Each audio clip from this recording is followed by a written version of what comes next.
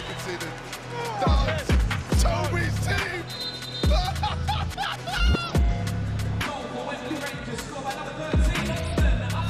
What a start, and it's Osman Ali, the wild card, that has scored. In the first 40 seconds. And if it... Wait, what? Ruled out? Was it offside? All right, 0-0. 0-0, we're back again. Oh, he's done well there. Bit of space, you gotta shoot, you gotta shoot. Montel McKenzie, what a save on the second! What a save! Parried around the corner by Oliver Cannon. Oh my God. Oh my gosh! From absolutely nothing! Oh! VZN FC!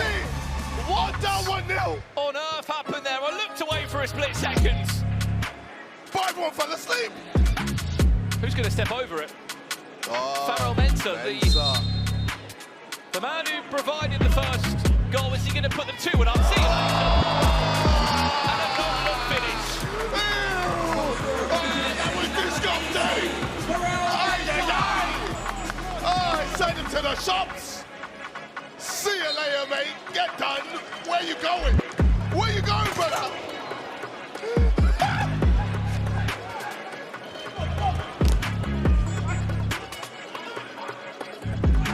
Montel McKenzie. Curtis Harbour. Oh. Is he going to trick it? He does! The guy! That's it, God! Squeezes in! Squeezes past the goalkeeper! A free kick. Ian Wright not happy at all with what he's seeing out there from his players. Great pass for Mensah. Can he finish it?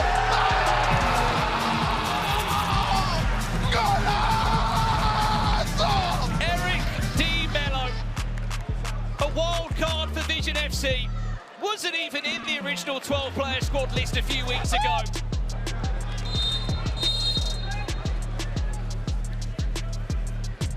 Well, there has to go in.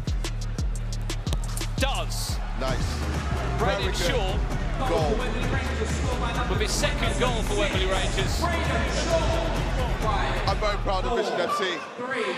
They started off rocky. There was definitely gaps in their defence. Conceded first. But all of a sudden, after that goal, they just came through with a vengeance. Show the world that they are here to play. They are here to dominate. And they have done it with 4 goals to 2.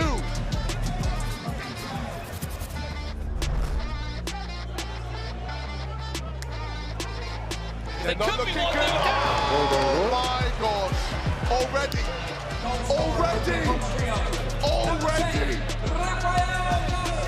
Oh dear.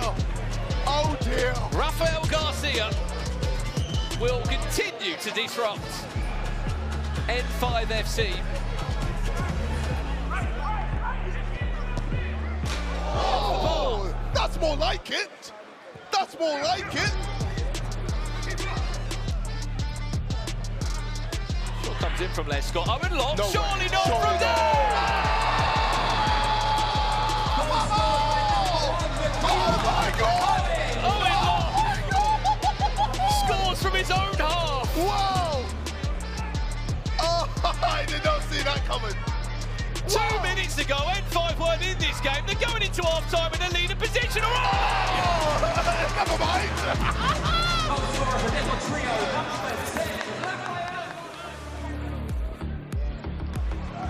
And they might be finding themselves down by 3 goals to 2.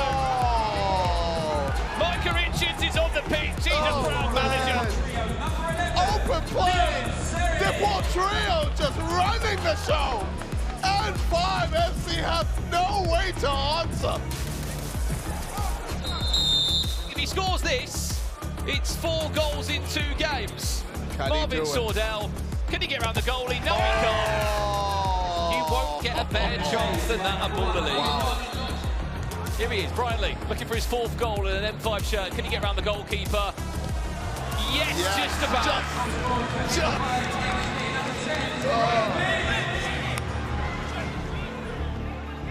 Let's go.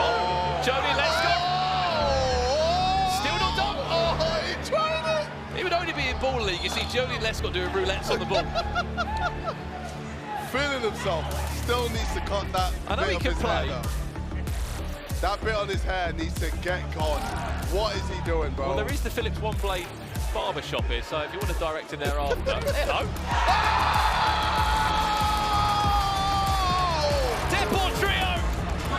Tristan Aberdeen, Goodrich. Woo! What a game! Just kept on running. It was a blind pass, and it caught the goalkeeper sleeping. Oh! Yes, one. Oh, that's a foul! That's a foul! Oh my gosh! That's a red card. That's got to be a red. Mampolo. Mampolo! Is he going to ensure 3 points on the board? Mampolo, Roundo in line! He scores!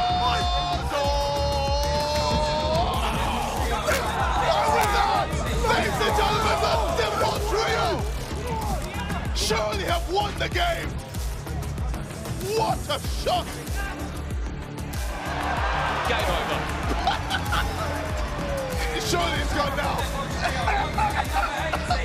Oh my God! 6-3! What an absolutely insane match! Mampolo couldn't have had an easier shot than that one. What? Where was Owen? Where was the goalkeeper? Where was Owen Locke? I mean, I think he was trying to just claw anything back for M5. They lost 7-2 last week, M5, to Angry Gingers United. I don't think that goal will count for Marvin Sordell. Oh, but it's 3 more points on the board. 6-3 winners Deportrio. Wow. They won 7 goals to 3. What a team!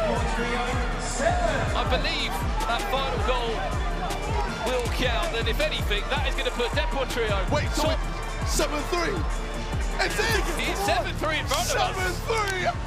They won 6-3 last week. They win 7-3 this time round. Oh my God! The Invincibles have lost their first 2 games of the season.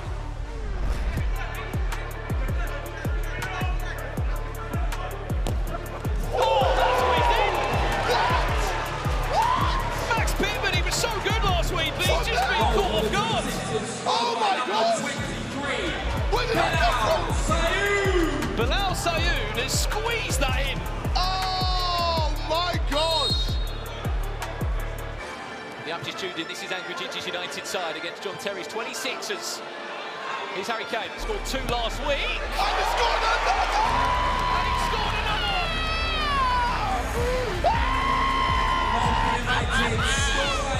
Kane! Harry Kane! Harry Kane! It might not be that Harry Kane. United with the ball first. But you made a great run. Got the space on the far-hand side, I believe. Didn't get used. This is Tyler Winters, who scored late on!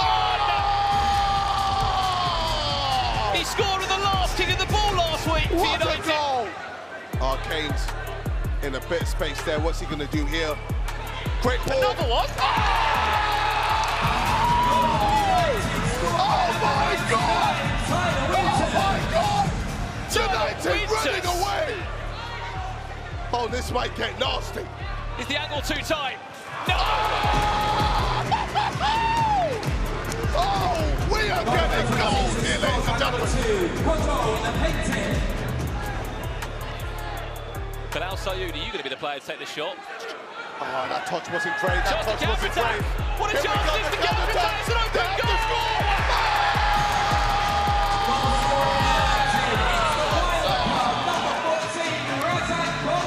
Razak Coleman, the wild card pick that came in this week, will give United a 5-2 lead at the halfway point. 5-2. Wow.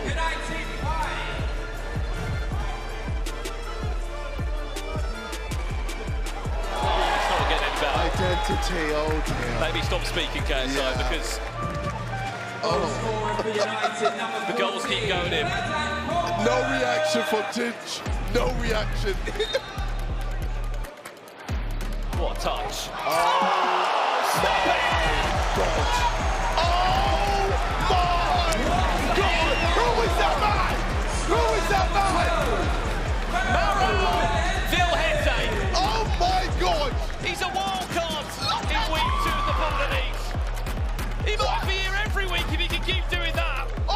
epic goal of the season. Oh my God! Stop it! All right, Ginge, talk us through this because this is going to be difficult. No, we just conceded, mate. I'm all right. He's out of my face already. Oh, go on. Go on, what are you thinking about this mode? This mode, it depends if we win or not, mate. At the minute, we just conceded, so I'm not a big fan of it.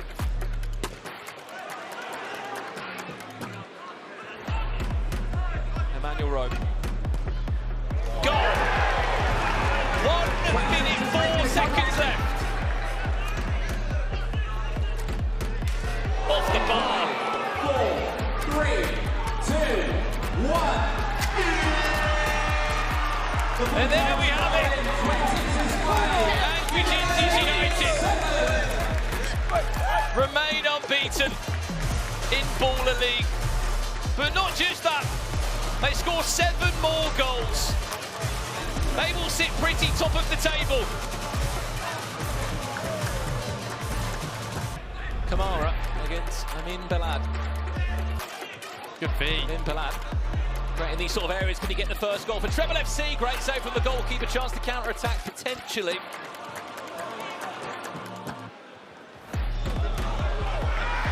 Advantage. Is he playing on? Ref's telling him to get up. Sandro Kamara. Oh my word.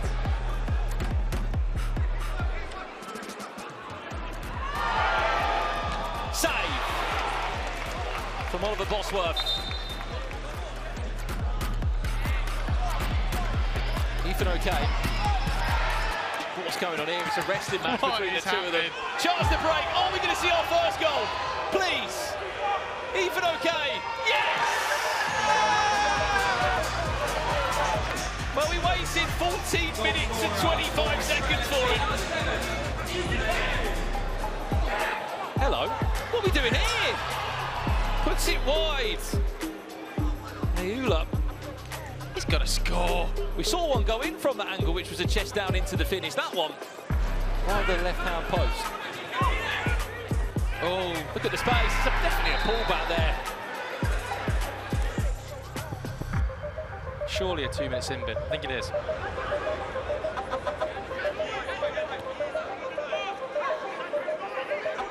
Varney de Silva. Can he twist his body? He can! The first time they went for it, Brian, the first time they went for an overload, a direct forward pass, made the most of 4 players. They should have been doing that for at least 30 seconds before that.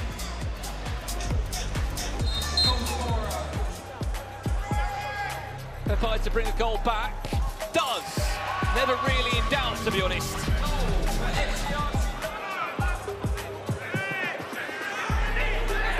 Referee's played advantage there. Oh, what a save, by the way. Gianluigi Buffon in sticks. That's outrageous. Stevens tipping that round the post. That took a deflection from Kieran Clark and it made all the difference. Trebol FC got 3 on 2 here. Amin Belad! He scored 3 goals last week. And he had to knob one to his tally. Amin Belad, does he want to find a pass? Doesn't need it. Hat-trick hero. Amin Belad. He scored 3 goals last week, Joe. He's just scored 3 goals again tonight. Well, what he lacks in height, he makes up for in technique. Last few seconds from Game 6 of Baller League. Aaron Stevens makes sure that Trebol FC do not concede another one. It's starting to look like a bit of a gap between the top 3 or 4 teams to the ones that towards the bottom of the table here in Baller League. It's still only 1 point on the board for FC Rules the World and Clint. But for Trebol FC, there might not be Luis Figo in town, but his side has picked up their first 3 points in Baller League. There might not be Luis Figo in town, but his side has picked up their first 3 points in Baller League. That is it from Game 2 from the commentary side of things. 6 more games done and dusted, and to a degree, the story remains the same. United top of the table with a really strong goal difference.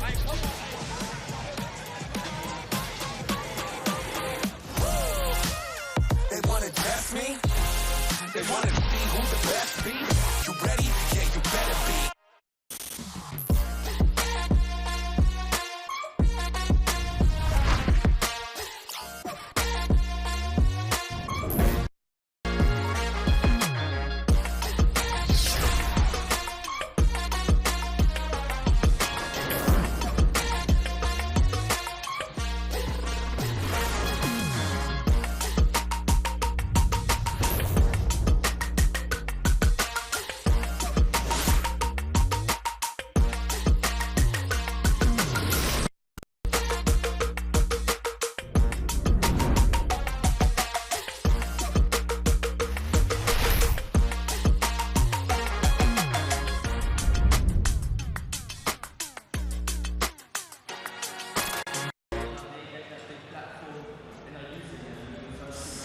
It is match day 3 here at Baller League UK. Plenty of these players have already showed us what they're capable of.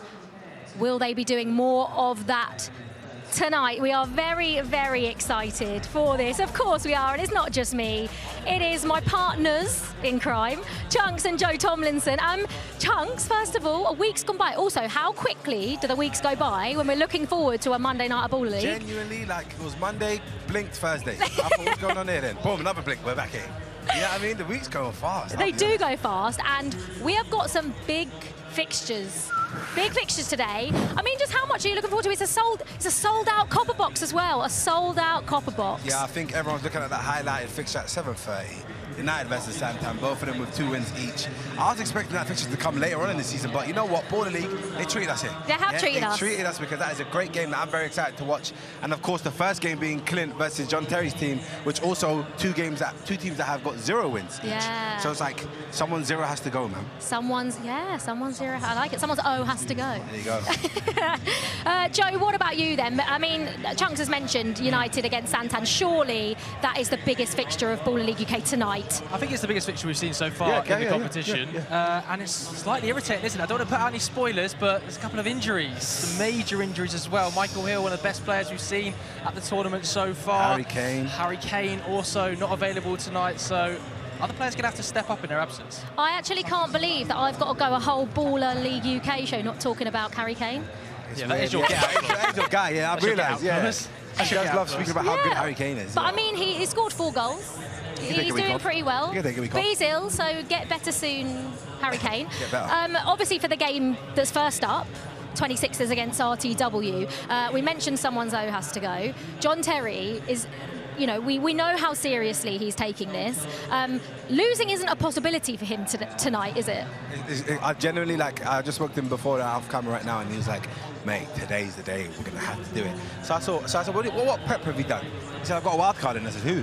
Steve-O the Madman. I'm not sure. I'm not sure. Like, that's my brother. I love Steve-O as a human being.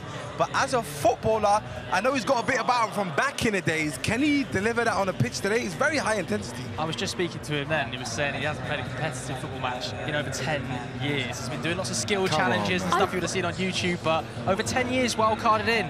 I wonder what the thinking is behind... Well, hopefully, if we get to speak to John Terry at some point. He said it's about aggression. Apparently, their team's probably the smallest team in terms of, like, out of every team here. So now we're talking physicality. I think Steve-O coming in, very physical. He won't be able to get the ball up him very easily. So I do understand the thought process behind that. But then obviously because it's Steve-O and he's so funny, is he serious? How fit is he as well? How fit is he? How much of the third minutes is going to last? 3 minutes blowing. We are going to find out very, very shortly. Everyone is going to see Steve-O the Madman, the wild card for the 26ers. But of course, it's not just us 3, is it? Our very own Brandon. He's usually down here on the pitch, but he's in his slightly more comfortable home, I would say, up in the commentary box. Brandon, you almost didn't make it here tonight, did you? Please explain to everyone. I was always going to be on time. Maybe the flight was delayed, maybe I missed a few flights on the way in from Spain, but I'm here and we're here for week 3. What excites me about tonight, by the way, guys, is we're 5 goals away from our 100th goal in Baller League, and we're only 3 weeks in. So who's going to score it? Are we going to see it in this first game? I mean, Brandon, we have seen some absolute worldies scored so far. I mean, the 2 last week in particular. Do you think we're going to see anything better than that? What, Maral Verhette, that was special for United, but I think Albi Shearer, what a goal. I mean, I've been calling him Albi Sheehan for 2 weeks. He probably hates me, to be honest. But Albi Sheehan, he's back again for a week 3. He's a wild-card player, but it's safe to say Dave's loving it. If he's scoring goals like that, he's playing every single week. But for me, that has been goal probably in the season so far, but we've got so many more weeks to come. Yeah, absolutely. Thank you very much, Brandon. Very much looking forward to hearing you on commentary, as we have done for Baller League UK. And guys, if you don't know, this is Baller League UK.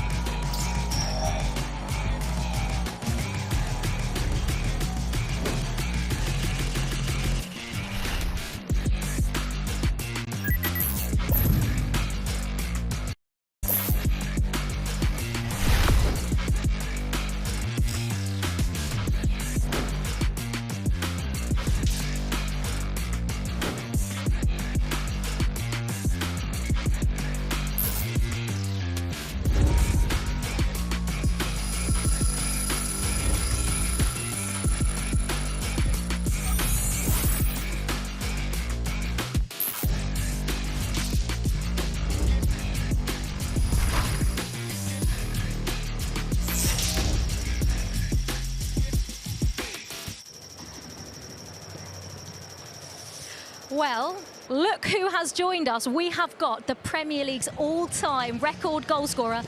For wonder for how long, Alan, though. Don't stop. I'm having a good day. I'm enjoying it while it lasts. No, it's a pleasure to have you here. I mean, you were here on draft night, but this is your first match day. I mean, just looking around, what you get the feeling for this? It's sort of hotting up nicely, the crowd sort of building.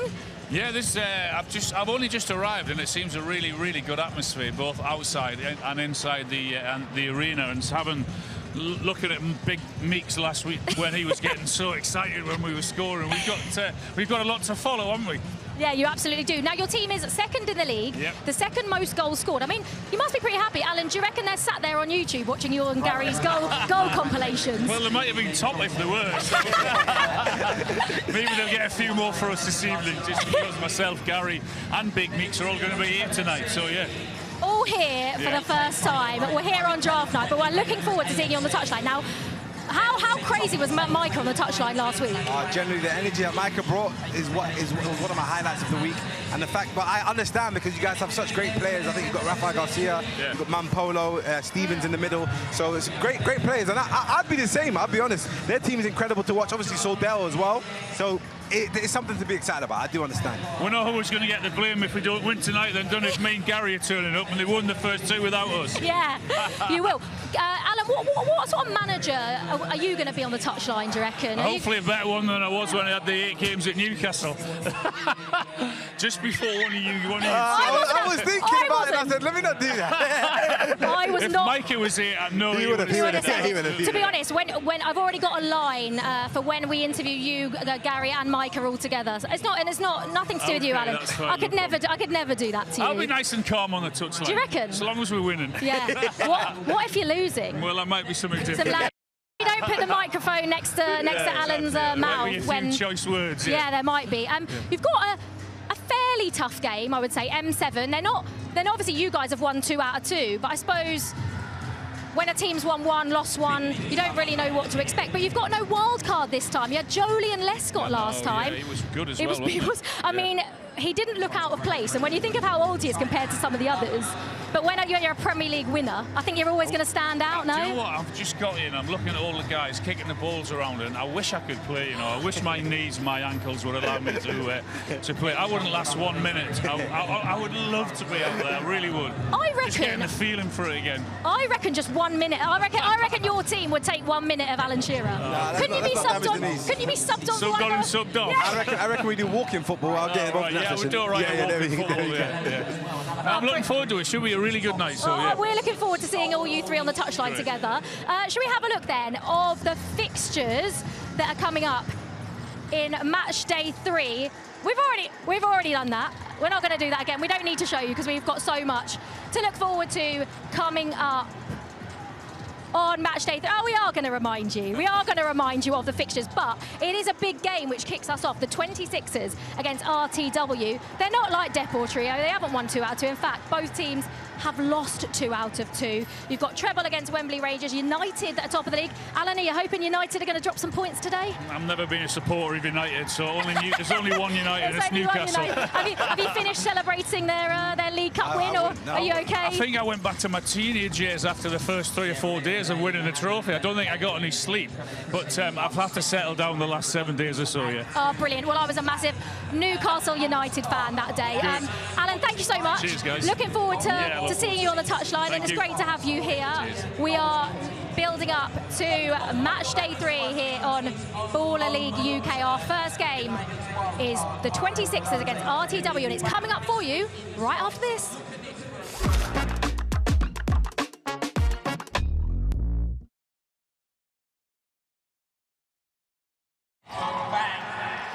We've got one legend out, another legend in.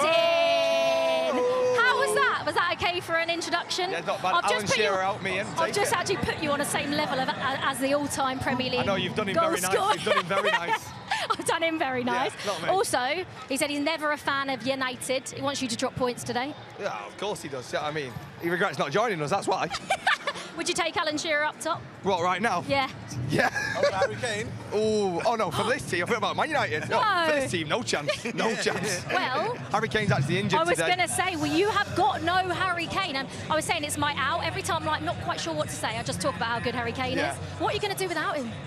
Listen, it's a team sport. It's not an individual sport. Very true. So the team will come together. I think the cohesion from the team's working very well at the minute. They're all on the same mindset. They're all got the same vibe. We've also got my mate Mo off the bench, who adds also a bit of Harry Kane, bit of flair. So yeah, I'm confident, but I also know Dave's team are very strong, as your mate found out last week. I heard you on Cold Comms, by the way. Why, what? You were trying to be cheeky, yeah? We'll speak off camera, don't worry, because there's going to be some profanity used. And I actually want to know what was said. Well, I'll tell you off camera, because I can't say what I you'll tell me off camera. You've actually got 3 players on 3 goals. So we talk about Harry Kane, but actually you're sort of sharing the load nicely in front of goal, aren't you? Yeah, no, the goals are... it was kind of in our method of madness when choosing the team. Choose people that are versatile, that can not only play one position, but play more than one, because, for example, when you get injuries, they can also do a job in a different position. So yeah, Tyler Winters was exceptional last week. What a player. Exceptional. And the finishes were quality. His story, by the way, I don't think a lot of people know, but Tyler Winters on draft night was actually one when you said, who wants to play for my team? He stood up and chanted He stood up and said, United. Yeah. And he managed to get a pick. And he's proven that he's well worth it, man. He scored 2 goals that day. Exactly. He's got a goal that maybe he got a goal in the first week as well, I'm pretty sure. He was meant to be not even picked into that team. He's in there and he scored 3 goals. Exactly. It's all about mentality. It's all about the mentality. He showed very good mentality. That's why I chose him. Yeah, and also, obviously, you're playing Santan, who have started really well as well, but their top goal scorer, Michael Hill, is not playing today. Did you not know that? Did you not know that? Yeah. I'll take that. Yeah. Which one was he? Centre back. Ginger. He got a hat-trick on match day 1. Ginger said centre back. Oh, is he not playing? Yeah, He's not playing. Interesting. He is out. Why is he out? Is he just scared? Or? I think Maybe. he had... He's probably heard I'm coming down in my suit. Yeah, Shit. that's what And accidentally... Sorry my language there. That's so good. Oh, okay, so you're 2 wins out of 2. Yep. Are you going to make it 3 wins out of 3? I need a quick answer from you now, Ginge. Quick answer. Maybe. Oh, what is that? I was all more confidence from you. Didn't he say that in the interview? He said he's going to keep it humble. So let's see what happens. Okay, well, will they make it 3 wins from 3? We will find out very shortly. But now it's time to go back over to Joe, who's got a very special guest. Oh, that's special.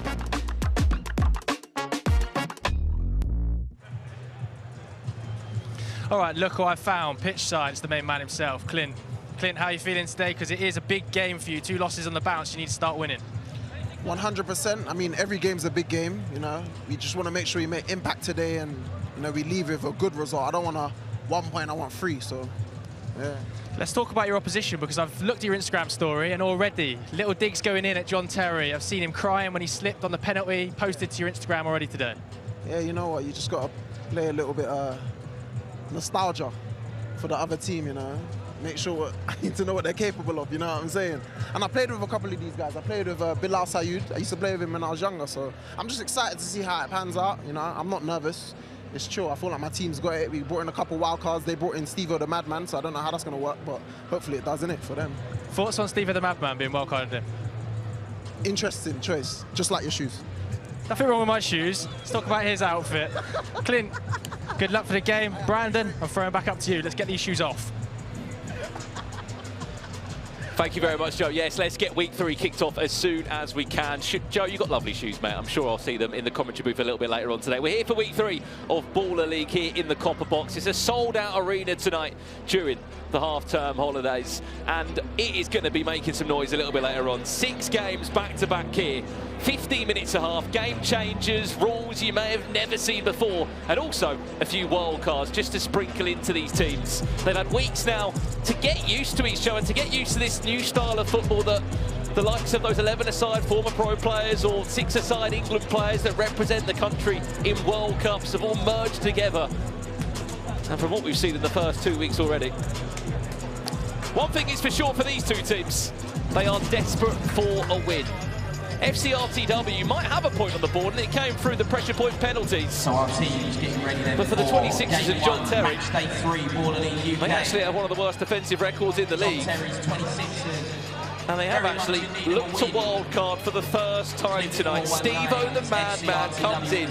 John Terry was up in next to me about 2 weeks ago saying that he thought Eden Hazard could have been an option. and maybe didn't expect Steve-O the Madman. I mean, all jokes aside, Steve-O the Madman was once upon a time a professional footballer. His last club was back in 2009. He last played for Boreham Wood. And it's been 15, 16 years since he last played professionally. However, if you've been seeing him on YouTube in the recent Sky challenges where he's played against former footballers in challenges of free kicks and penalties, he has most definitely still got a bit. But let's see if he can help out the 26ers and John Terry this time round. They didn't have any time to train this last week, is what I'm hearing. They were actually here earlier tonight in the Copper Box Arena to get some early practice time in. And of course, I'm not on my own for my first game in week 3. Chunks joins me in the commentary box. Chunks, can you hear me? I'm trying to fix the sound. I can hear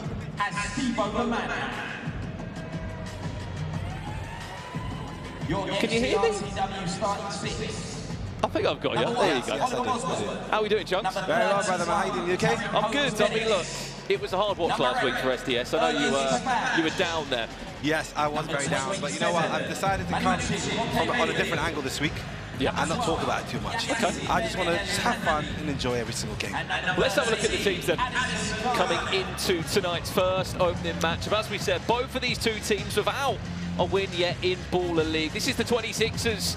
3 changes from last week. Spike Stegall, Marcel Lewis and Justin Daz miss out. Jordan Ibe does come back in. He'll be wearing the number 33 shirt. Yes, the once upon a time player of Bournemouth and Liverpool features in the 26ers.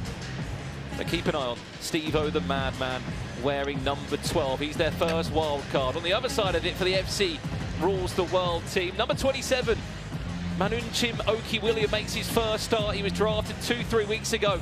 Didn't have a chance of playing before that. In comes Josh Harrop again. On paper, this is a team that should be performing a lot better. When you look at the personnel, you look at the stories, the career stories of Josh Harrop, Tariq Combs-Dennis.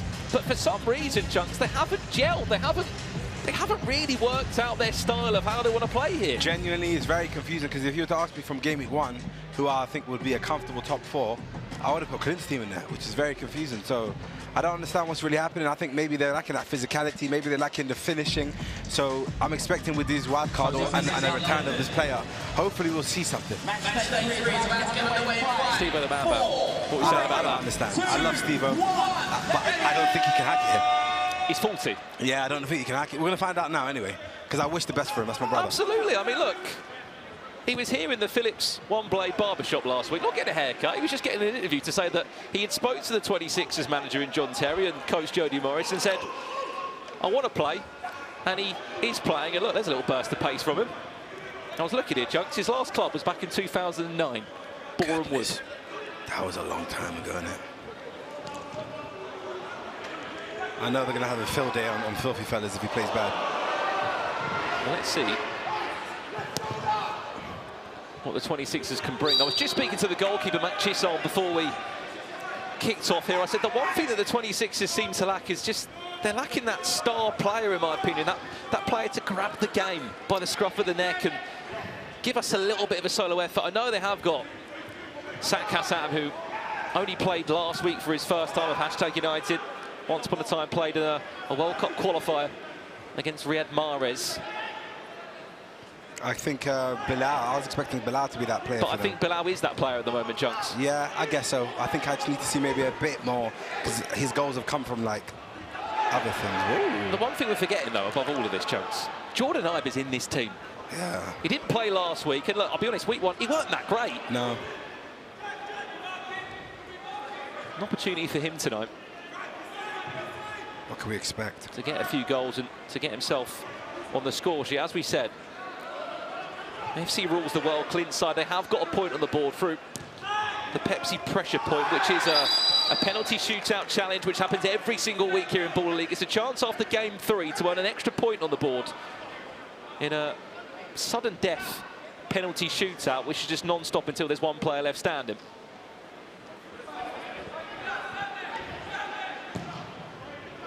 First shot, really, of the game. That one isn't going to be causing problems for anyone. We can see you at home in the chat as well, so get involved in the conversation. What team are you supporting here today? I mean, it's so good, Chunks. We've seen So many people come into the copper box tonight, all wearing different jerseys, different shirts. We're already starting to see what Baller League is all about. People choosing their clubs they choose to support, and you'll be happy to know there's a lot of SDS fans. Amazing. I think that's what we need today, the most of. They were the first team, weren't they, last week, to really have that sort of group of fans here in the copper box, making some noise. Yeah, they were. But I think they need to pay back the fans with a win today. Big game against MVP, so we'll see what happens there. Well, this is our view we've got currently in the copper box arena. We're currently up high in the middle of the pitch. Oh, there you go. There he is. I didn't know you were there. That camera there. When is our first goal going to come tonight? Hopefully ASAP, because here in game 3. Whenever I watch Clint's team, I'm not really seeing much. You know what I mean? I want to see a bit more from them.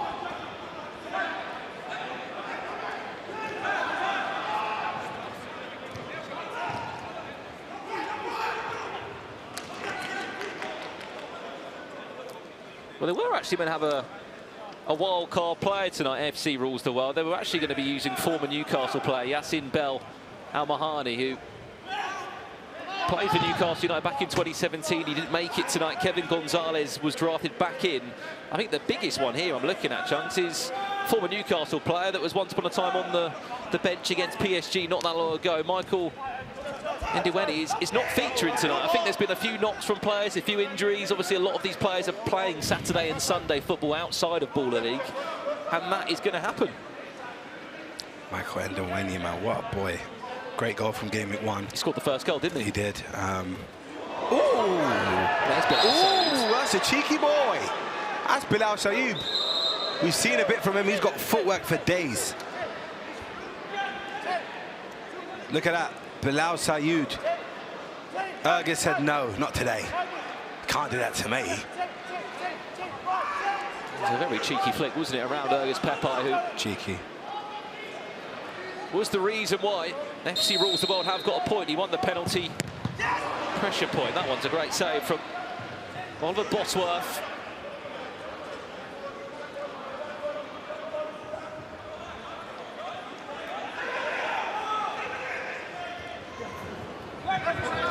The best of the touches there from Bilal Sayoub.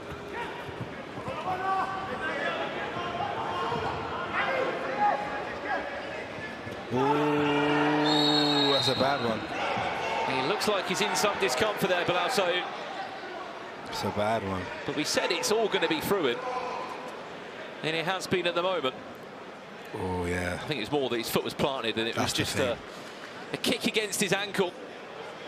John Terry calling for some sort of caution there. I get it. To be fair, what if someone just keeps fouling? What happens? There is a 2-minute suspension. Then cards will... I think fair play needs to come out. No, he's not. Emmanuel Robe. Oh, what a boy he is as well. I like him. Well, there's a lot going on here in the Copper Box Arena. We've even got Mark Goldbridge in one of our 4 streaming booths, which is just behind the goal of FC RTW. I think last week I saw on social media he was frying once or twice, Mark, when a shot came flying in against his streaming booth.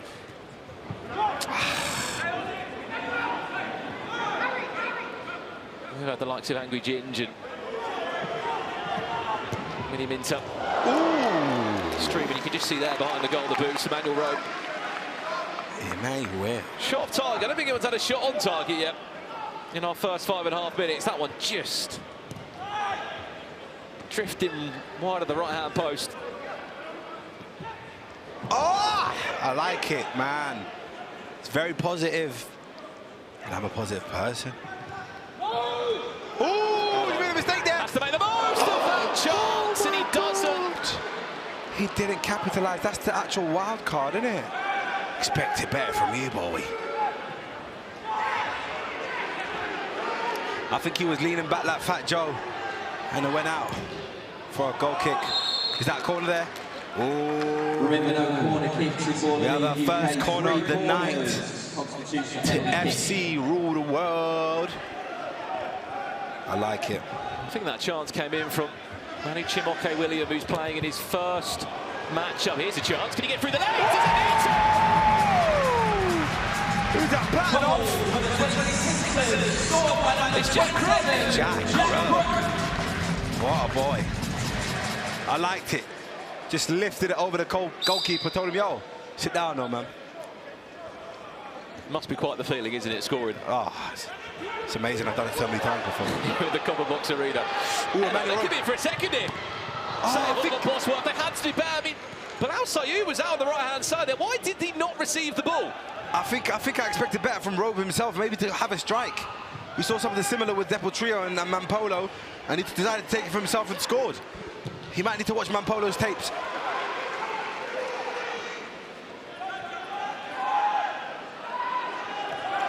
Well, keep an eye on the corner flash. You can just see by the scoreboard here in Baller League.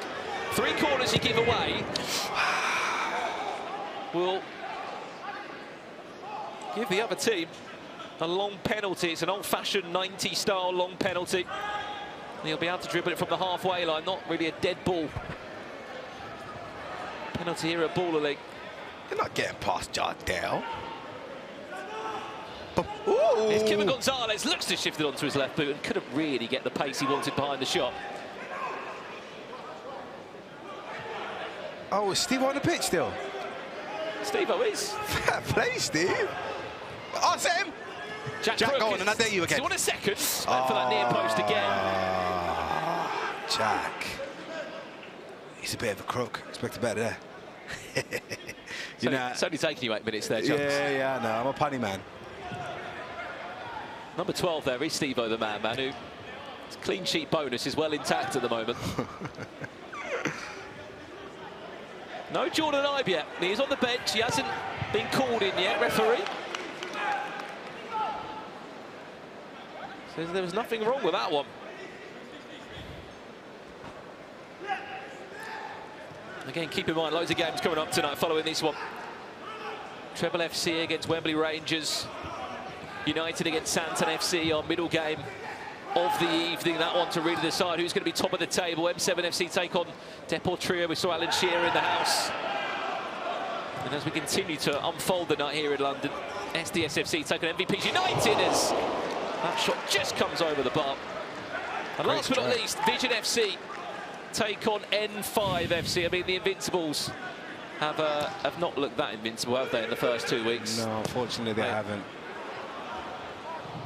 I think what they need is a prime Robert Pires to play in their team. Well, we have got a few VIPs in the room here at the Copper Box.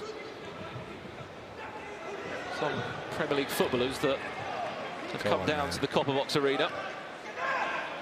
There's one there, Tom Kearney, watching on. I'm sure he's very happy with his team's performance against Liverpool. Only 24 hours ago. Is that a toothpick? I mean, I think there's a VIP buffet out the back. I'm going to go after. Offside. Which, yes, 2 minutes until our first game changer. 2 minutes until our game changer. In six-a-side football here at Baller League. That little thin line you can see there, the offside line. 2 minutes until the game changer. That's something I enjoy the most. You know what we're going to do here, Brandon? I'm going to ask you what you think the game changer is going to be. We're going to play Guess the Game Changer. Yeah, let's play that. We'll ask the chat as well. I mean, it can be 3 play the line or +1. I'm going to say +1 kicks us off tonight for our first game changer. I think it's a 3 play. I think it's a 3 play? Yeah, don't know why. Got a weird little feeling here. Because I think we want to see some goals, man. Let's see what the chat is saying. And you at home. That's a brilliant turn. It's Saka. Set him! No, set him! Emmanuel Rowe was crying out for the ball. I mean, when you do a turn like that, you want to complete the piece, don't you? Should have passed, Zach. Someone in the chat agreeing with you there, Chunks. 3 play. 1 minute until our game changer. 60 seconds until our first game changer of the evening. London makes noise! Jordan Ibe, is he about to get an introduction this first half? We are 50 seconds away from our first game changer. Corner. Emmanuel Rowe dived in there. We'll go out for just a kick in the end. Hang on. Just feed the pass.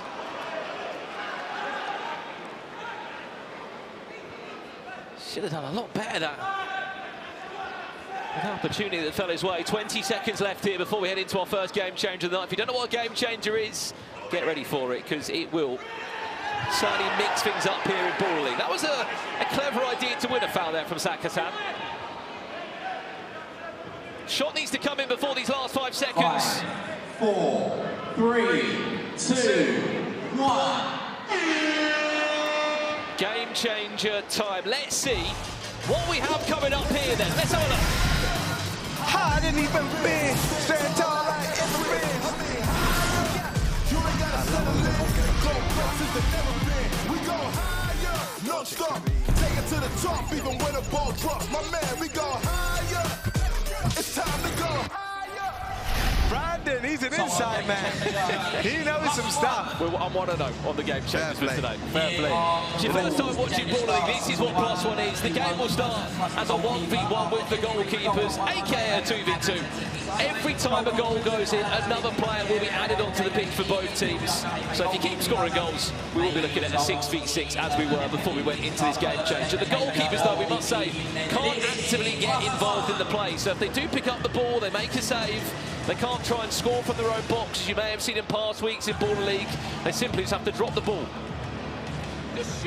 to their opponent. Mark Clattenburg, he's in charge here.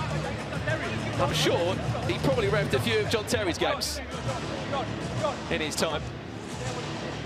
They're not happy about something. I'm not too sure exactly what it was.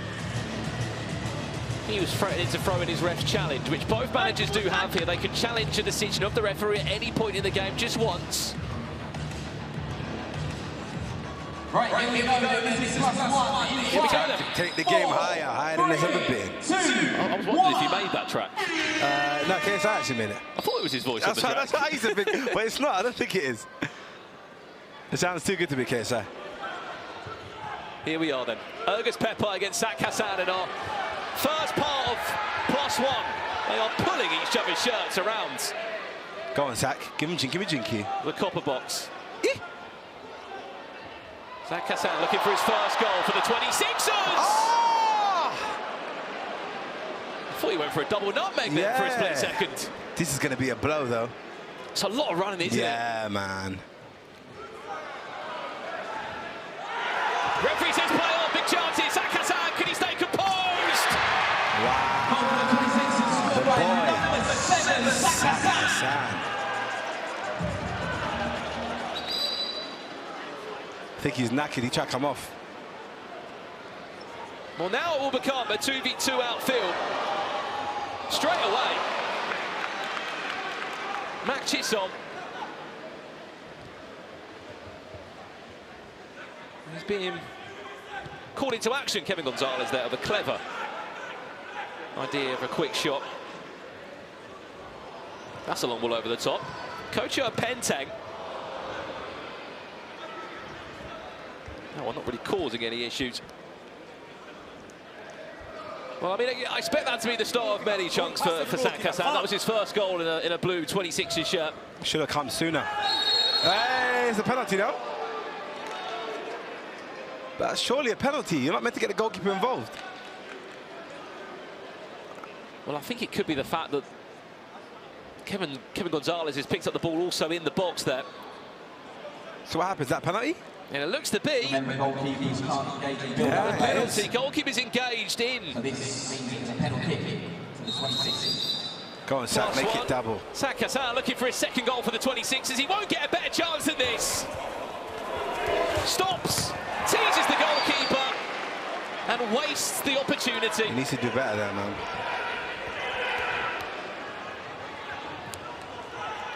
Back to FC rules the world. Kevin Gonzalez. Brilliant feed. Goal for FC RTW. Scored by number 80, Kevin Gonzalez. Yucky. And an even better goal. He had Kocha Pentang all over the shot. This is what a game change will do.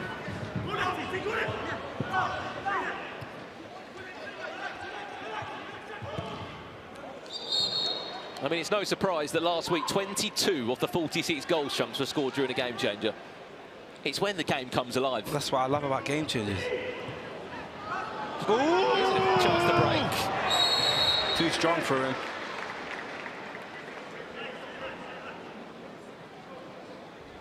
Kareem Kamhuri there. I thought for a split second he just pulled away from the number 2 of the 26ers, Kojo Penteng.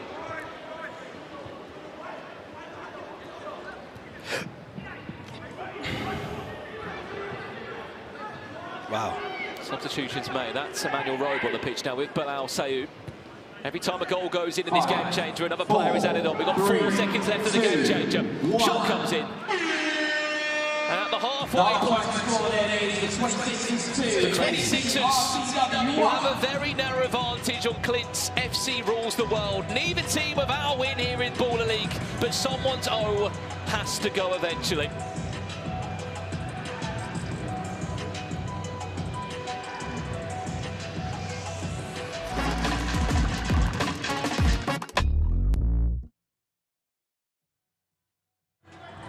Right, it is 2-1 to the 26ers here at half-time. And Joe, is it fair to say that that's probably the best half of football we've seen from John Terry and Jody Morris' side so far at Baller League UK? Absolutely, 100% the best half of football we've seen from them as a unit. Obviously, they're out before the game started earlier today, about 1 o'clock training here. They didn't get any training time during the week, so I think that's really helped them gel.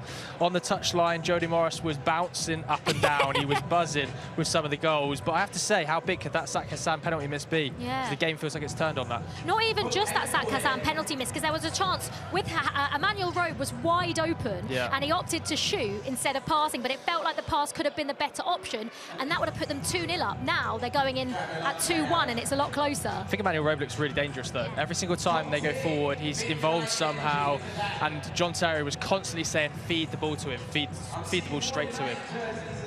Yeah, absolutely. Well, we have to talk about Amin Belaid from Trebol FC. He has scored back-to-back hat-tricks at Baller League UK. Can he make it 3 in a row? Our very own Jolie has been talking to him.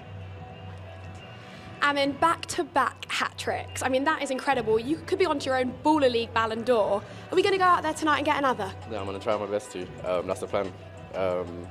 It's a tough game with my England lot, though, but I'm going to try my best to get another hat-trick. And did you keep the match ball from the last 2 games? I haven't, you know. I haven't. I don't really want them balls anyway, to be fair. I love it. The confidence. How many goals do you think you're going to score tonight? I'll go for 2. Yeah, I'll go for 2 goals. Not another hat-trick? A hat-trick of hat-tricks? I'll try my best. If I'm in the game changers and one-on-ones and whatnot, then yeah, I'll try my best to get there. And I hear you've got a very big family. Mm-hmm. Have we got any 7 siblings, right? Yeah. Any of them here tonight? Who's the loudest? Who's cheering you on the most? My sisters, you know. My sisters. Yeah, they love shouting at the TV. But they're not here today, though, because she's got a little one. But yeah, my sisters. Are they going to manage to come down, do you think? I mean, I've heard it's going to be...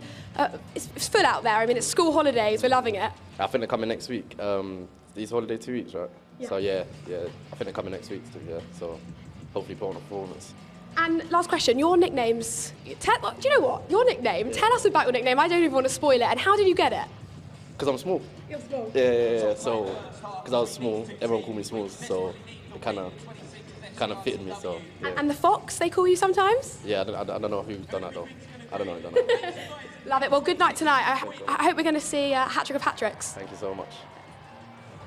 And that is Amin Belaid, who scored back-to-back hat-tricks. Pretty impressive, and we're looking forward to seeing him in action a little bit later on. But as for this game, Joe, what have you made of Clint's team? This was 9th versus 11th. Both teams have lost their opening 2 games. Surely they can't afford to lose a third. No, somebody's got to win. Obviously, Clint's team do have a Pepsi Pressure Point Challenge point, so that could be vital in the long run. But pressure is building on that side. You can feel they're a bit nervous in possession. I think Kevin Gonzalez looked really dangerous in that sort of 1v1 game changer state. I think they need to see more of him on the pitch. But game changers could be the thing that get them back into this game. I think they're going to need it. I think they're going to need it because obviously they've got no Michael Ndwini today. Yeah. I think it's going to be a big next 15 minutes for this side. Yeah, absolutely. Well, it is 2-1 to John Terry's 26ers against RTW. What's going to happen in the second half is coming up for you right after this.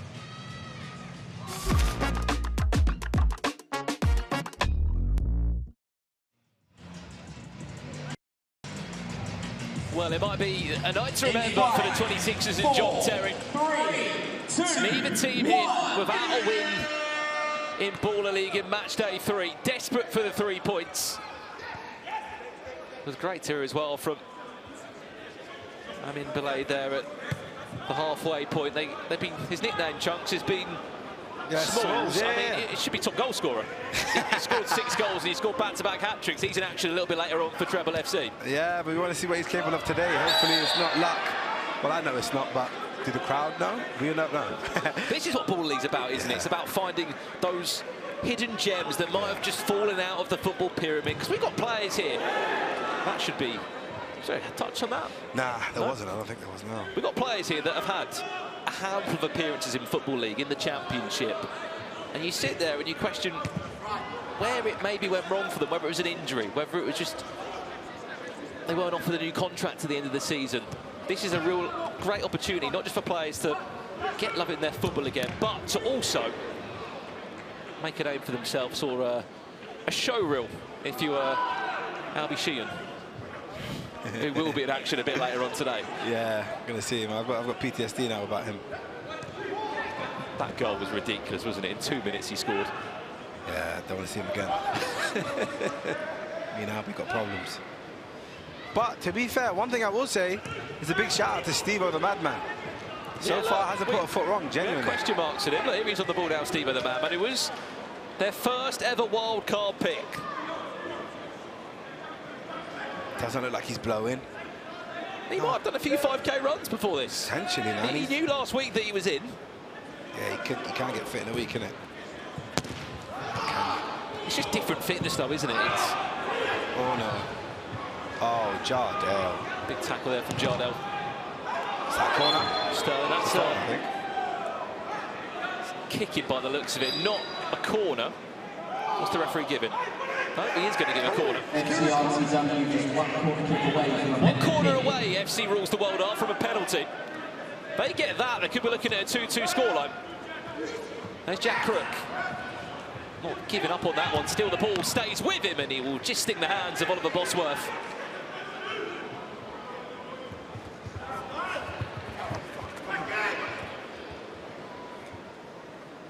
Normally see from Jardel Sterling, Chunks, he's only a player that gets the ball and drives with it and moves it forward. He hasn't really been able to do that this game. No, I think he's just keeping it simple. And also, that's kind of what you want from a centre-back, no? Because I don't want my centre-back running around and trying to, you know what I mean? See, I would call him a centre-back, but he just seems to be everywhere. He does, but... Jardel Sterling, man, what a boy. Good player. One thing that Jardel Sterling does have as well, he's got such a mixture of, you know, step 1, 2, non-league football, but also playing a lot of futsal. Coach Pente looking to bend that in. He's trying to bend it like Beckham.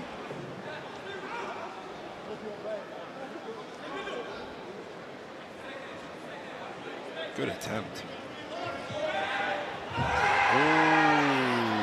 There's been a few of those decisions where the referees have just let. It's different though, man. You don't get fouls easy over here. The odd tackle, slide, and just realised, by the way, that's Jordan Ibe on the pitch, number 33. Oh, yes, it is. He didn't get introduced in the first half, or if he did, it was for the last 30 seconds. That is Jordan Ibe, once upon a time. FC Bournemouth and Liverpool, tons of experience in the Premier League. Here in Baller League to show exactly what he can do. There's your third corner. It's penalty time. Penalty for FC Rules the World. 3 corners means you do get a long penalty. FC RTW been awarded a 3rd corner kick, which means they have a penalty. And it should be Ergus Pepai that takes this, really, shouldn't it? He was on the bench and he came on. He's missed the penalty. Oh, he has. Ergusy won the Pepsi Max Challenge from Game Week 1. He's the reason they've got a point on the board. Yeah. Well, can the Albanian player make this one count against Manchester? Of course he does. Goal for FC RTW, scored by number 8, Ergus Pepai. Hands up. What's that for? Did he used to play for 26ers or something? I was thinking that. It's like a sign of respect. Yeah, I don't get it. Maybe he's a Chelsea fan. He must be a Chelsea fan, because when he played 3 match days, and the last time I looked, Ergus Pepai was not a drafted player for the 26ers. There's a coming together there between a few players. 2-2 are all square here. There's never been a draw yet in Baller League. We won't see it today. I don't think we're going to see one for a long time in the season. Jordan I through the legs of the player. Let's toe poke that one in. Josh Howard back on the pitch. I like it. Not my sack. That was a naughty tackle there from Josh Howard. I like it.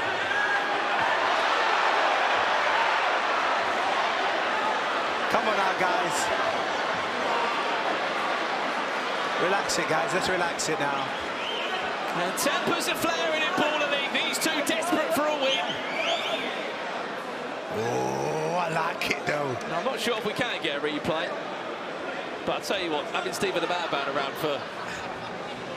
That's what you call passion. Moments. He'll help break it up for sure. Let's have a look at this one then. Oh, he's lost it there. Oh, what's that about? That's yucky. 2 minutes suspension. Yeah, 2 minutes, get him off. Josh Hart leaves the pitch. That is the same Josh Hart that scored that goal against Crystal Palace for Manchester United. A two-time Premier League 2 champion.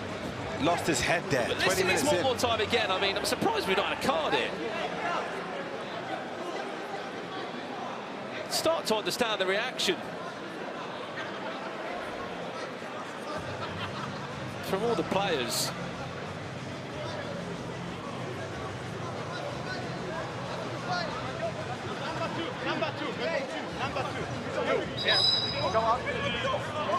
Oh, Clint's trying to get... Oh, a penting's come up as well. For 2 minutes. Well, two managers are on the pitch there. I mean, if we can...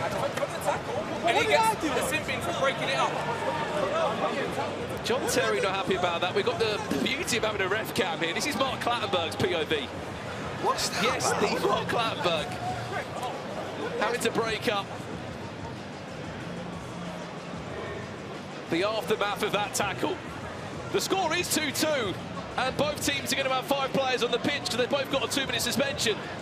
Koja Penteng's been taken off, and Josh Harrop.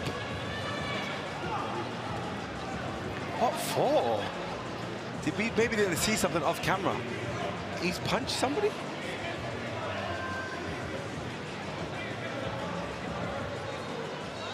See if we can give you a different POV of that. I think it was just the coming together.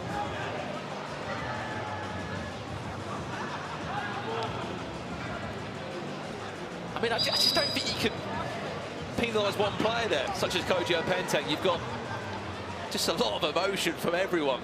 I don't know. I don't know. I don't think Penteng we didn't see it on our replay anyway. We haven't seen it, yeah, exactly.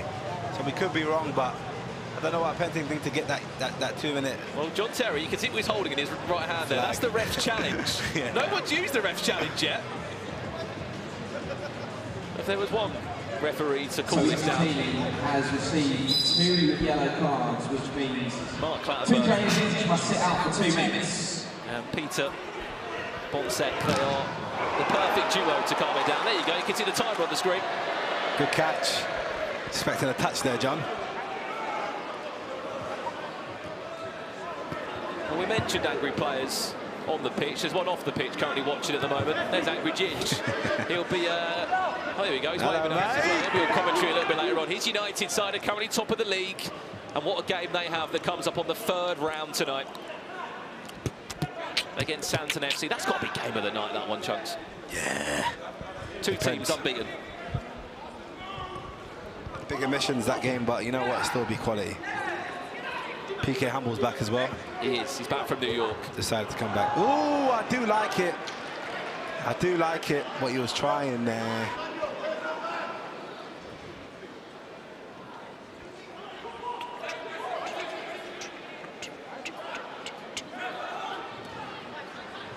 I think we need something to spice this game up potentially, you know. This is a bit aggressive, isn't it? I think both teams want it so bad. Unless I'm being an idiot here, both teams are down by 2 players. 1? It's a 4-on-4. What is going on? I think there's been a double suspension. What's happened here? Should be 6-on-6 on the field. This is confusing me. Well, he's tried it there. It's a clever turn. Good touch. We still have a game change. This is very bad. Why is there so many fouls this game? I think they need to bring in fair play. If fair play comes as a game changer, expect the red cards to start coming out. Sak Hassan is just laying traps constantly. And at the moment, every single FC Rules the World player is falling into that. go. So here we go, players are back on now. Suspension's done. It looked like 2 players were actually off for both teams there. Now we're back to the original 6v6 that we know. We had an unofficial 3v3. That was a game changer in itself. I thought, yeah, I've never seen a mid-game changer before in the second half. Jordan Ibe. Good pass. Asking a lot there. What are you expecting then? I'm expecting nothing really until the game changer. Yeah. Please bring fair play. This game needs a bit of fair play. Yeah. Machisol. Oh, cheeky boy. That's asking a lot. Maybe he's looking for the corner. I understand it. 3 corners wins you a penalty. What's happening here? We've gone straight down the other end. Quick break. Is that Shentooth? The counter-attack was so quick. We've been struggling to catch up. That's a brilliant save, by the way. Very save.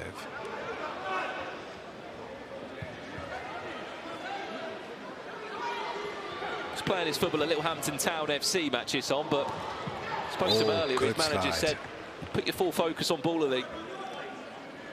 And that's what he's done. Keep in mind, 12 teams in the league here, 11 match days, plus the final 4 will make it to our playoff, our final night.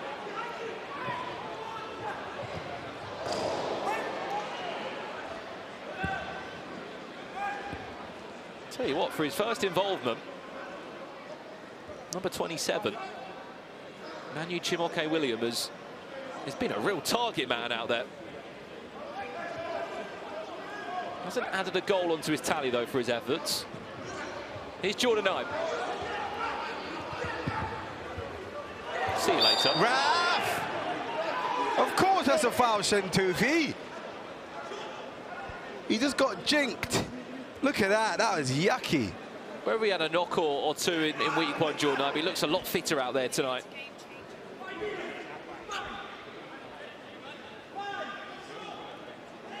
Certainly a lot more on the pace of this 6-a-side unique style of football here at Baller League. Gianel Sterling surely not going to shoot. Why not? Double scorer for the 2016 number 17, Gianel Sterling. He went for it. And guess what, Chunks? That was goal number 100.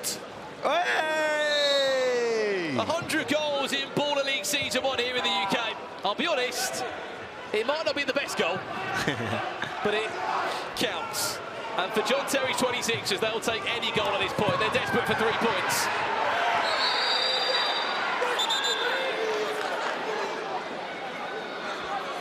This has been a very aggressive game. Well, it should be a foul on Shentooth there.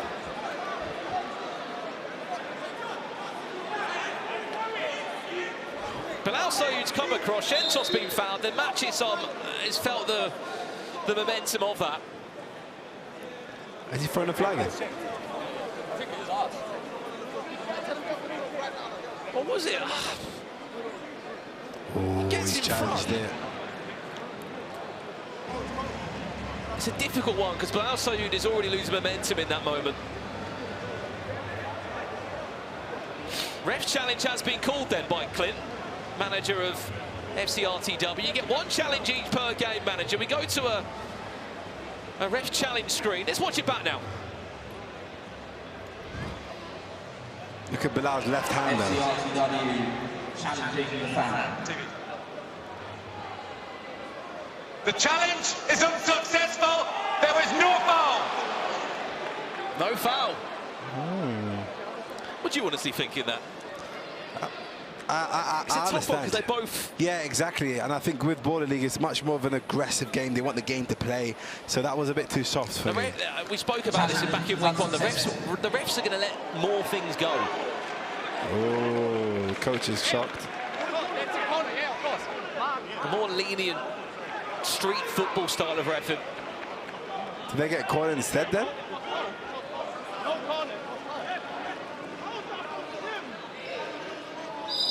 Yeah, they got a corner, I think. Oh, they got... I don't think they did, because I think Alisha had the last touch of the ball there. 2 minutes until the game changer. Minute 45 left before we head into a game changer.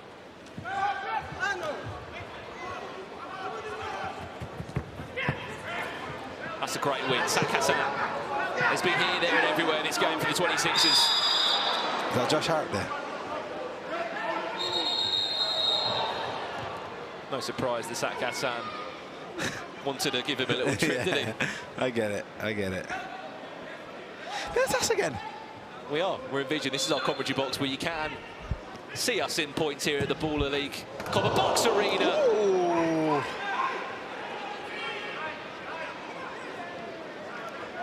I mean, last week, Chunks, we had to wait until Game 4 to see one-on-one. If you don't know one-on-one, it's probably my favourite game changer, where you just shoot and shoot and shoot and shoot from the halfway line. I do like it. But the goalkeeper can't use their hands, hence why normally an outfield player will go in the goal. We've got 45 seconds before we get there. But Al Sayud. I like his feet, man. That's good feet right there. 40 seconds left until the game changer.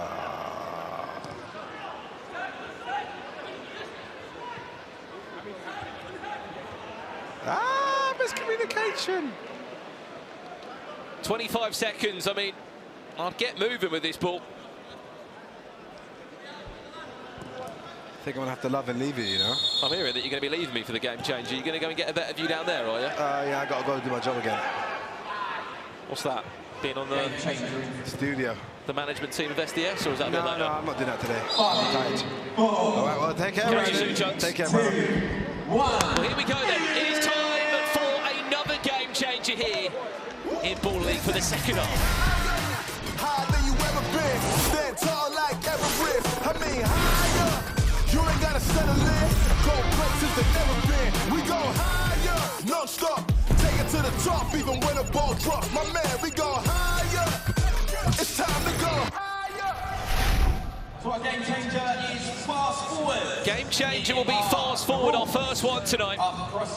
The rules are quite simple. After you cross the halfway line or the centre line, you can't then dribble back past that halfway line into your own half. The ball has to stay in the final third. If you do break that, there will be a free kick to the other team. I mean, we had a real big moment last week where M7 had a ref's challenge in that moment for fast forward. I'm sure you would have seen it on social media, or especially seen M7 Miniminter going back on it. They challenged it. It was such a tight decision. It wasn't given their way. And the refs will be even more on top of it this time round. 3 more minutes.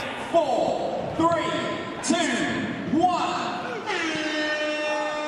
And the game changer has begun.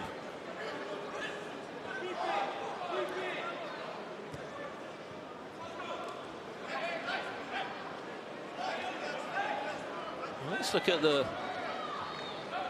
5-player squad that the 26ers have assembled for this game-changer period. Jordan Ibe won't feature, he's been subbed off. But Al Sayud, Jardel Sterling, Kojo Penteng, Emmanuel Robe and Santan look like the 5 players outfield. I think that one might have just touched the bar or the post. No, just the behind, the left side of the goal frame. Santan! Clever toe punt, wins his team a corner. This is quite interesting. Both teams have 2 corner flags next to their names. They get one more, they'll get a penalty for that.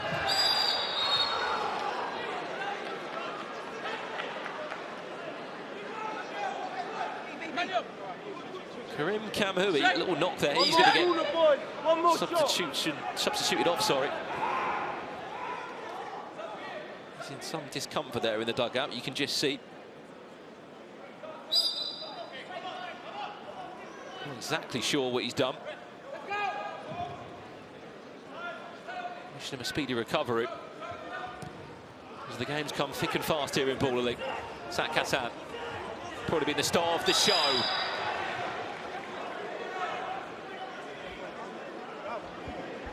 They really are struggling, FC RTW, against that Kazan.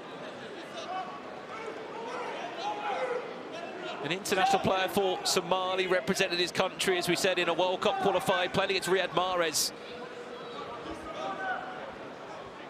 You may have also seen him for #Yanited. Showing his ability there on a 11-a-side pitch. Here on a 6-a-side, he seems even better. Great block off the line there from Tariq Combs-Dennis.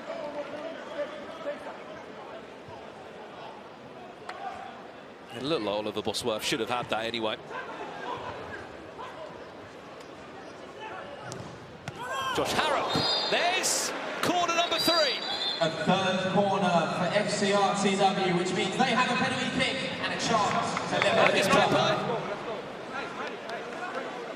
You'd have to say it's going to be him taking it.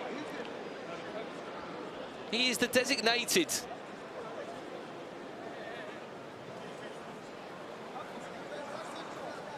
penalty taker for Clint. FC rules the world. Up he steps now to give us a 3-3 scoreline. An interesting last 1.5 minutes here. Round the goalkeeper, Matchday does enough. Huge stop. Head in the game, head in the game. He tried to be cheeky with the ball roll, but Matchday was quick enough to react, to pull out a right hand, and to give John Terry's side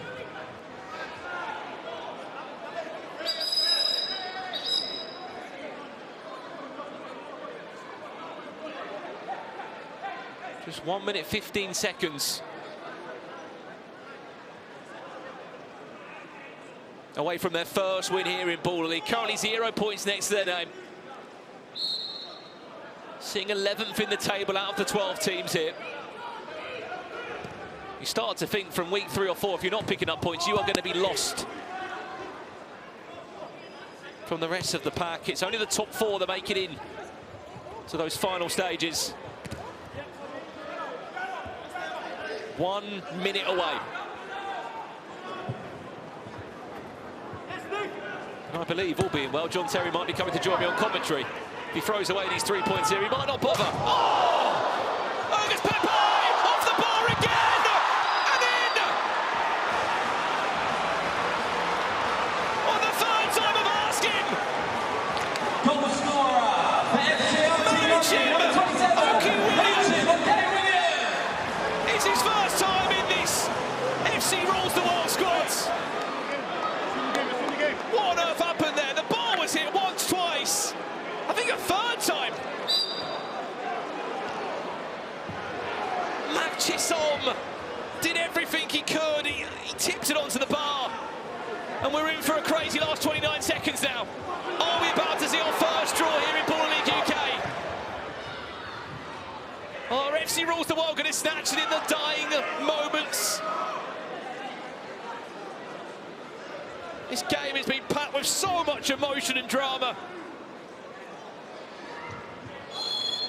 You can't play overhead height from a kick in. That's going to be possession changing hands. And I think, unfortunately, we're going to be for our first draw here. And John Terry won't be happy with how his team has thrown away 3 points. And the full-time score then in our first game of the evening, the 26-3, FC RTW John Terry 3. Speechless. His team were 20 seconds away, maybe even a little bit less than that, from taking their first 3 points. FC Rules the World will be on 2 points. And don't forget, we want you to sign up for our Cooper Challenge. 26ers only have 1 for the day for a possible 9. They will be absolutely gutted. Games 2 and 3, you've got to be 18 Their wild card pick of Steve the Madman and join our could have Cooper looked like the Challenge. perfect one. But for these 2 teams, they will remain in the bottom 4. And depending on how things go tonight, the gap could start to build. That's game 1 done here from the commentary box. Joe, let's head down to you for the latest pitch side. Wow, what a game that was. Clint, how do you feel about the game?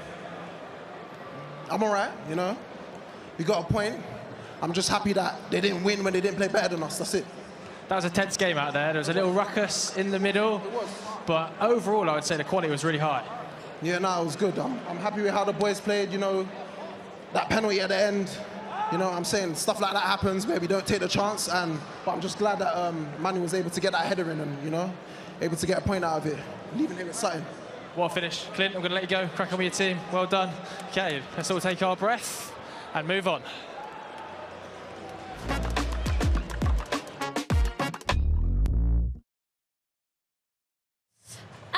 Chunks, what have we just witnessed, by the way? What a game. I think that might be my favourite Baller League game so far. That was crazy, man. I think both managers are leaving the arena upset, you know, because I think both of them probably felt like they deserved it. What a game. What a game. The aggression was taken to the next level. What did you make of the 2-minute suspensions? Because it was an awful tackle by Josh Harrop. I think it was a very bad tackle from Harrop, and I didn't expect the blue team or the 26ers to... So Kojo Penton got sent off, but he got sent off for a push. But it felt like everyone was pushing. Yeah, I don't understand that. I feel like Harrop should have got sent off for 2 minutes, and then the game should have played and resumed.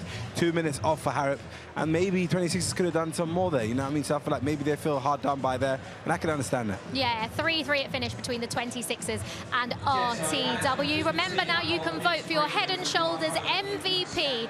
All you have to do is scan the QR code, which is coming up on your screen right now. Scan that, voting for your MVP of the night. I wonder if it'll come from the game that we've just had, because it was brilliant. But of course, we still have 5 games to go, don't we? And one of those teams is Yanited, and Jolie has been catching up with their Max Pittman. Max, huge game tonight. Santan FC, how do you see this one going? Cool, it's a tough one tonight, really tough one, probably our toughest game yet. But look, Ginge told us he's confident, we're confident, and yeah, we're going to put on a show, hopefully. And Ginge, he's a real character. What's he like as a gaffer? I think we all want to know. No, he's excellent. Honestly, he puts it in the group chat every day, gives us motivation, and yeah, he's top bloke. What's he said to you that's been the thing that you're like, wow, that's inspiring? I think it's just his use of words. He's so simple with it, but it's just so effective. Like the things he puts in the chat gets us all bigged up for the game. And yeah, I think he's just focused on team chemistry, and it's shown on the pitch so far. You're making me want to be in this chat, my goodness. And you've obviously got football legends like JT, Figo watching. With Yanited, top of the league, have you got anything you want to say to them? Look, we're here to take everyone on, so just ready for the next people now. Give us a challenge. And you were telling me just before, you're not even 20 yet. What's the pressure of Baller League like for you? To me, it's sort of not trying to feel pressure, because it's just enjoy it. It's 6-a-side, it's short, it's sharp, and it's just so much fun. Playing in front of all the people as well, watching, you just get to show off what you can do. Your energy is incredible. Good luck tonight. Thank you. I wonder if Yanited will make it 3 wins from 3. They've sat at the top of the table since the first week, and we're now on match day 3. I do want to talk about that game, but I still want to just talk about what we've just seen, because I can't believe 3-3. It's our first draw in Baller League, isn't it?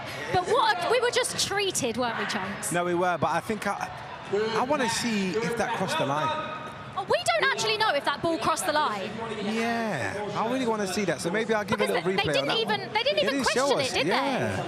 But they ran off celebrating straight away. So maybe we need VAR to have a look at that. We do. Surprised John Terry didn't throw the towel in. But of course, that game finished a draw. JT's 26ers against Clint's RTW, and we've got Trebol FC against Wembley Rangers coming up.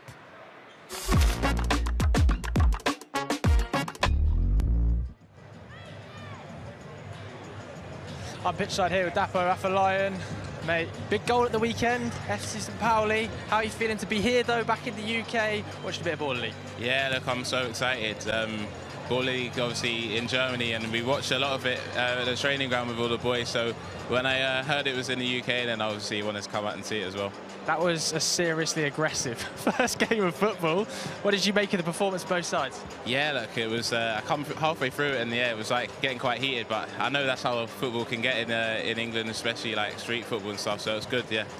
And obviously, you've played with a couple of these players. You know a lot of these players. I think you went to uni with the goal scorer there. Yeah, Manu, I've seen him, and we went to uni together, and I know that's his strengths in the area, obviously, with his size and stuff, so it was good. Yeah, I played with a lot of these boys, and obviously, for me, my journey went to university with some of them and grew up with them as well, so yeah, it's good. How do you think you would get on out here? Obviously, wildcards are active. Would St. Pauli let you drop in? Nah, not where we are. But no, I think, look, this is my bread and butter. This is where we grew up. And I mean, when we have tournaments at training, obviously, this is what I would like pride myself on. So yeah, it's good. That's why I love it. You've also watched a bit of the German Ball League. You've watched a bit of the UK Ball League now. How do they compare level-wise? Yeah, look, they're very similar. I think Germans are like a bit more tactical, but in this, obviously, you get a lot of the a bit more aggression here, and obviously, like the will to win here is big. You know, that's the thing that we have, like especially a lot of the London boys. That's what I know. So yeah, look, it's really good. Yeah, I have to say, we've seen some really competitive games. Do you prefer it when it's a bit like that, when it's a bit fiery and there's potentially fights kicking off on the pitch, or do you like a little bit nicer? Yeah, I think that's what we need. I think football's got a bit boring sometimes nowadays, you know, so with VAR and everything, you need a bit of that grit in the game, and obviously it's really good to have it, especially here, and obviously you can see how much it means to everyone, you know, so. Dapper, I'm going to let you enjoy the rest of your night. Top man. Brandon, back up to you. Thank you very much, Joe. Yeah, it's good to hear, as we said, from a list of VIPs we've got here in the Copper Box Arena. We are looking forward to kicking off Game 2 here at the Copper Box Arena. But for Wembley Rangers, they are still without a win. The duo of Ian Wright and Chloe Kelly, managed by Ross Cable, just looking to get their first points on the board. They've only scored 4 goals in their first 2 weeks here. Something has to change. And maybe this could be the week where it all changes. We thought just 5 minutes ago that we may have seen John Terry's 26ers or Clint's FC rules the world pick up their first 3 points, but it wasn't to be the case. A 3-3 draw. Our first ever draw in Baller League UK. I can assure you, you won't see many more of those tonight. The numbers inside of it, Trebol FC, still no limits Figo in town. It's Matchday week 3, and the manager of the side hasn't been seen back here at the Copper Box since the draft night. He would have been very happy though with what he saw last week from his side. A 5-point win against FC Rules the World, coming off the back of a 6-4 win, a 6-4 defeat against Santan FC. Let's have a look at the teams of how they line up this time round. Kicking off with Trebol FC, keeping on number 10, Amin Bilal. He is the top goal scorer here in Ball League with 6 goals scored, back-to-back hat-tricks. Number 12, Ismet Sumbul returns again, and Andy Sassy, the 2 wildcard picks. Ryan Caldwell from Five Guys, the famous YouTube five-a-side team, he drops out for this week. On the opposite side for Wembley Rangers, they've also wildcarded for the first time, which does feature Stuart Cook, who missed week 2. He's back again from week 1. For number 13 and number 14, Musa Biham and George Isaac, 2 comfortable 6-a-side England players who have represented their country at the highest level in 6-a-side football. Will feature in this team. Expect a lot more organisation,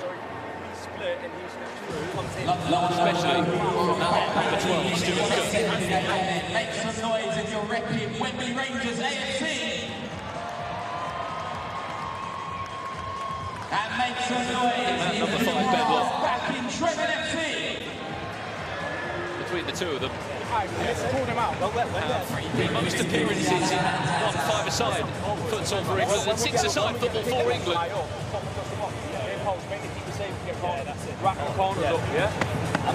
Ready? Come on. Let's go, yeah? Like either way, right or left foot, I want to come in. A little listen in there about wrap the corners up was the words that maybe I've heard from Stuart Cook, which certainly is a game plan that you need to think about here.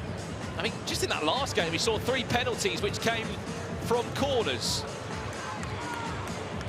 One of those, in fact, may have actually been from a free kick. Right, let's kick this off then. Game 2. 2, 1. The tee off between Jordan Antonio Brown and Ruben Jr. will allow Wembley Rangers to get on the ball.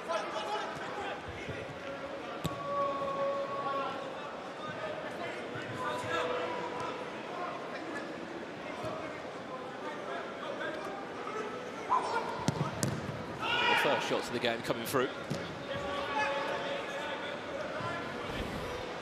And as always, I'm happy to say that I have got a co-commentator on board. I mean, John, I would have loved to give you 5 more minutes, mate. I mean, talk to me straight away. I mean, what are you thinking? You're a minute away from your first 3 points on the board here at Baller League. Yeah, frustrated, to be honest. Listen, we looked at the videos of our first 2 games and we was kind of losing runners. So we made a real purpose to kind of identify that in training. We've worked really hard. We've done it. We were superb. We go 2-0 up. We should have maybe killed the game with the 3rd penalty, and then we're really in control. And then we kind of concede, and you know, but the boys were fantastic for the majority of the game. It's just those last little bits and the small details. But also, like for me, the refs are awful. The refs have been terrible. The refs have to take some responsibility. We lose 2 men because 2 of our players are trying to break a fight up on the pitch after 3 diabolical tackles. Like, I don't want to be that person coming on going, oh, it's not us, we know what we've got to do better, but also that the refs have to take responsibility tonight. It was quite messy in moments, wasn't it, that game? In terms of, I mean, the tackle was terrible that came in from FC Balls. I'm surprised maybe there wasn't a further suspension and a sin bin for 2 minutes. And from the commentary side of things, I wondered why 2 players were sent off at one point. I thought we were playing a game changer 7 minutes into the half. I wasn't sure what was going on. But in your own words, it just got a bit messy there, didn't it? We was happy with that, though. We're 2-0 up, we're cruising, and then there's a few fouls that get a little bit out of hand, and then there's a bit of needle between the players, and then it gets a little bit messy. They get the goal, and then there's tensions, and tensions become high. Like all of us, like I said right from day one, we're here having fun. But at the same time, like, I've not slept last week. We've lost 2 games coming in tonight. It's frustrating, especially when the boys do so well for the big majority of the game, you know. So, yeah, frustrated. We go again next week, but yeah. It's that moment at the end there. I'm sure you saw it in slow-mo. Crossbar once, crossbar twice. Matches on, makes a great hand on it, and it just goes barring in. Yeah, small details in it, but listen, it's done now. We go again next week. It's a point on the board. We were definitely better tonight than we was the first 2 weeks, and we have to take something from that. I want to speak about number 7, Sak Hassan. I thought last week he sort of struggled to get involved. This week it was all about him. He was excellent tonight. You know what I love? Like I said, I've asked for the... We've been a bit open. We've conceded a few goals, and we should be a little bit tighter. So we've made a real emphasis of, can we tighten up a little bit? Now that means the responsibility on our front players, when there's rotations and their defenders run forward, our front players, and Sak being one of them, has to track the runner. And he was brilliant. He comes on, he shows the intensity. We get Jordan come on, do the same as well. Emmanuel, like the boys have put in a really good shift tonight. And listen, Sak's been a big part of that as well. I felt like for some time that your 26ers, they needed that bit of arrogance out there in one player. I thought Sak Hassan gave that tonight, but Bilal Sayoud, he's here, there and everywhere. He seems like the man. He pops in the pockets. He's the one we kind of look to that can maybe do something, can get on the half turn as well. Is a very positive player for us. I talked to you about the wild card because, John, you were here in week 1, teased me of Eden Hazard. I didn't expect to see Steve-O the man rock up, but look, he did all right.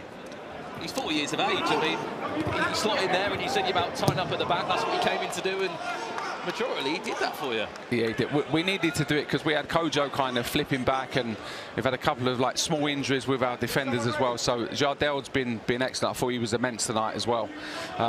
So we really wanted to tighten up and just get a bit of a senior voice in the group as well. Like, we've come here, we trained this morning, we went back to the hotel, we had a bit of lunch.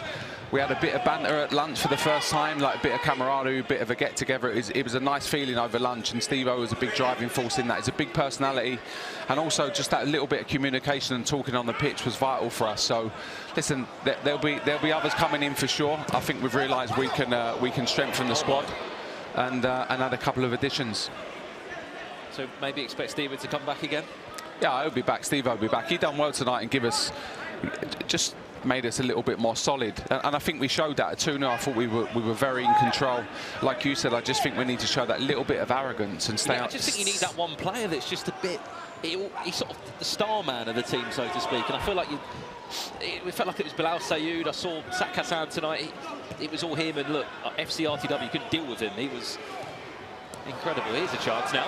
What's a save from Aaron Stevens. Yeah. He was just offside there, Ruben Jr., as we're 5 minutes in, but other than that, What other thoughts have you had in your mind, John, since being involved in Ball League? What's been some of the biggest learnings for you? Because I saw you out in the training ground, I think it was a week before last. You were in goal getting peppered with shots.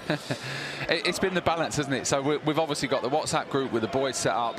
Like, the boys are taking it really serious. That's why, like, my frustrations turned to the referees tonight. So apologies if I've gone a little bit too far, but I'm just frustrated with that. But in terms of that, we want to be professional. We want to give them loads of stuff. Like, we've had to do probably 20-30 minutes of tactical work tonight. No one likes doing tactical work. It's boring. No one wants to do it. We had to go through it. It's not exciting for the attacking players. We've done it a little bit, and you know, we were certainly more solid from it. So I think in terms of the good finish. Number 7, Ethan Okay, he missed week 1 in Baller League. He bagged a goal last week. I mean, someone else has to score the goals, and Amin Balad is scoring everything else that Trebol FC are putting forward. They're the bits, taking those chances as well. It feels like we had a few of those tonight and just missed the target and didn't really take them, didn't punish them with 2 corners twice in the first half and second half as well. So when you get them chances, you have to take them, and he's slotted home a great finish there. It's a tough one as well, John, because tonight, you know, I can sit here and I don't mean to keep putting across the obvious to you every single time, but especially as we're in week 3 now, that gap is going to start to, that point, if anything, that was the worst scenario tonight, wasn't it, for both teams, to get a point. Someone had to get 3 points just to get themselves up that table, because if United and maybe the likes of Santan, they start to pull away and pick up more and more and more points, that top 4, you know, maybe 1 and 2 could be on their way, they could be gone. Yeah, I think losing tonight, I could have been the first manager sacked, I think, at Baller League. No, but all jokes aside, yeah, listen, it's not a great result for both of us. We both needed a win. They've obviously got the point from the penalty shootout earlier on in the first round and stuff, but yeah, not ideal for both of us. Just more disappointing for us to lose it in the manner we did. Let's turn our attentions to game 2 here. Trebol FC. They need a win as well. Still no Luis Figo. Amin Balad, that's could have been his first real chance in this game. It was a lovely little turn from Antonio Brown. A big player in this side for Wembley Rangers, number 11, Domingos Pires, who... There's a couple of really big sides, isn't there? You know, you look at certain teams and they look very physical. That's a great ball. Great save, Aaron Stevens. Oh, he's got to leave it. Could have had a corner then. Yeah. Play on! I don't think there was a hand on that, so it's just going to be possession for Trebol FC. Well, that would put them on 2 corners there. It could have been in another day.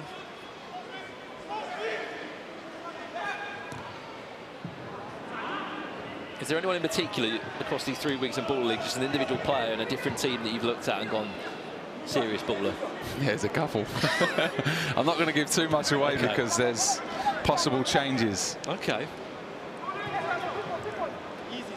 Will we expect to see maybe a former Chelsea teammate come in at some point? Have any messaged you without naming names? Has anyone perked a bit of interest? No, I messaged Big Pete. Big Pete's got an injury at the minute. He'll just fill the goal, Big Pete. Like, unbelievable. He'd be right up for it as well, but he's struggling with a little injury at the minute. Okay. Yeah, I've not really reached out to too many. Like I said to you, week 1 and week 2, I wanted to give our boys a chance to show me what they can do, and wanted to be fair to them as well. So I wasn't sure if Didier was going to be on the WhatsApp. He'd be the perfect number 9 for That'd be unreal, wouldn't he? Big target man up front. Just to his feet and pin it off him. Yeah, exactly. I think you're right, though. Some teams have gone for wild cards constantly. I think you're one of the few teams that has used your 12 players. Yeah, I just wanted to be fair and just give the boys an opportunity. But like I said, I made it very clear, like 2-3 weeks, we're going to be really fair, give people game time and enough time to showcase. And if they don't do what we're asking, then unfortunately, like, we're going to have to be a little bit more ruthless. Kieran Clark there. Sure you recognise the name. Done all right. Eddie Jolien done well as well last week. I mean, for Kieran Clark, I saw him in week 1. I wasn't sure he was going to come back in week 2. His knees were pouring with blood as he was thrown around the place by Santan FC. I trained today and I went in for a slide tackle, and literally I've got like a big graze on, but like my trousers are sticking to the cut now. And then you're going to peel off the scab now, aren't you? It's going to be like wake up in the morning, bed sheet stuck to the leg kind of. Domingos Pires, Wembley Rangers. I mean, that's the problem there for Wembley Rangers, John. They've only scored 4 goals. Yeah, it looks a little bit tighter in. Our game certainly was. This one still looks a little bit tighter as well, doesn't it? Oh, no. He's done well. Oh, go on, slot him. Domingos Pires, can he go all the way across? That's a brilliant pass. He's onside or not? That was a late call there. To be fair, the ref was right there, so he could well be onside, judging by their performance tonight. Something tells me, John, you weren't impressed with the referees tonight. It's Mark Clattenburg, John. I thought he'd set the tone. Oh, dear. He must have had a few games with him reffing, you know? Yeah. Very What's similar. the relationship like? You know what? He was good as goal actually on the pitch. One you can talk to and kind of have a conversation with, except tonight.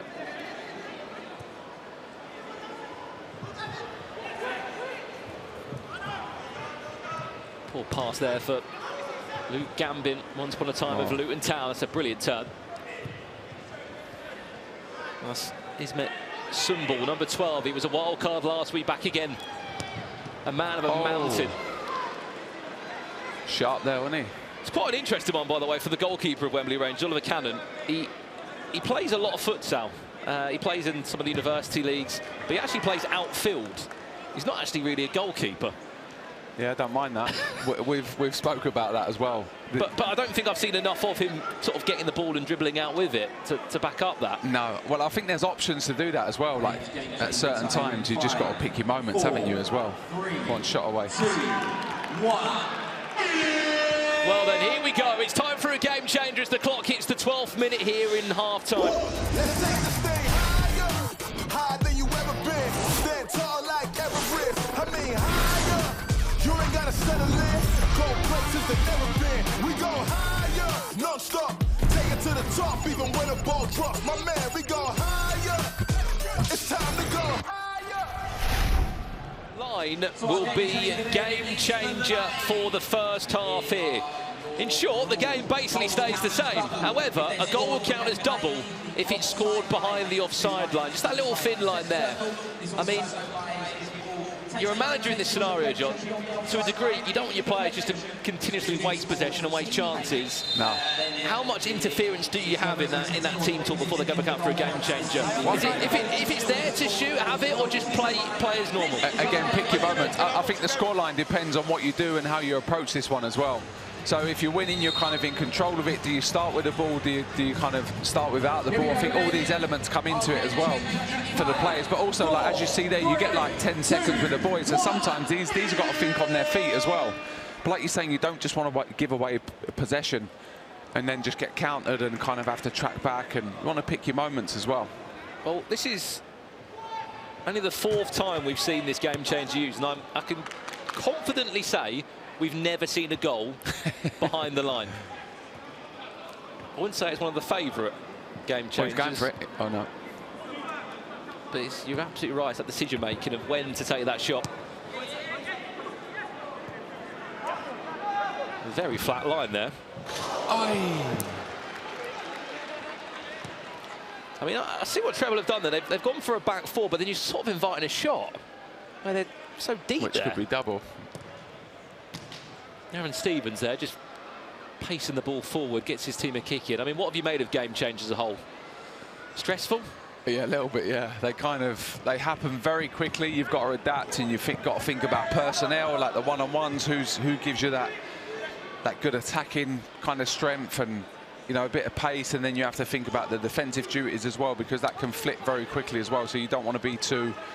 So we'd like to have, like, a midfielder, a defender, an attacker on as well, just to give us a bit of both. But again, I think scoreline just comes into everything, really.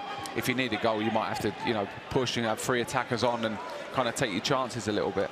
We had 46 goals scored last week. 22 of them are from game changers, so it just goes to show how impactful those last 3 minutes of the half. It's good. It's exciting for the people watching as well. Absolutely. There's a really good turnout tonight as well, isn't there? Which we've seen grown over the first few weeks, haven't we?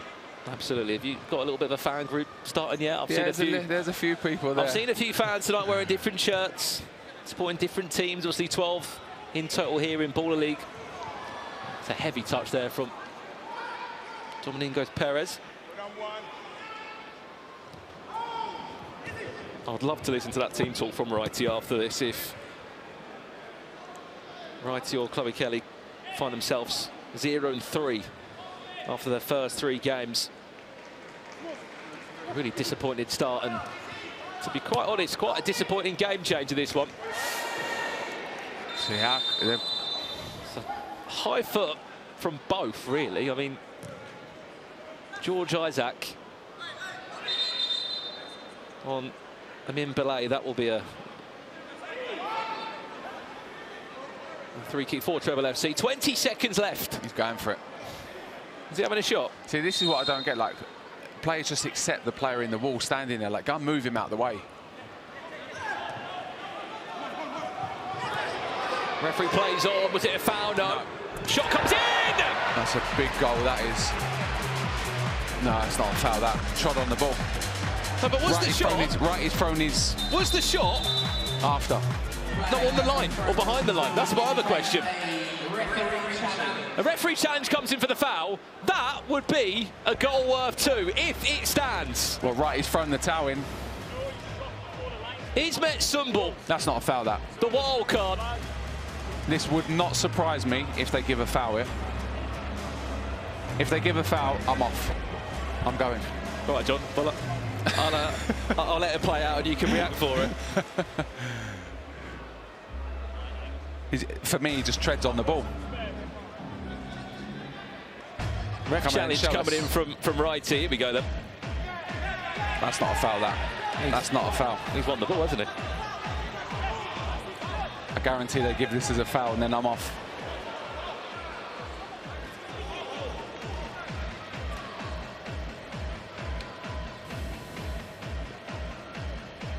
I mean, it looks pretty obvious, doesn't it? But well, he's won the ball there. To us, it does.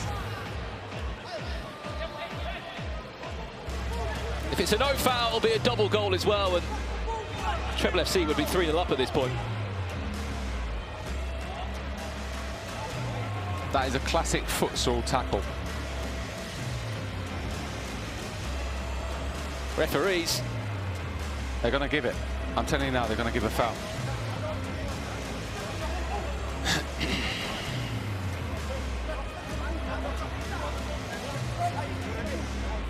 Kieran Clark, I mean,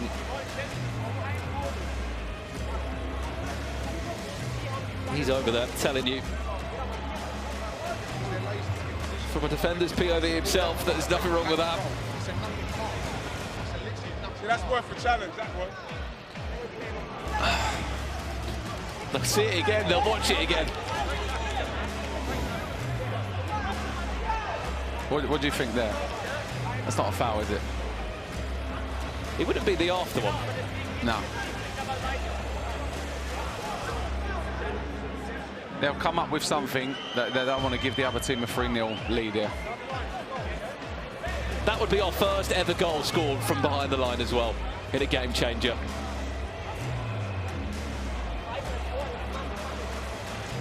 There's such a delay on this, isn't there? I mean, chat, we can see you, foul or no foul.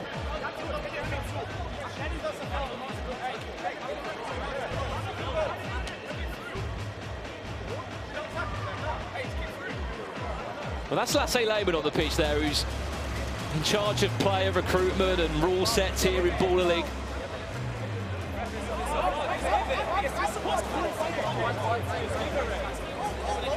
Who clearly has a different decision. What's the chat saying? What are we? John Terry. Successful goal. There you go. Good news, John. Good decision. You're staying. There you go. No foul, as expected. And guess what? That's our first goal that counts as double in a game changer, which means at half-time, Trebol FC will lead Wembley Rangers by 3-0. Wembley Rangers are 15 minutes away from being 0-3 after match day 3, and that is half-time confirmed.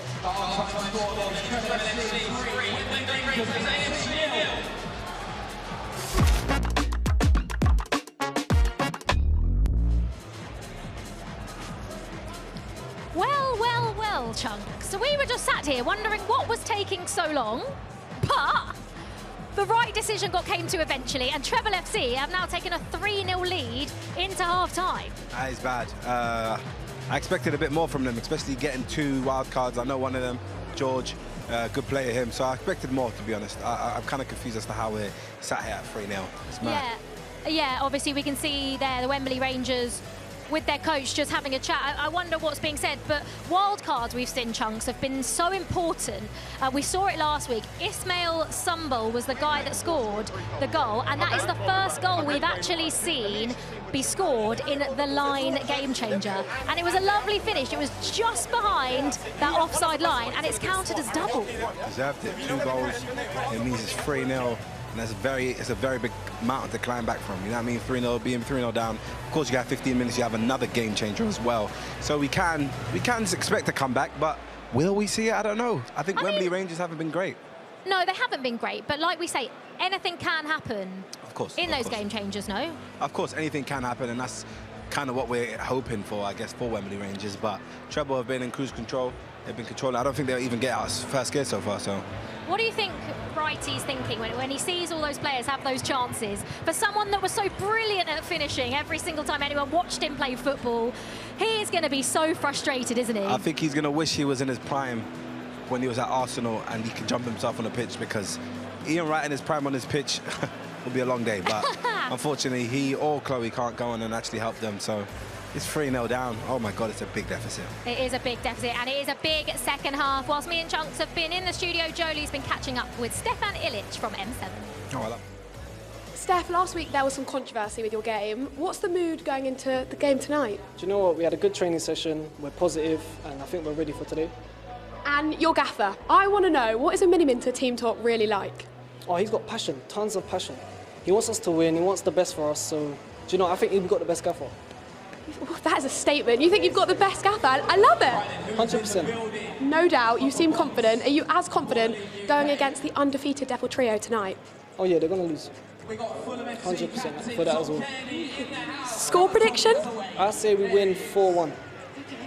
And you as a player, describe yourself as a player to me. I say I'm creative. If it's the left or the right, so I say I'm a bit different, because I say I class myself as a 5-star weak foot. If you know what it is, then you know. But yeah, I say I'm very creative. Nice. And what brought you to Ball League in the first place? What got you involved? I love 6-a-side football. Apart from 11-a-side, 6-a-side is something that I really love to do, play every weekend. So that on a big stage, why not? Confidence is key, and you've got a lot of that. So best of luck today. Well, Wembley were 10th in the table coming into this. They've had 2 defeats and they've scored only 4 goals. Their lowest scorers and their top scorer, Braden Shaw, with 2 goals, isn't available today, Chunk. So is that sort of understandable whilst they're losing 3-0? I can get it. Of course, your top goal scorers are out, but I feel like that's what the squad depth's about. You know what I mean? We need more players to come in and actually do a job as well. So it's a bit concerning.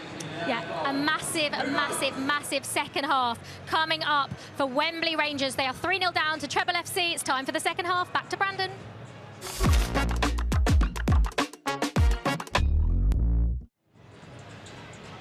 Thank you, Chunks and Liv. Yes, John Terry has run off, even though he was sort of happy with that decision in the end. Joe Tomlinson comes and joins me now. Joe, we're seeing a lot on the refs tonight already, aren't we, in our first 2 games? Ref challenges, we've seen suspensions, we've seen lots of talk about the officials tonight. Yeah, I mean, celebrity refs are out in force, aren't they, tonight? I have to say, it's been feisty, hasn't it? But that was a classic case of VAR at its worst, wasn't it? Taking far too long over the decision. The reason for the delay on that was, as I clarified with the third officials, which, believe it or not, we do have third officials, and they are next to me in the commentary booth. They can oversee all the pitch, and they speak to the referees through those VAR decisions, is that there was actually a foul before the expected foul, so the refs were slightly confused. They're on the VAR call, hence why it took such a long time to get through it, as much as it was an obvious no foul. Okay, when we well, got either there. way, it's done and dusted. Got to the right decision at the end of it, didn't we? And I think it was a fantastic strike. It is. I have to say, really, really good. Fantastic to see as well, the first ever double goal. Absolutely, that was the first time we've actually seen someone have a shot in the line and it'd be worth double points. That was Ismet Sumbul, who he didn't score last week when he was a wild card, but he scored 1 that counts as 2 this time round. I have to say, Brandon, I was down there. Cynical. I was down there amongst the players, amongst the managers. Wrighty Chloe Kelly not happy with the amount of shots they're taking. What's the vibe like? The vibe's not good down there. The vibe is that they need to be shooting more, and that's absolutely the case. This is the lowest scorers in the competition. They've scored 4 goals up to this stage. You can all talk about the defensive structure they had coming into this. You know, only 2 teams have conceded less than them coming into this game. But if you're not going to shoot, you ain't going to score goals. And at this level, even getting shots off equals corners, doesn't it? They're not putting up enough corners either. I was just having a little look at Wembley Rangers. I've been able to tally the amount of shots they've had per game and how many have been on target. In week 1, they had 19 shots, Wembley Rangers. They had 6 on target. That was the worst of all 12 teams. And it doesn't really surprise you why they haven't been able to score more goals. 48 shots in total they've had before tonight, only 18 on target. They only scored 4 goals. I mean, they're wild carded in 6-a-side players from the England setup, but we haven't seen them add any goals or any attacking flair. Oh, Kieran Clark lofts it into Ismet Sumbul. It was just, believe it or not, too high for Ismet, who's already about 6 foot plus. Deflection. Kicking. Better. More shots, more shots. I've been quite impressed by Trebol again. You know, we haven't seen Luis Figo, but the side has shown up. Oh, wait a second. Oh, someone who will be waiting in the wings. I think he's live now for his game, which comes up next is Angry Ginge. He's up next. His team are top of the table. There's a little wave. He is quite enjoying his Baller League journey so far, Joe, because he can't really ask much more from his side that have scored 7 in both their games. I'll tell you how you know he's enjoying his time here. He's had tonsillitis all week. Yeah, he's pushed through. He's pushed through and he's here tonight. Oh, did that touch the outside of the right-hand post there? Strike. Already you can see they're shooting more second half. I think that was clearly an instruction that Wright and Chloe Kelly were trying to get across in the first half. The team just weren't shooting enough. Even if it results in a corner, it's a win for you.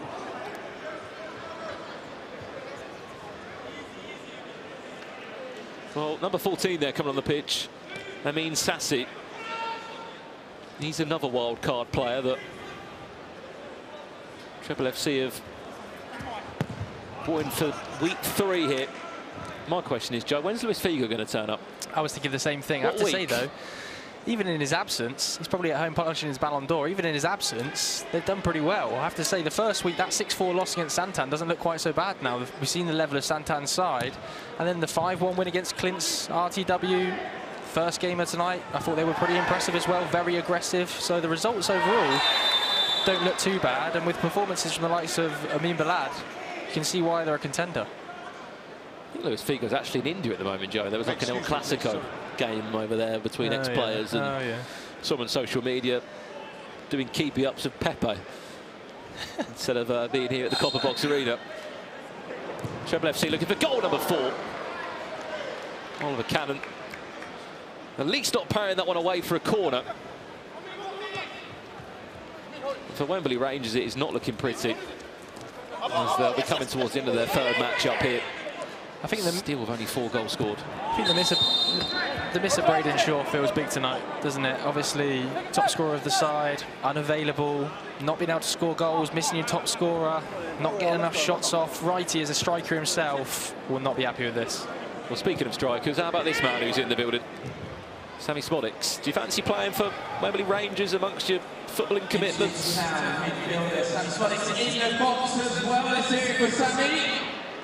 It's away. Come on. There he is alongside Luke Chambers, the coach of N5, who, that invincible trio, currently bottom of the table. They're in action in our final game tonight. They've got a big wild card coming your way. Big wild card for M5 coming your way. I don't want to spoil anything, so we'll save that for later, but I have to say, pretty special ex-Premier League talent playing for the M5 today. Proper championship moment player, isn't he? Yeah, absolutely. Oh, wow.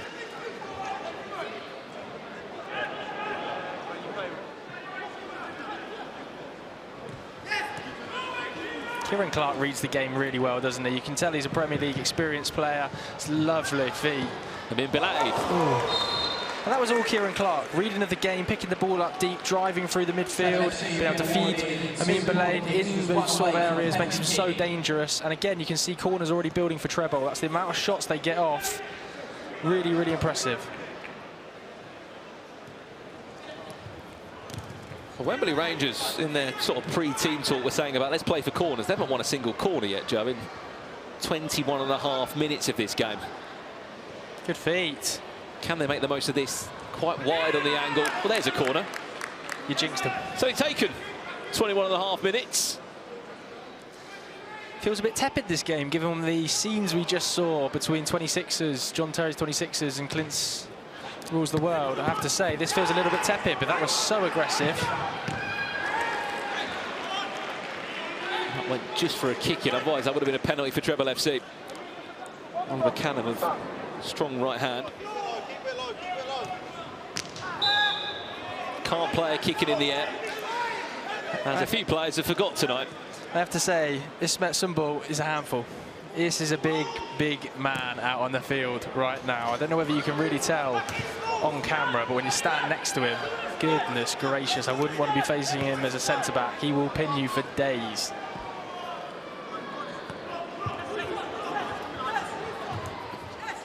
And the one thing that he's been able to show is that he's not just a top man. Ismet Sumbul, he's a goal scorer too. He scored that goal in the game changer, which was worth double, as it was behind the offside line.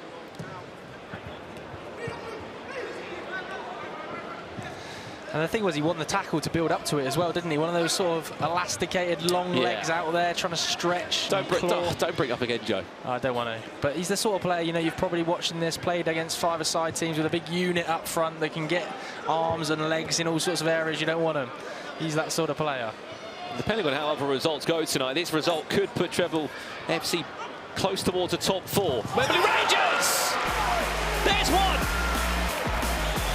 Goal for Wembley Rangers AFC, scored by number 77, Check Tiam, he scored a goal last week. They don't have many goal scorers, Wembley Rangers. But he will equal Freddie Shaw's goal tally. Can they make the most of this one, Wembley Rangers? What happened there? Kieran Clark on the floor. Here's the 6-foot+ frame. Ismet Sumbul. Good battling. Amin Sassi.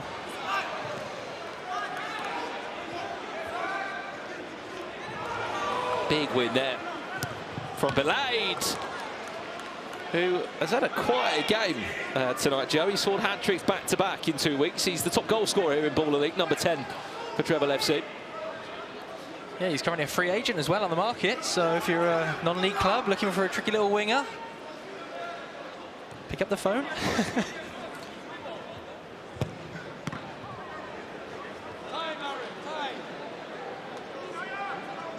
Well, there might not be Luis Figo, but there is Manuel Silva, who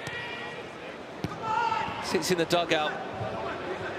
Was a big part of the drafting process. He's heavily involved with Top Baller. You may have seen those 1v1 battles on social media of huge chunks of cash prize. I think even iShow Speed got involved in one. And threw the prize pot on. He knows a great list of 6-a-side, 5-a-side footballers, futsal players that are very techy and perfect for Baller League. I have to say, I think Jake Tiam has been really dangerous, hasn't he? Ian Wright was talking about him on the sideline. Get the ball to him, get the ball to him constantly. You know, second goal, and you can see why for the club. Not sure why there was a shot coming in from near the halfway line. It didn't ever seem like it was going to be troubling. Aaron Stevens. You get the feeling Wembley Rangers really need the game changer to make something happen, don't you? A one-on-one. A one-on-one would honestly change it for them. I just don't know who steps up for them. Oh, it'd have to be Jake Tiam from what we've seen tonight, I think. Isaac Modi. Dispossessed. Kieran Clark. How good does he look, by the way, Kieran Clark? I know that he's no longer playing Premier League top-level football, but he looks absolutely monstrous at the back. I think the key thing we're seeing from it, he looks very fit still as well, doesn't he? 1 minute into our second half game. 1 minute away from game changer. Great run there from Chetia. And in Belay, dispossessed, pushed off the ball. That one wasn't nice on Kieran Clark. He's been like he did in week 1, just pushed around the place.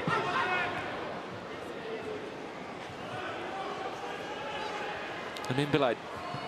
He's so tricky, isn't he? He wins so many corners. That's a third corner. We could be going into a game changer with Trebol FC having a 3-goal cushion behind him. Is he going to be given this penalty? I mean, he won it. He's got to. Stick with the man who scores them, and he's been scoring them. 6 goals across the first 2 games. I think over half of those have been penalties. I would be sticking with him on this. 6 goals so far for number 10. Miniminter, is he going to make it goal number 7 to continue his run as top goal scorer here in Baller League? Can he outsmart the cannon? Yes, he can. His feet are so sharp, aren't they? When he goes into those 1v1 situations, he constantly gets the extra touch to take it away from the goalkeeper. You can see it, sits the keeper down, and it's just his pace in those short bursts and spaces make him so dangerous on those penalties. It seems like that's the perfect way to take one of these penalties here in Baller League as well. You need the goalkeeper to commit, don't you? You do, but we saw Ergis Papach, who's been so good in the Pepsi pressure challenge, when it actually mattered in the game, tried to take it around the keeper, tried the ball roll, and it didn't work. So you've got to really be fast and show that extra burst of pace to get around him. Great save, Aaron Stevens, and Kieran Clark is on the back of another tackle. Look at those knees. 4, 3, well, here we are then. Let's see what game changer we have ahead of us here in our second half. Wembley Rangers desperate for a way back.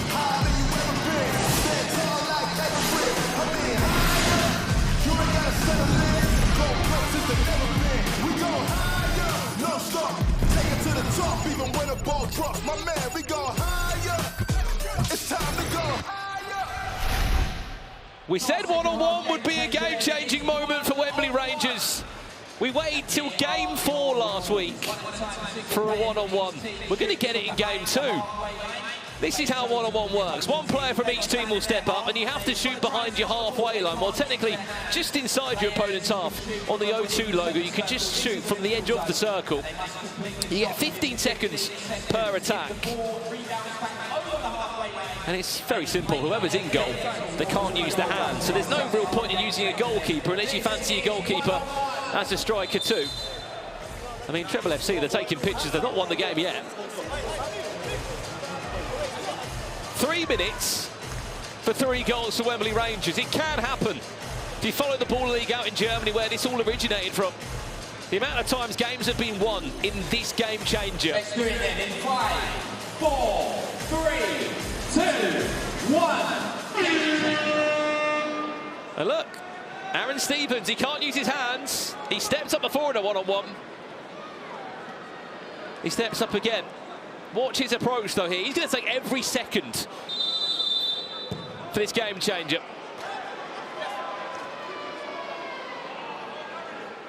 Over the bar. Looks like he's number 11. Dominigo's Pires. Can Wembley Rangers start a comeback? Great block. Has to keep it in his half though. Is he going to try and chip him? Aaron Stevens. Goes to loft him. Over. Angry Jinx. He got his head on that one. We can get that on an angle again. He's streaming, he's managing, he's defending. Aaron Stevens. That one just over the bar. Look at this one again. Angry Ginge. Easy if you like.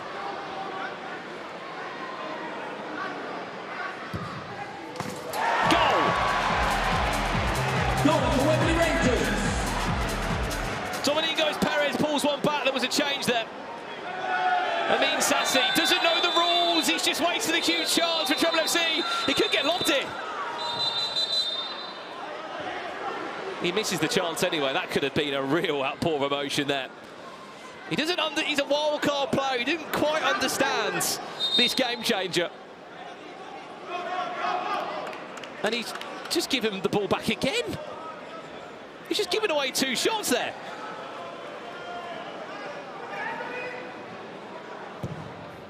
Another goal! This could end really badly for Trebol FC.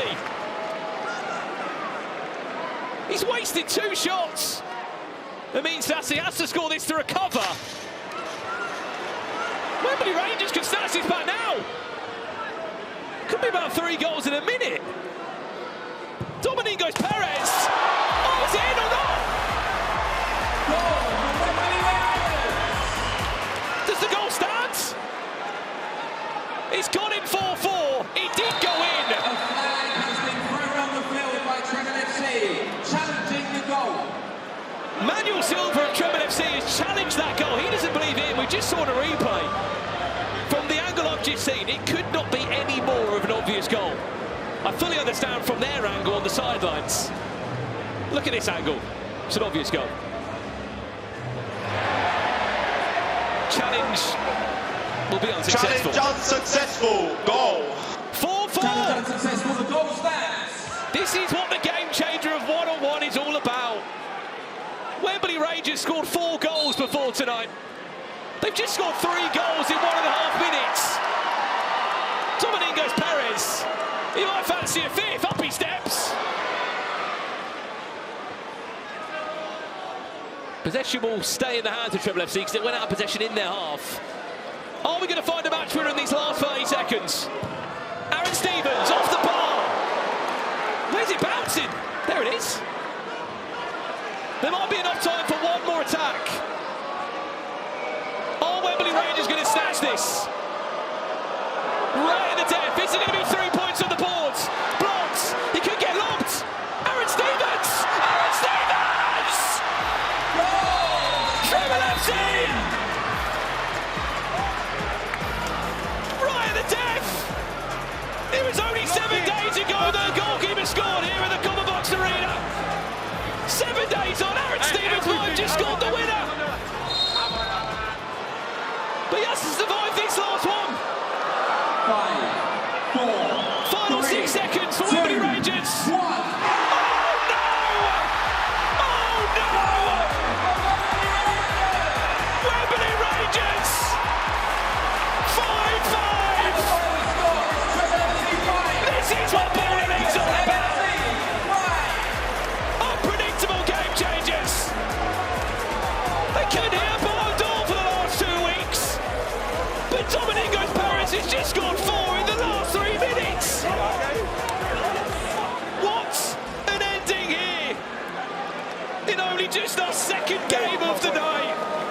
Wembley Rangers have a point! Wembley Rangers have a goal scorer! And Trebol FC have just bottled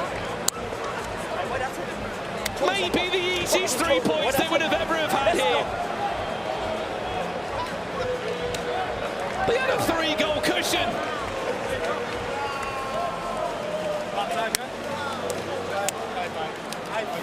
Oh my days. Unbelievable scenes here. Ian Wright and Chloe Kelly were hugging Domingos Pires. Ian Wright was kissing him on the head. Reaches it again in a replay. The shot leaves his boot before the 30th minute comes in, the last kick of the game. The shot stands. And Wembley Rangers save themselves a point.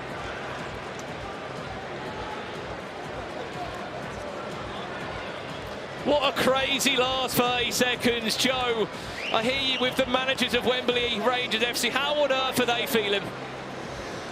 Wow, what a moment. The bench, the outpouring of emotion when that went in. How special a moment was that? We needed that. We needed that with the 2 games we've had. The boys have been trying hard. We've been trying in training to make sure we hit the target. And obviously, Dom, my first pick, he's our first pick, you know what I mean? We knew that he'd come good. It's been tough for him for the last 3 weeks, but hey, that's what we needed. We needed that.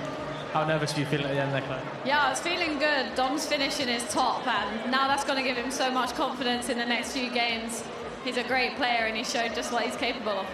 And that is how special game changers can be, right? That's so special the format is. Yeah. You know something, it's, this manager business, man, in respect to honestly, it's not a joke business because you put something in place, what you're trying to see work, but then the team comes and they've got some really good individuals, so you're hoping you can get it right on the night. And in the end, we've done it through the game changer. Guys, I'm going to let you catch your breath. Woo! That was a special one.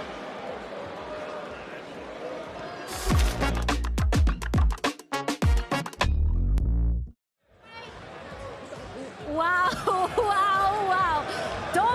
Dominigos Pires has just scored 4 goals in about 3 minutes. And of course, this man who knows everyone. That's You're my mates with boy, him. man. You're Dom, mates with I him. genuinely very, very happy for him. When I saw him getting first pick for this team, I understood why. He's an absolute player, but unfortunately, it hasn't been going right for him the last 2 weeks. I know he's been stressed a bit about that, but to score 4 goals in a game changer, that's literally what it's about, man. I'm so happy for him. He smashed it. That strike on him is mental. I've seen him do that so many times, so the fact he was able to show it 4 times, wow. Oh my gosh. Well, we hope we are going to have more reaction because what a game that finished. Trebol 5, Wembley Rangers 5. But now it is time to go over to Joe with the Cooper at 2 halves challenge.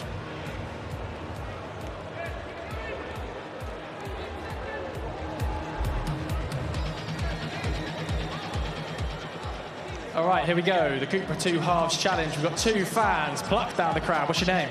Delton. Delton. Who do you support, Delton? Chelsea. How are you finding the occasion, the big baller league? First game, is it for you? Yeah, it's the first game. Pretty decent, to be honest. Enjoying it a lot. Okay, we've got Delton taking on. Alfie. Alfie, who do you support, mate? Brentford. How good are you at football? I'm all right. Yeah, it feels like he's playing it down. Very, very simple. Boys going to have 30 seconds to each try and get as many balls as they possibly can through the holes. Boys, assume your position. Think of a ball each. Go a bit forward. We go for this range, I reckon. Okay, we might move you forward if you don't get too many. But we're going to go in 5, 4, 3, 2, 1, go. Good start for Delton. First one in. Pressure on Alfie. Alfie gets one through. That's 1-1. Come on, lads, got to be better than that. Can't see you two being drafted. That's 2-1 Alfie. He was saying he didn't have much. Still 2-1 Alfie. Oh dear. Come on, Delton, we've got to get quicker. Got to be quicker. Still 2-1 to Alfie. The quality is low here. The crowd won't be happy with this. Come on, Delton. 3, 2, 1, and it's out. Doesn't count, Delton. Doesn't count. Okay, overall, we do have a winner. Unfortunately, Delton, the winner is Alfie. Alfie, congratulations, mate. How do you feel? That was poor from me, but I'll take the win. Yeah, I'm not going to lie. If anybody's watching at home that saw that attempt by both Delton and Alfie would have been pretty disappointed. But overall, congratulations. £500 rich, mate. Thank you, mate. Thank you. Very easy work for Alfie. Right, Liv, I'm going to throw back. Over to you. Thank you very much. Yes, we are now joined by Felix Stark, the CEO of Baller League.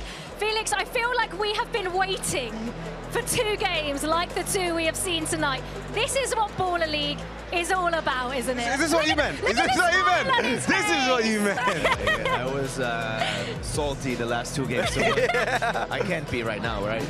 No way. They understand the game now. I see more team acting. I see more the absolute will to win.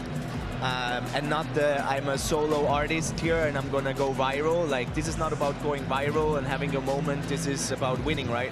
So there's still some bits and pieces that annoy the hell out of me. I don't know if I can say that word or not. No, you can. Like people, like the managers rushing on the pitch and all of that. That stuff is annoying to me. Is that what? Just sorry to interrupt you. Was that in the first game? Because I saw I saw you walk across and say something and come back. So and Clint saw me and he's like, oh shit. The German weirdo is coming. So no, I understand. But this is Baller League. So every week we're going to improve. And this was the definition of a Baller League game. 4-1 down, nothing to save, right? And the guy says, wait a second, I got nothing to lose. Hold my beer. Wow. I mean, literally. Hold my beer, Dominigos Pires just scored 4 goals in 3 minutes, and we're talking about Baller League, and that's what it's all about.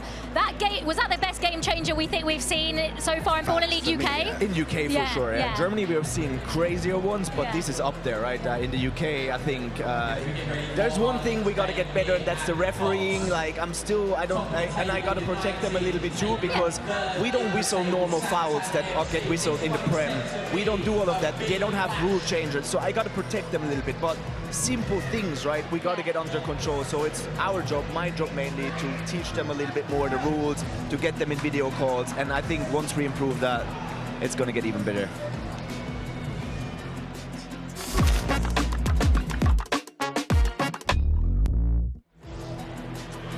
Oh, okay. I I just feel like I've got my breath back. I really wish you could have seen Felix. Mine and Chunks' reaction when that last goal went in. We have our hands on our head. We were just They should have had a camera on us. What the hell? They should have had the camera on us. You're going crazy. I had tears in my eyes, literally. I hear it. And then all of the people came like, the German can be emotional, I guess. But yeah, I had tears. Now, there was a referee's challenge Yeah. in game 2. Can you explain to us what they were challenging? The foul, so basically the team said it was a foul, and the ref, I don't know why he took so long. I think he got mixed up what got challenged, so a little bit similar to Simon's thing last week, where it was like out of bounds, but it was actually backward violation. Right. So I was yelling like, keep playing, it was no foul, right? But yeah, they need to do their job. They are not doing what I tell them, so that's good. And it took a little bit too long, but again, guys, like, I don't want to see the third game day of Premier League that got televised, right? Like, what happened there? Yeah. Did they send a black screen for 15 minutes? We don't know about it, right? Because we haven't been born. Yeah. So, again, this is the third week of Baller League. We can be critical. I'm #1, but it's going to improve. No, there's literally ref decisions that are going wrong in the Premier League now, so don't worry about it. Yeah, Exactly. Felix, thank you so much. Thank It you. is time for the team that are top of the league. It is Yanited against Santan, the fixture I think most people have been looking forward to the most. It is over to you, Brandon. Well, then game 3, and to be honest, I'm going to sound crazy to say this, but this is the game of the night on paper. But for what we've just seen there, Joe Tomlinson, that is prime balling. That's what we've been teasing across these last 2 weeks. The emotion, the passion, the drama, the game changers. You saw all of that unfold in what was an incredible last 60 seconds there. Yeah, I literally need to catch my breath.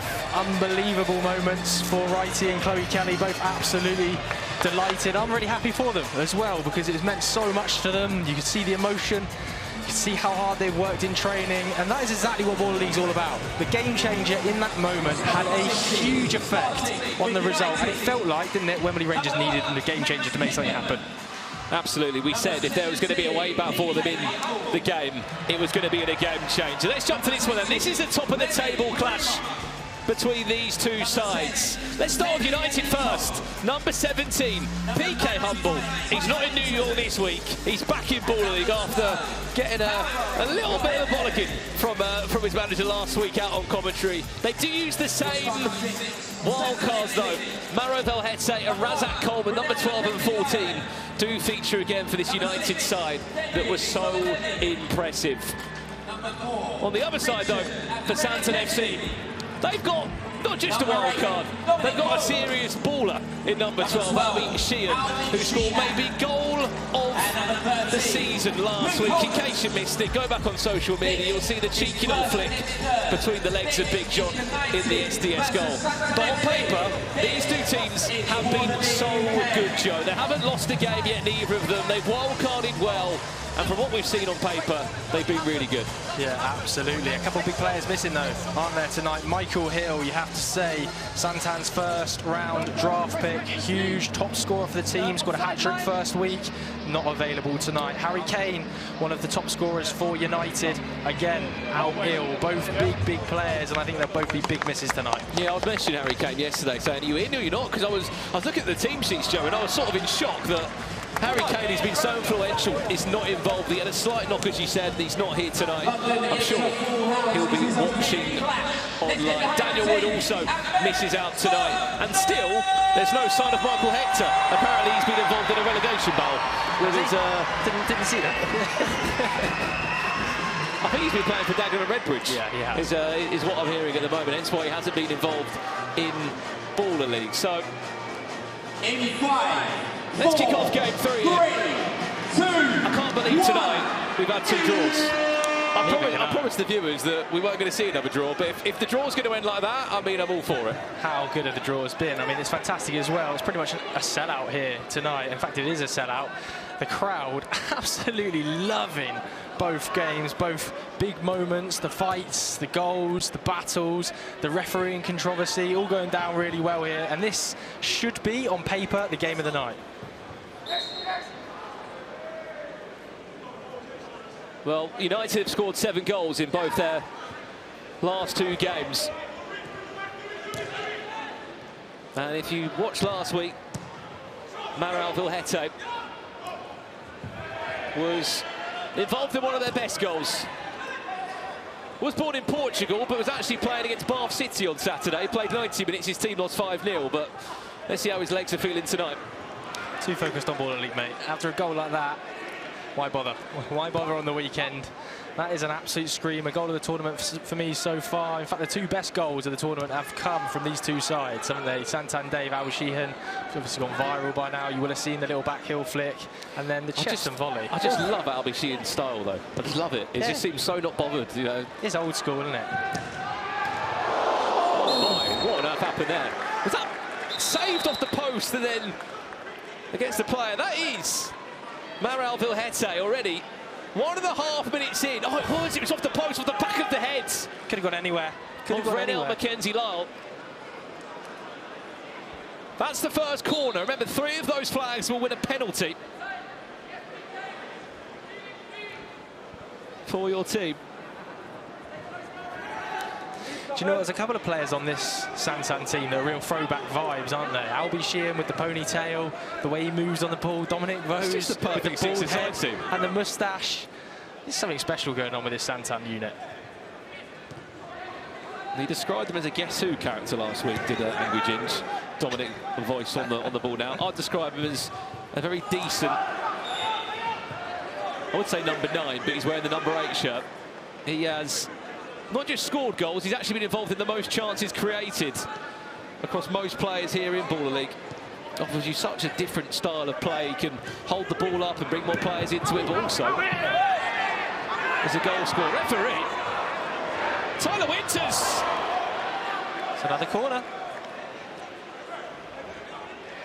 I have to say, it looked a foul to me. It looked like he tackled him from the wrong side, but it wasn't given in the moment. And is that not another corner for United? Maybe not.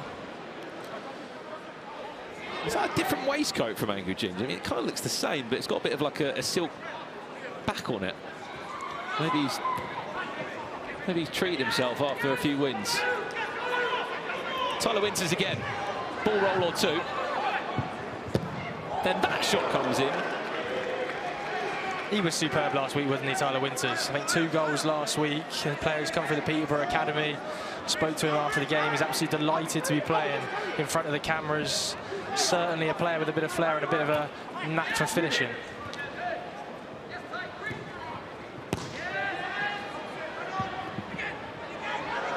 Maral Vilhete. Give it. Selfish. Shots block. That man on possession now. What a goal he scored last week, David Soledemi. Another wave of pressure!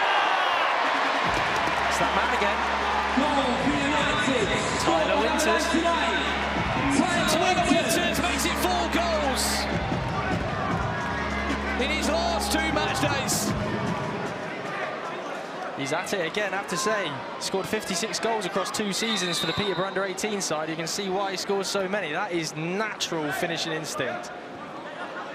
Well, just 3 minutes 50 into this game. He's had about 3 chances already down that right-hand side. He may have questioned the angle, but he made sure. Got to say, haven't you, that United have started the better, that's for sure. They look so well drilled as a unit, don't they? Look how good this man looks in the ball. Here's PK Humble. Wasn't here last week, he was living up in New York. Maral Vilhete off the post! Again! And then an offside line for PK Humble. How good does he look, by the way? Keep it going! Yeah, absolutely different gravy right now. He looks electric out there. Even if PK Humble was to divert that into the goal, he was offside. United's team structure, both defensively and in transition, is really, really good. I hope you can make it out at home, but the way they're building up in this sort of 2 at the back system, they are definitely working on this during the week, because there's no way they're just turning up on a Monday night and playing this way. Well, they had a training session last week and they went out for a bite to eat. I saw on social media.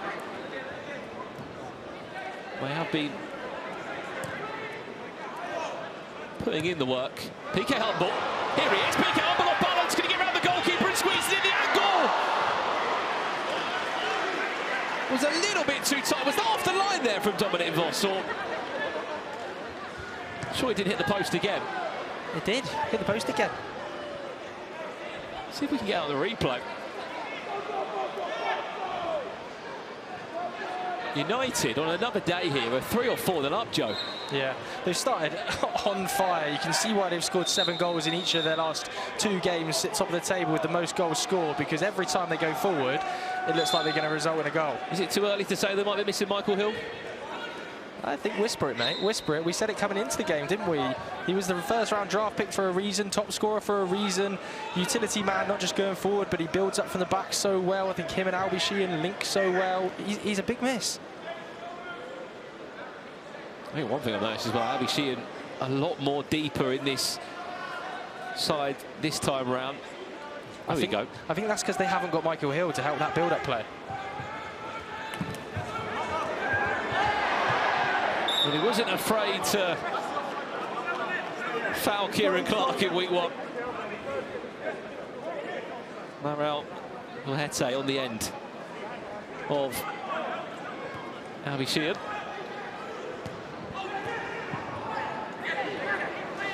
Do you think he's been grovelling during the week? PK humble. I know Ginge wasn't happy. Caught him on his Instagram story in New York. He was expecting him to play. Suddenly he's popping up in a different continent. I can assure you, as much as Ginge might have tried to get a fine out of PK humble, he probably didn't have much luck with it. He scored the first goal in the United shirt in week 1. And he was the first player to give us quite a unique celebration. We wouldn't expect anything less from him.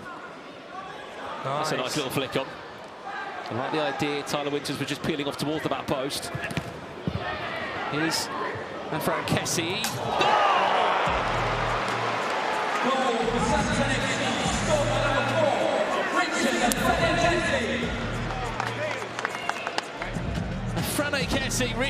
by Frane Kessie getting himself his first goal in the Santan FC top. And we said about this, Joe, in this sort of six-a-side football, when maybe a team's back's against the wall, you need a moment of just solo brilliance. That's what that was. Battling. You might get another.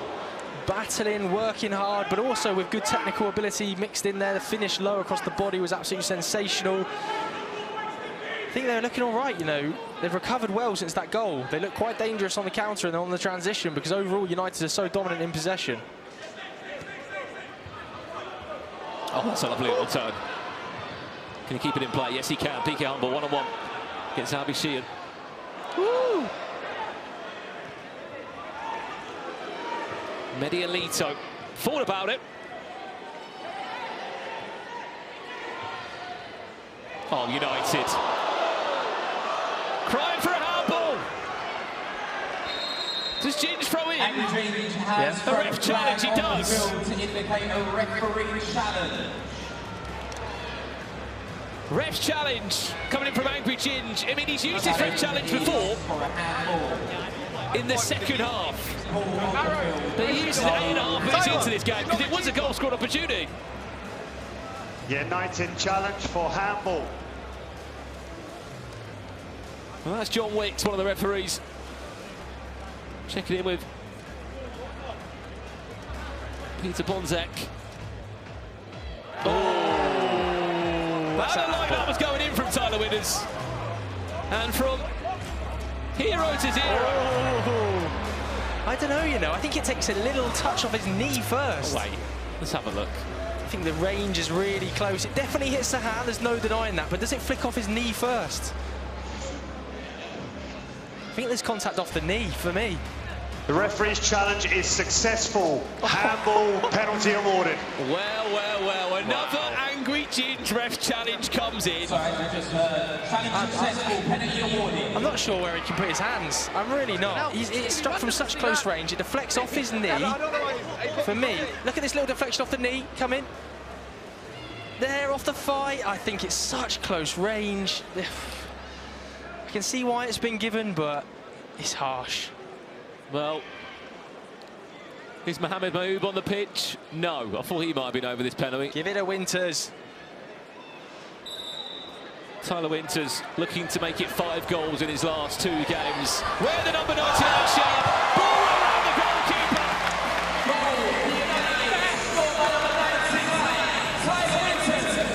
Well, if you're wearing a number 99 shirt, you need to back it up. And by God, Tyler Winters has done that, not once but twice tonight. He's the danger man out there, isn't he? He's so dangerous in that final third, Tyler Winters. And you see why he scored so many goals at youth level. He's such a natural finisher, be it taking it around the keeper, scoring from tight angles. The variety of different finishes he's got in his locker makes him one of the most dangerous players I've seen at Baller League so far.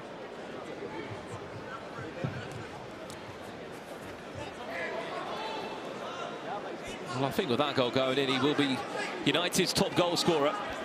5 goals scored now.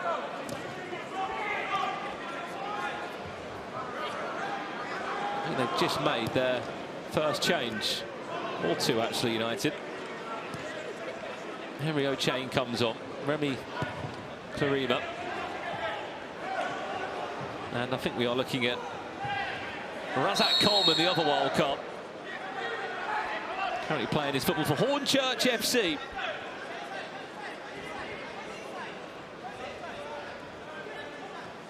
Something we're starting to see a lot of, isn't it, Brandon? Second week in a row for Razak, being brought in as a wild card. I think if players are impressing in their wild card opportunity, this is, you know, the 3rd week we've seen Shearer come out there and perform after that goal last week. 2nd week in a row that Razak Coleman has been selected as a wild card for United. I think that's what you're going to see, consistently wild cards being picked. It's an interesting one, isn't it? For those that aren't aware of the Baller League rules, it's 2 wild cards per week you're allowed to draft in. They can be any player. You just can't use a wild card that another player is used. But if they perform that well, Joe, you're absolutely right. Why would you change? Invite them back for another week. Tyler Winters pushed off the ball there. Razak Coleman will take on 1 or 2 players and then fall to the ground. Got to say, Shearer looks like he's struggling in this defensive mode, doesn't he? We saw him last week, so effective in the final third. But at the back, I think he's given away 2 or 3 pretty cynical fouls now. He's given away the penalty for handball. There's a tug on the shirt there. This isn't his natural mode, and I think that's a real clear example of a miss player so crucial like Michael Hill. 2 wild cards linking up there. Coleman off the bar. Razak Coleman looking for his first goal in the United shirt.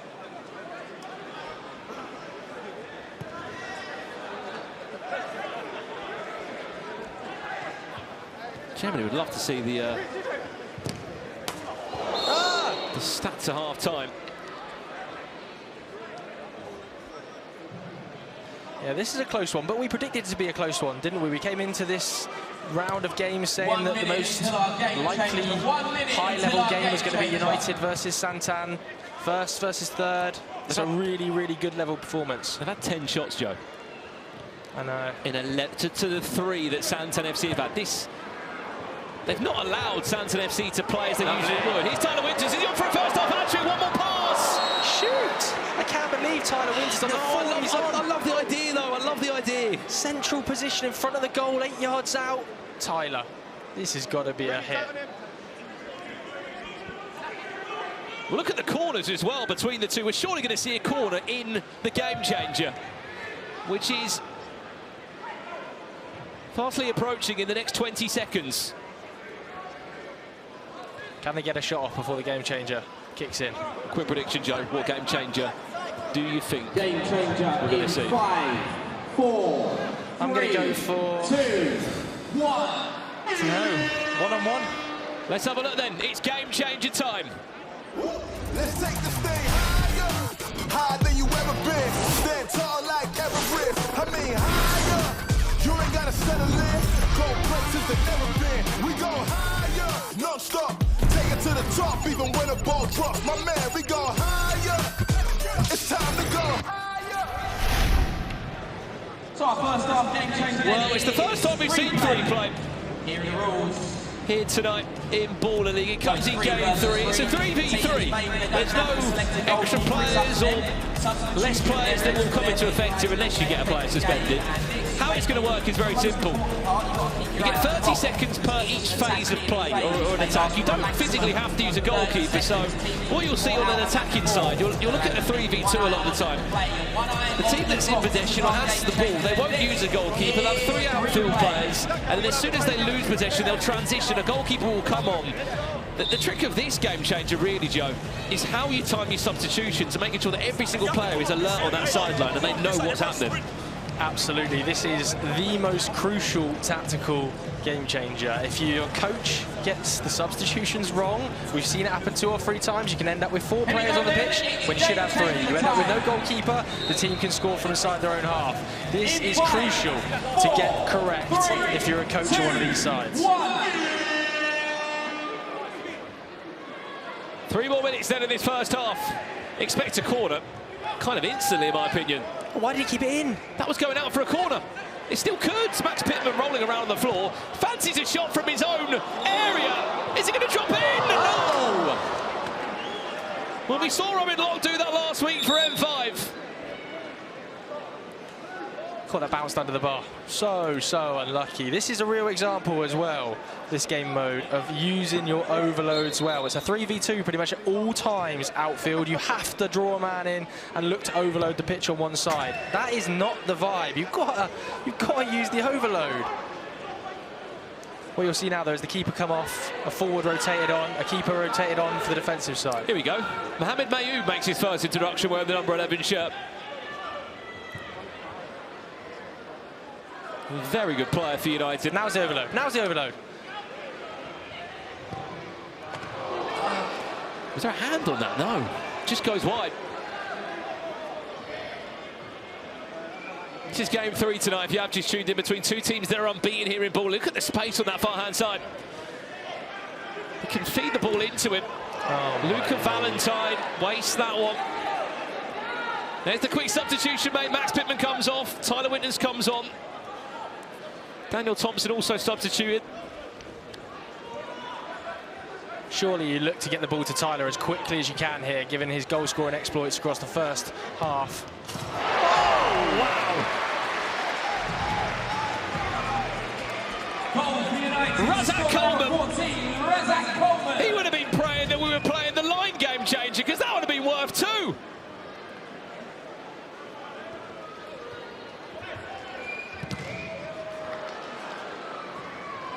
That goes out for a kick-in. Otherwise, that would have been a penalty for Santan FC.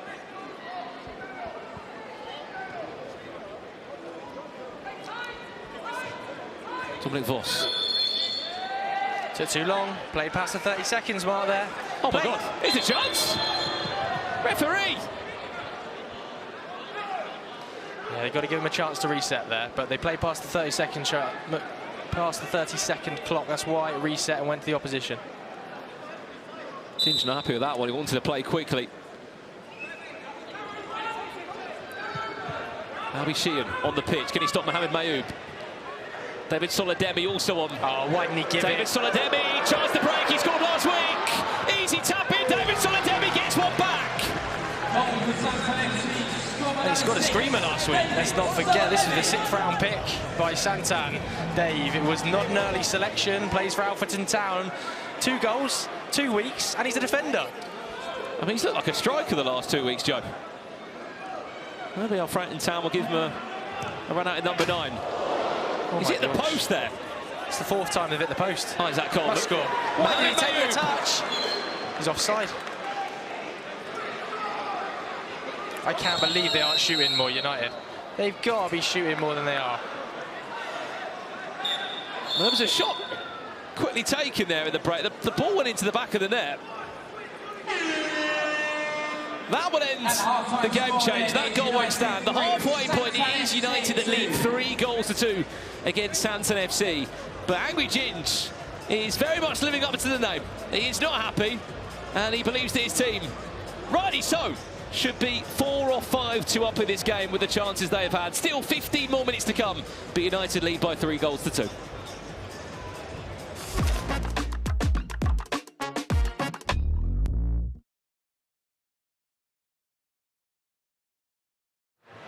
I mean, whilst we've had so much entertainment in the opening 2 games, it feels feels like in this game it was perhaps more about the football chunks. Yeah, 100%. I think they're both near the top of the table for a reason, you know. So we were expecting a bit more techers, a bit more patience, and that's what we've seen today. I think United are a bit unlucky to not be a bit more up, in my opinion. I feel like they had more chances and potentially should be cruising at this point, but it's very close.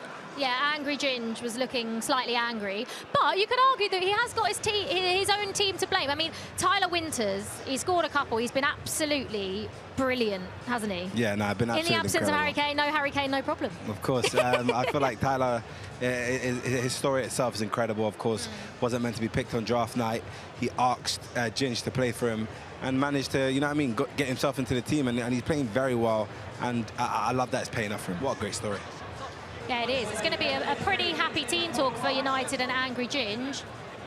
Not so much for Santan, but they're still well in this. That goal at the end, obviously, Angry Ginge not happy. He's thinking he maybe should be 4-2 up, but it's only 3-2. There is only one goal in it. Which is why I think there's not going to be a happy team talk. I think they're both going to be very aggressive, very upset, and want more from their team. And they're right. I feel like United should really be running away with this. So I think Santan FC is lucky to still be in this game, and I think that's one thing we're going to expect from their team and their coach, to try and drill it in them. We want to see more goals. We want to see more.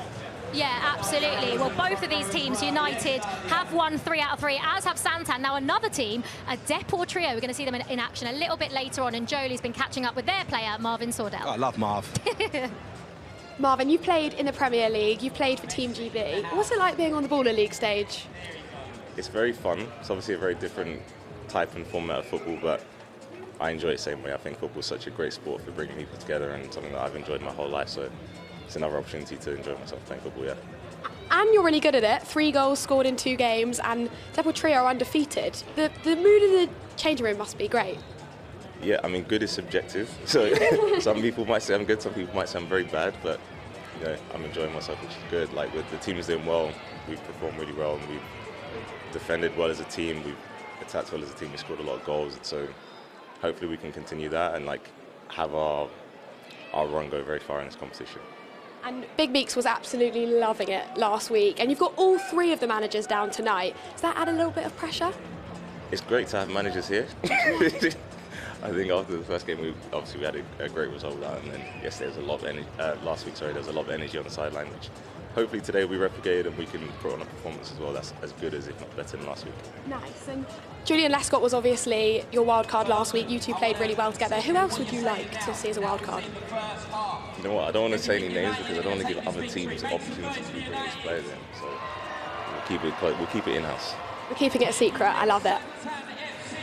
Right, a big second half coming up next. This is a lot closer than any of Angry Ginge and United's games have been so far. Do you reckon he's nervous on the touchline at all going into this second half? No, I think based on what he's seen in the game so far, he shouldn't be nervous. So I think we're going to just expect to see more for the first half, and he could do well. Yeah, absolutely. Pressure is on. It's United 3, Santan 2. The second half is coming up for you now.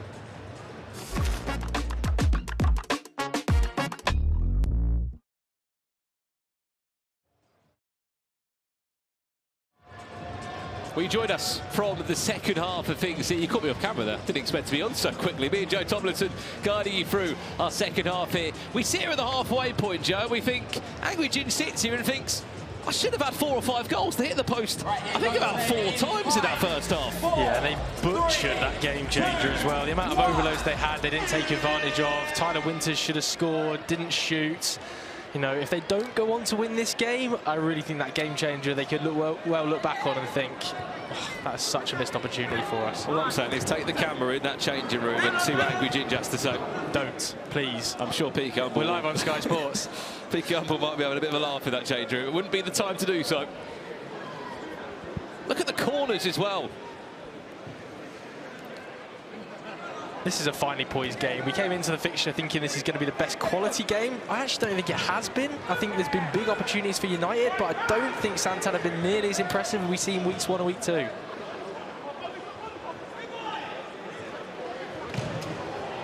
Was that a... Well, I might have taken a little deflection off Max Pittman there at the end.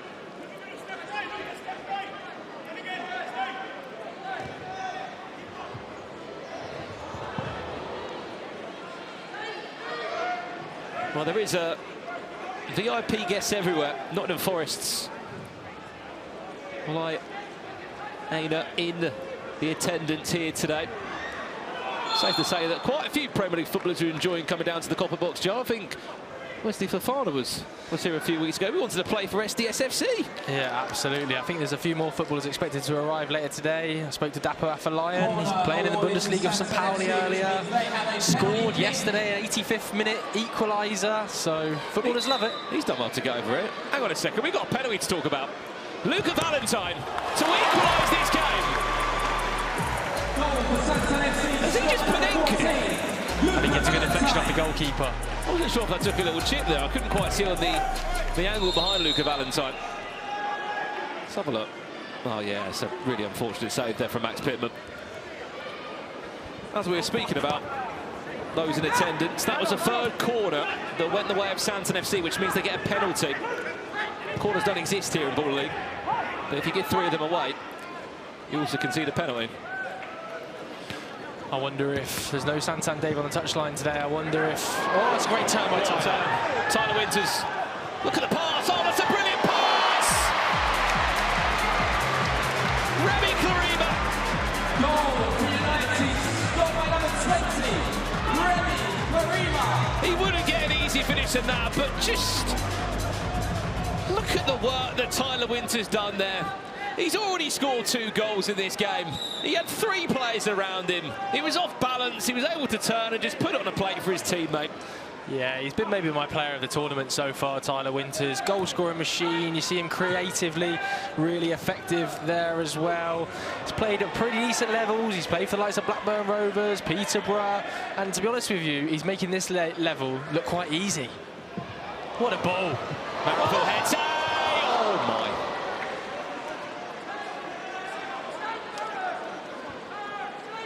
That was nearly the perfect goal. How good was that ball? The first touch was great, then the finish where it looked like he disguised it.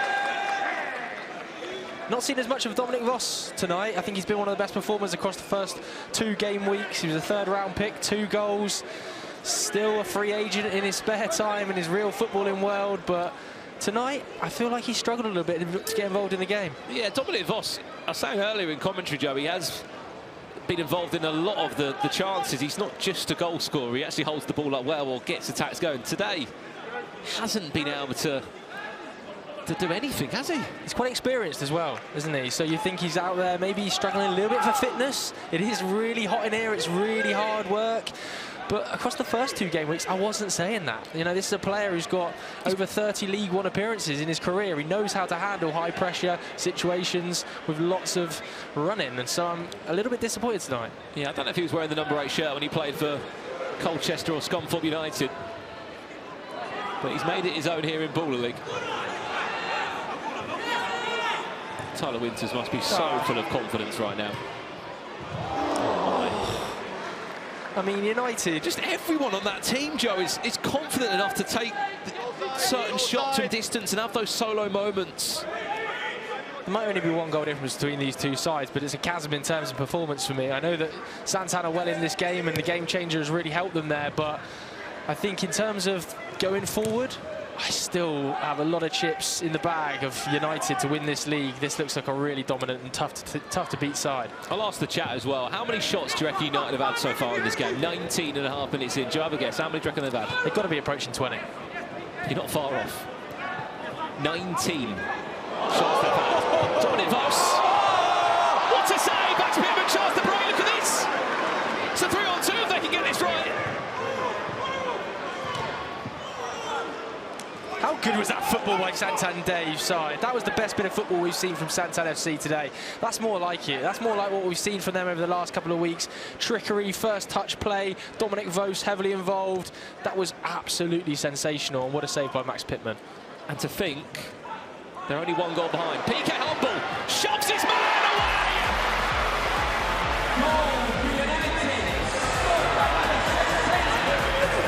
And there's his straight ball celebration.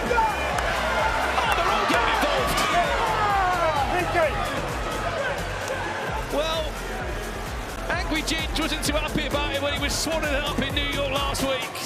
I mean, look, he had a lot to celebrate off the pitch. But he'll be happy that he's back in the team. And he's back, added a goal.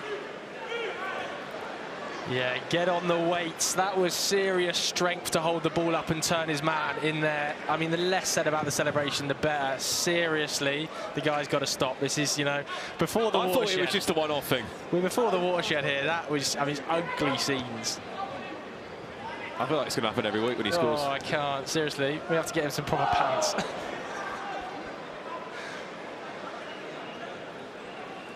Copper box sort of becomes a dance floor at that point, doesn't it, when the music's blaring and the lights are flashing. Yeah, I have to say, United have deserved it, though, haven't they? They've really deserved it. Well, you really mentioned them having 20 shots, Joe. That was shot number 20 of the night. As I say, came from Max Pittman again, though, didn't it? Max Pittman, brilliant save at one end. The first week, I think he produced the most saves of any goalkeeper. Last week, he let in a bit of a whiff, but he's bounced straight back. What a save and what a pass. Same two wild cards from United. Got a feeling they might be getting a call up again. I think they've actually been even better this week, which says a lot, because Maro Vilhete scored one of the best goals last week we've seen. They've also got the penalty, which is so close to them, United. Yeah, you feel if they can get that extra corner, make it 6-3. However the game changer goes, unless it's one-on-one. If it's one-on-one, it really feels like anything can happen. Oh no, Max. Look at Valentine. Great recovery run there. A brave goalkeeper. Razak Coleman dispossessed, but wins the ball back for his team. That's a heavy touch from Jamal Abubakari.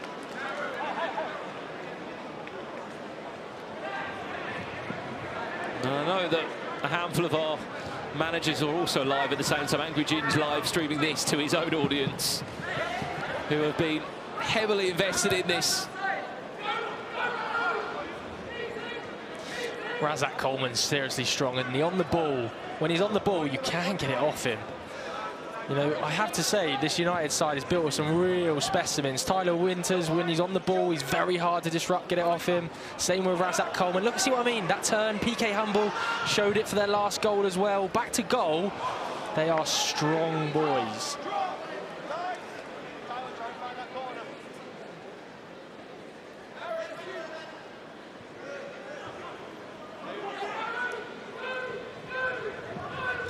Here's a name we haven't said much tonight, Shearer. Not seen enough, have we? I was screaming his name last week, wasn't I?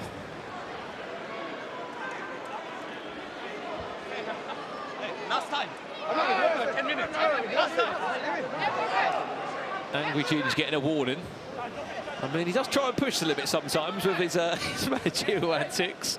I think he was just stopping Shearer there, taking his throw in quickly. Not the first time we've seen that either. He's a time waster. And he'll say every second counts. Albi. That was poor by Shearer.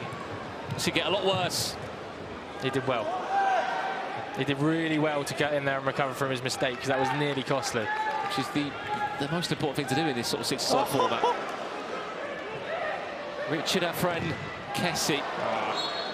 For all his efforts, he's going to ricochet off his chest and go out for a goal kick.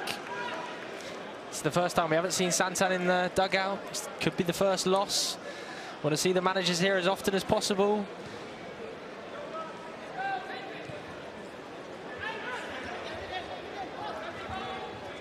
Razak Coleman, the ball just sticking to him. So strong. This United side, the players are serious units. Every single player can get hold of the ball and keep the ball, and it makes a massive difference. In this arena, where the pitch is quite sticky, it's very small, it's very hot. If you can get the ball and keep the ball, give your rest of your teammates a little bit of a break, it makes a huge difference.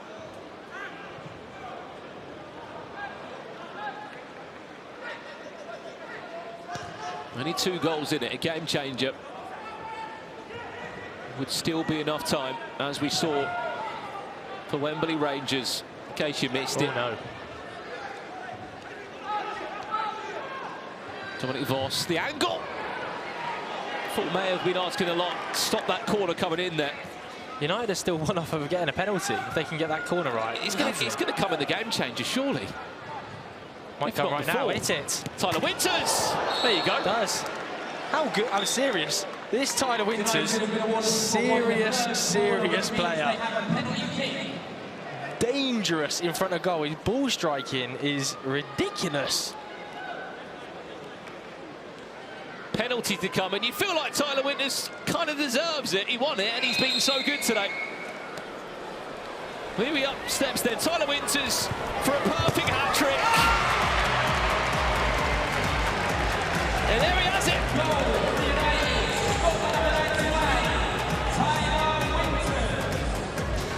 Yeah, this guy is a totally natural goal scorer. He's scoring for fun at Baller League. He's scored all the way through his youth career for every team he's represented. He is going to take some stopping. If they can keep him fit to play every single game, I don't see anybody stopping United. He's only 19 years of age, and he was picked in the 3rd round in the drafting. When he's playing like this, Joe, you sort of think, why was he not picked first? Absolutely. He could have been a 1st round pick comfortably, couldn't he? And, you know, that's the beauty about Baller League. Players want to say, I am here. This is what I can do. This is a big opportunity for them, not only in front of the cameras, but there are also teams watching this. You know, semi-professional, professional, low league sides might be watching this and saying, have you seen Tyler Winters? I think we've got to take a stab at him. Absolutely. Tyler Winters off the bar.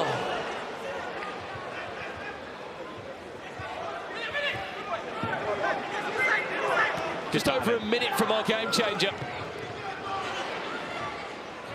First shot of the game coming in there from Abdullah Shuvade. 1 minute until our game changer. 1 minute until our game changer. They are in an unbelievable position at United. Santan need one-on-one. They really do need something special. They need a moment that would remind you of Wembley Rangers. One-on-one, Joe, would be the worst case scenario, I think, for United. Yes, they've got a 3-goal cushion. Other than that, I think a fair play and a fast forwards, they just see this result out.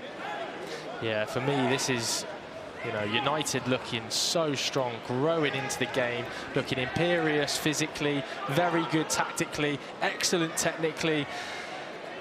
Who beats them? Who beats them, Brandon? At the moment, no one. Because this was one of the unbeaten teams left. There was only 4 unbeaten teams in our top 4. Following this one as well, we have our Pepsi pressure point, which is a penalty shootout.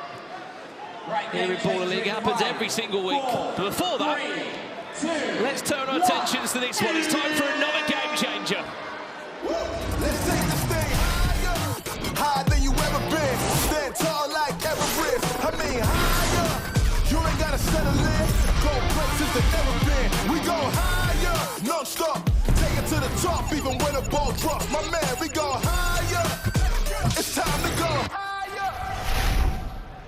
Well, fair play will come in for the first time today here in Baller League, game day 3. Basically, every foul that happens will result in a player getting a straight red card, which will mean they will be off for the remainder of the game, along with a 3 kick or a penalty being given away. Deliberate handballs or unsporting behaviour will also be a red card as well. This is our game changer in the second half.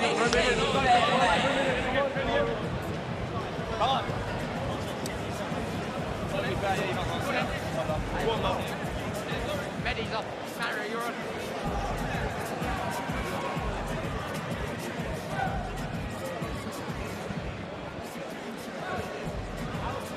Well, let's see if anyone else is going to get a red card. There's only been one team in the Baller League that has had red cards, and it was M5. It's only the 4th time that this game changer has been used.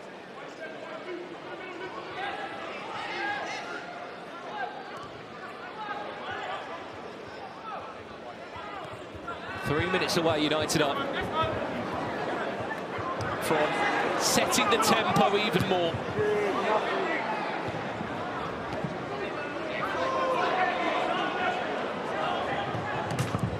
Henry Chang's a tap-in! It's an easy tap-in!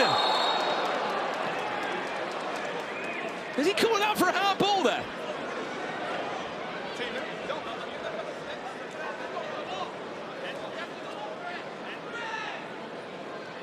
Let's have a look at this again on the replay. Mohamed Mayoub looks about a simple tap-in. David Solidemi. Did he stop that with his hand? Yes, he did. And off the back of that, he's been sent off. Penalty to United to make it 7-3. Can Mohamed Mayoub get around the goalkeeper? That goal will not stand. And do not forget, because this is fair play, Santan play the rest of the match. I believe there was a touch from the goalkeeper, which if the keeper just gets one touch on that, the penalty or the attack dies. Well, Santan FC need 3 goals in 2 minutes, and they've only got 5 players still on the pitch. This is where the goalkeeper needs to really become a rush keeper to a degree. Might as well go for it at this point. Dominic Voss.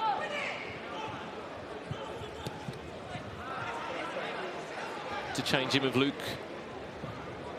Holmes.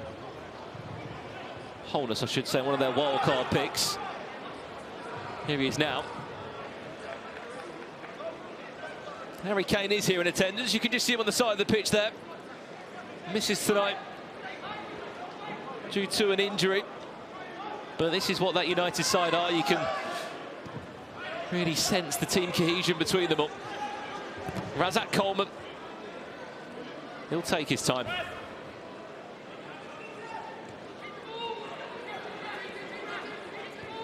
And by the looks of it, United are edging their way closer to the top of the table here tonight.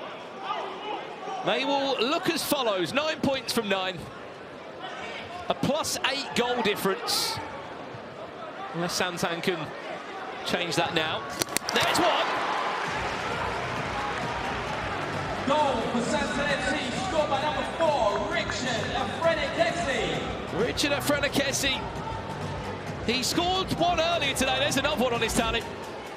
But 2 goals in 45 in-game seconds. I just don't see it happening.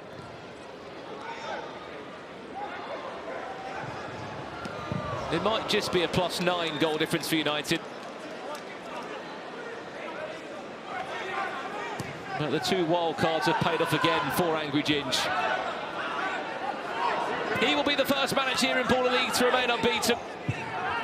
And I'm pretty sure he's going to come up and join us on commentary for Game 4, so we'll look forward to hearing all about it. Look at that pass. Oh, I love the run there from Razak Coleman. Albie Sheehan hasn't had 5, the easiest of days. 3, 2, 1. And there we have it. Full-time result, United. 6 goals to 4. Santan FC. No Micah Hill in action. No Santan Dave on the sidelines. And their first defeat comes in the form of the United win. United will set the pace again for a 3rd week. 20 goals scored, just 11 conceded, 9 points from 9, and a +9 goal difference. But it's all about that man, number 99, Tyler Winters. Superb tonight. Hat-trick hero, provided the goals also. What a gem he is. That's the halfway point. Joe Tomlinson, I hear you on with a very happy Angry Ginge. Ginge, I have to say that's probably the best performance I've seen from any side so far. What a result. Great result. I thought the boys played absolutely exceptional. I would also like to say their penalty came from a decision that went wrong from the ref, so if we'd have lost because of that, I'd have absolutely flipped it. But no, I thought we absolutely outplayed them. Some teams rise on the big occasions, some people crumble, and Dave crumbled tonight, and that's why he's not here. I love it. I have to say, 3 wins from 3. Who's going to stop you now? We might find out next week. But Santan were one of your best rivals, you know, 3rd in the table coming into this game. That was extremely tough on paper, but you made it look quite simple. Yeah, I mean, all credit to the boys. It comes down to who wants it the most. There's not a player on that pitch that wanted it any more than any of them in my team tonight, and I'm absolutely buzzing for him. So that's why we're still top of the league. Ginge, congratulations. I'll let you enjoy your night. Thank you.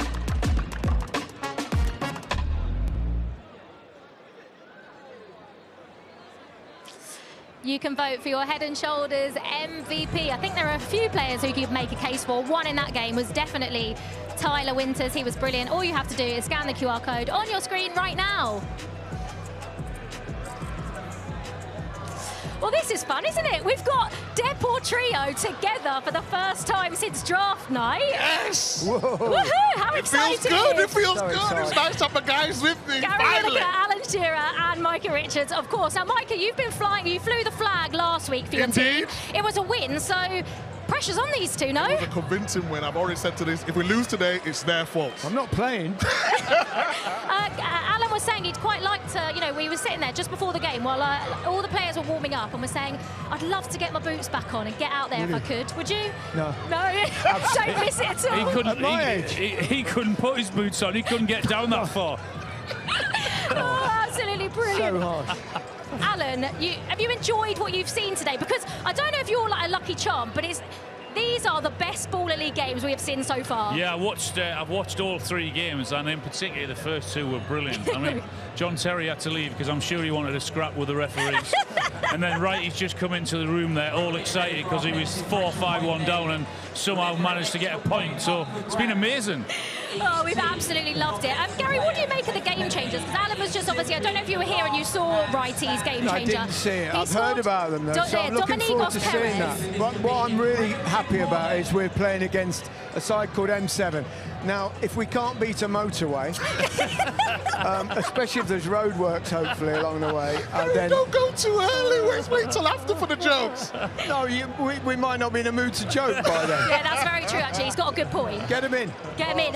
Micah, you were very animated on the touchline last time, sprinting onto the pitch when your team scored. Are we going to see more of that today? 100%. I was nervous last week though because I didn't have my buddies with me, but I'm a bit more relaxed today, a little bit more calm, composed. A bit more chill. But if we score, I'm still going crazy. What about you, Gary? Are you going to go crazy if you score? Are you going to be more subdued on the touchline? What do you reckon? I don't know what to expect really. I've just been in the dressing room for the first time in 40 years. 30 odd years, not quite that long. And it was like, I got a bit of anxiety. Did you? Yeah, I did, because I just thought I might have to come on if they're short. I think they'd probably quite like that, no? I don't think, I wouldn't know. No? No, I didn't need to. But the boys, they seem really confident. They've had a good start, which we're very grateful for Micah for. But tonight they've really got to step up because the big dogs are in town. I mean, that is very true. The big dogs are here, the goal scorers. Micah, so you're not a big dog now? No, I'm a little dog. I'm a little dog. He's a massive dog, look at him. I mean, yeah, you are a massive dog. Okay, ahead of this game then. Gary, less of that, please. No, you didn't need to. You didn't need to. Your face said it all. Okay. Your team are flying. They're scoring goals for fun. I did say they've been watching Alan Shearer videos. They might have been watching some of your videos as well, no? Black and white ones. Yeah, the ones from years ago. You must be buzzing though that your team's doing so well. Really looking forward to seeing how they get on tonight. Yeah. So, yeah, what about you, Micah? Gary said they were feeling composed, feeling calm in there, feeling confident. No, they know the jobs. We know what we come to do. I mean, it's a bit of fun as well. I mean, no one to take it really seriously, but I said enjoy yourself as well. But we're confident. The game changers are a little bit difficult for us. We've not been great executing that, but in terms of all-round play, we've been very good. And what about Francis Gerald Mampolo? He was absolutely brilliant last week. Our striker that we've got. Hat-trick. I've heard so many, as I said, I've been here the last couple of hours, and everyone has said to me how good it's been. There's been 3 or 4 people said we might have the best player. But I think our best finisher is Raphael, I think he's our best finisher, so... Now we've got the Pepsi Pressure Point Challenge coming up, the penalty shootout challenge. Who's doing it out of your team? Who's doing the Pepsi, the penalty? Rafa, Rafa's doing it. Because he's the best finisher. And also, out of you two, if you two had to step up, who'd be taking it? You, Alan, or you, Gary? I'm not taking it. he couldn't get further than 5 yards, so it'd have to be me. He's a box player. Listen to the spring chicken here.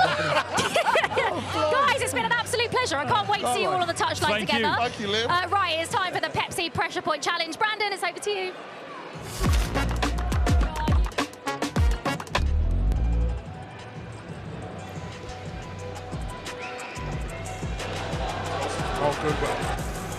Well, then it's time for our Pepsi Pressure Point here at Baller League. The halfway point every single weekday. we will have an opportunity for all 12 teams to earn an extra point. And I couldn't do this on my own. I thought, why not grab someone who's off the back of a huge result? I mean, 3 points would be better, Chloe Kelly, but your first point on the board, you were involved in the craziest ending there for Wembley Rangers. Have you come down from cloud 9 yet? Yeah, it's a crazy game. It just shows what the game changers can do. 4-1 down, heading into the game changer. And it come out clutch for us. Well, this is a big chance for you now, and obviously Ross Cable to get an extra point here in the pressure point penalties. You're going for a wild card pick here. Your wild card player stepping up, Musa Biham. I mean, it was his first time playing tonight. You said, you know what, go and take the penalties as well. What's your thinking behind that? Yeah, no pressure on him. I think it's a great opportunity for him to show what he's capable of, and another point on the board that we can get and keep creeping up there. If you were on this pitch, Chloe, in terms of the penalty techniques we've seen, there's 2 ways. Players will try and angle up a shot or try and take it around the goalkeeper. What do you think? It seems like taking it around the goalkeeper and wait and sort of getting them to bite into a save or one of your skills is the way to go. Yeah, I like to just finish it off me. If I was on the pitch, I'd just finish it off. Here we go then. Like so. Through the goalkeeper's legs. It is Jordan Perrin that features in goal again tonight. The way it works here in Baller League is it's a goalkeeper, it's a neutral goalkeeper, so there's no favouritism or letting shots in. It's a goalkeeper that wasn't drafted. So far, everyone's scoring. Come on, Musa. Here he comes then. This is your player, Chloe Kelly, Wembley Rangers. Musa Biham. Love it. Into the next round. Call as you like. You lose, so you miss a chance. You are out. Tyler Winters was so good in the last game. He continues his form, no surprise. Dominic Vos didn't score in the last game. Doesn't score here either. First player eliminated in round 1 of the Pepsi pressure point. That's not been enough to remember, has it, for Santan FC? You never want to be that first one to miss either. Stefan Illich. Clinical. We just heard from Deportrio. Their player in Rafael Garcia. Great to see all 3 managers here tonight. Camilo Restrepo. There's that trademark ball right.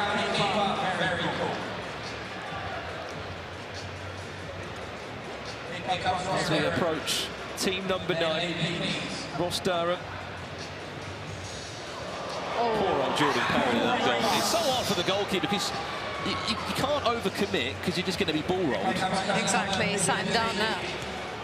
Curtis Herbert last week, they won the point VZN FC with Montel McKenzie and Brian Lye. That finishes round 1. They lost 1 player round 1. This is interesting now. What decision do you make? Do you go the same again, or alternatively, just get it all wrong? Out falls Emmanuel Rowe. Ergus Pepac. He won the Pepsi pressure point in week 1. That's why FC rules the world have got that extra point next to their name. Ethan O'Kane. Trebol FC, I mean, they'll be gutted after dropping those points against you. They thought they won the game in the last... I thought they won the game in the last 20 seconds. Let's just keep talking, Chloe. Let's forget about that. It definitely felt like a loss to them and a win to us, but a point on the board. How important is it as well to get that point tonight? Because we're going into game week 4 next week, and you're already seeing the likes of United pull such a gap between a lot of the teams. Yeah, for sure. I think by game week 5 we'll be looking at the table, but right now there's still so much football to play. I think it's really important that week by week we keep building and going up the board, and there's so much football to play. You just said you needed sort of that 1 win, and then suddenly the whole team will gel together. For sure, I think that goal tonight, those goals in the game changer will give Don Pires such confidence, and I'm looking forward to seeing him next week with confidence under his belt. Well, just 2 players left to take. Here's VZN FC's Curtis Herbert. That just about went in. I thought he might have missed the way the ball bounced back out. Brian Lee. He's one of the only players that has taken penalties alongside Ergus Pepac every single week here. Well, maybe FC RTW won't be using It's next week. Back to even okay now for Trebol FC. Great save. Players are starting to fall out now. Keeper's confidence building.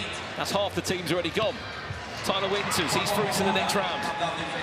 Remember, last player standing picks up an extra point on the board for their team. Could be so big when we look back in 12 weeks' time. It's a great finish. It's a confident finish, isn't it? Very confident. Camilo Restrepo.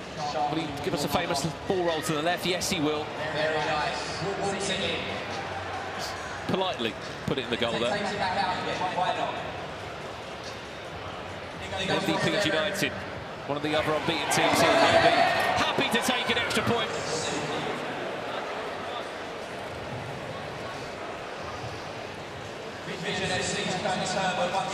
Curtis Herbert to conclude round 3. Now Brian Lee. The quality is high. I can't tell you how much. I was about to say how much N5 would need a point here, but they're not going to be getting a point. I can't complain about that, to be fair. Tyler Winters, he goes through again. 5 teams left.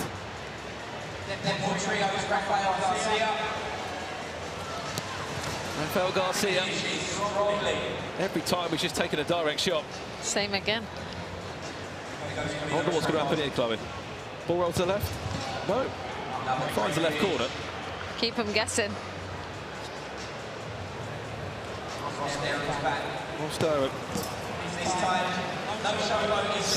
He goes through again. Still 5 teams left. Will there be 5 heading into the next wave? Yes. I'm looking forward to seeing across the season what's the record of rounds we go through here, because it. What's the most so far? Easily we can hit double figures.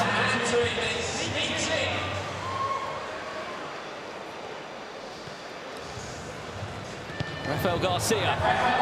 Is it going to go in? No, it's out. Great recovery there from Jordan Perrin. You do see Angry Ginge behind the goal there. He's got the perfect view. Hands on the hips as well. That's a bit too confident. Ross Durham.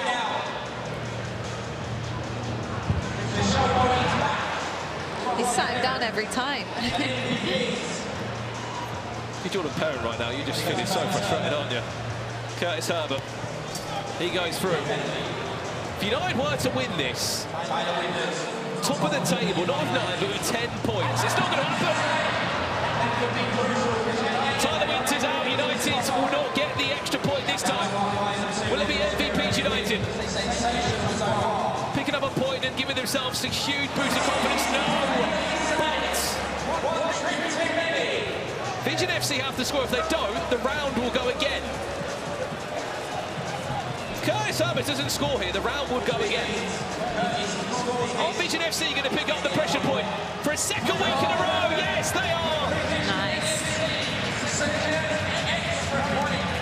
It was Montel McKenzie last week, making sure it was 4 points for them. And this time round, they pick it up again. How important is that, Chloe? Looking in 11, 12 weeks' time, that could be a massive point. Yeah, for sure. Picking up them points on the way are really important. I think towards the end of the season, you'll be grateful for them points. And VZN have done it 2 weeks in a row. Absolutely. Chloe Kelly, thank you for joining me for the Pepsi Pressure Point. We'll catch you next week. Thank you. Off the back of that 5-5 draw. We're going to go and check in with Joe Tomlinson, who is with our Pepsi Pressure Point winner. Or no, we're not. I thought he was going to speak to Curtis Herbert. We're going to check in instead with Liv and the rest of the team in the studio after our Pepsi Pressure Point. Right, VZN FC have won the second Pepsi Pressure Point in a row. So Tobi's not here today. Maybe he's the bad. No, I'm joking. We love Tobi. We love Tobi. But they've won it for a second week in a row, so that's another point for them. Before they've even played, they've picked up a point. This Pepsi Pressure Point. How did you just watch the penalties? What did you make of them, Felix? I'd quite like to know. Ask me these questions. We need a better keeper in net. I'll say it. Okay. I think we need a better keeper in net, man. Yeah, you always ask me easy. questions where I can't answer nice. Sorry. Okay. Sorry. I like the concept of it, right? Because this is what we played on the street, like, hey, have a hero shootout kind of thing, everybody against everybody, right? On a neutral goalkeeper, that's what we played. World Cup kind of thing, so I like it, but I don't want to disrespect the keeper now also. If I am in there, they score 6 hours long, right? So maybe we can improve a little bit. Yeah, absolutely. I mean, get me and go.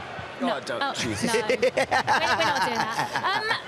Felix, we have been treated to 3 absolutely brilliant games so far. And do you think that Yanited against Santan 1 was the best, maybe in terms of the football that we saw? Because Tyler Winters was absolutely brilliant. Joe on commentary said he's been my player of the tournament, player of Baller League UK so far. I mean, what you see there is confidence. They're confident with the ball, right? So with other teams, they're getting nervous on the ball. And if you look at Santan, if you look at Yanited, is that how you pronounce it? They hold the ball and they're like, all right, press me now. I'm not scared of your pressing, right? And with other teams, they're getting pressed and it's like, oh, like, what am I going to do now? And those teams, you see a huge confidence of like, if you want to press me, you're going to get embarrassed, right? So I think it was the best game. I think the second game might even have been game changer-wise also a little bit better. Yanited look like the team to beat so far. Angry Ginge is doing a brilliant job. Do you know what I find remarkable? When I spoke about Tyler Winters, he was one of the players, you know, at the end of the draft night when Angry Ginge said, who wants to play for Yanited? Tyler Winters was one of those players. No way, I remember that. Yes, that was him, that was him. Yeah. And that's why I've always supported him this whole trip, because of the fact that he wasn't meant to be picked. He got picked on luck, but he's actually proven himself as one of the best players in the tournament, 100%. Which I love. We love an underdog story. No, and I mean, what I like right now, and you can see it here, game day 1, it was like a little bit weird energy, you know, and now it's like the place to be. Like Monday night is Baller League, so yeah, what can I say? Get your tickets, ballerleague.com. No, .uk, man, I'm even saying the wrong. Go to UK. Get your tickets and be out here, and I think for 6 hours, what we want to do is democratize a little bit the game, right? For 6 hours to pay £15, for the kids, it's accessible again, and my job is done. If kids can watch football again and be in person in the venue, I'm going to bed with my 2 kids happy, I have to say.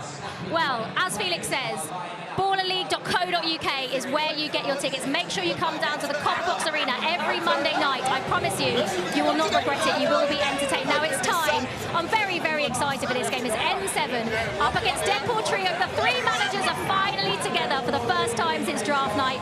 Brandon, it's over to you. Well, here we go then. Game number 4 in Baller League Matchday 3. And yes, believe it or not, the 3 managers have come out tonight here to the Copper Box. Week 1, none of them were here. Week 2, Micah was running up and down the sidelines as Deportrio picked up another 3 points. They're also unbeaten here in Baller League. But tonight, Lineker, Shearer and Micah all are here in full force. And they will be in the dugout, hoping that Deportrio could also remain unbeaten here tonight. But can they put the pressure on Yanited? That is the all-important question. They take on F.C Miniminter's side, who felt like they were robbed last week on the fast-forward game changer, which they challenged the referee. The referee said that the ball didn't go past the halfway line. And this is how the teams look tonight. Kick it off first and foremost with F.C FC. Number 7, Jesse Wallalasson features once again. And more importantly, Femi Akinwende misses out. Argan Young suffered an injury last week. They miss out. That it means they bring in 2 wildcard players. Number 13, Great Evans, and Zard Al-Hassani, number 15. On the opposite side for Deportrio, no Jolien Lescott this time round. However, Zach Fagan, number 94, comes back in to the fray here. Marvin Sordell features once again. He has looked very, very impressive. A former player that's played in the Premier League actually has scored the fastest goal in Baller League history, just 19 seconds.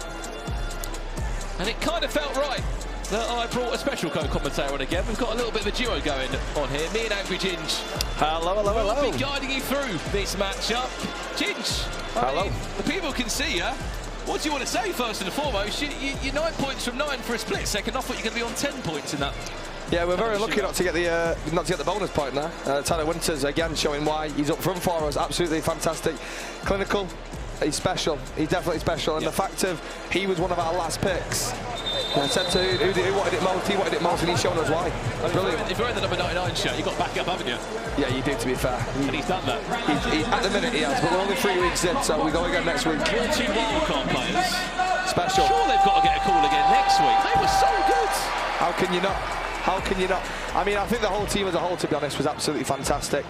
No complaints from me personally. A few times we switched off, but, you know, I raised my voice a little bit, they listened, and then that's it, we saw the game out, and that's what matters. At half-time, we were sitting there on commentary and thinking that you probably could have scored 5. I'll be honest, I don't understand how on earth we have only scored 5 or 4 that game. You hit the post 5 times. In the first half. Yep. In the total, we hit the post. Oh, it's an early goal for number 10, and it's 1-0. I think Simon's team needs to wake up quickly, or he's going to have some banter coming his way. Hang on a second.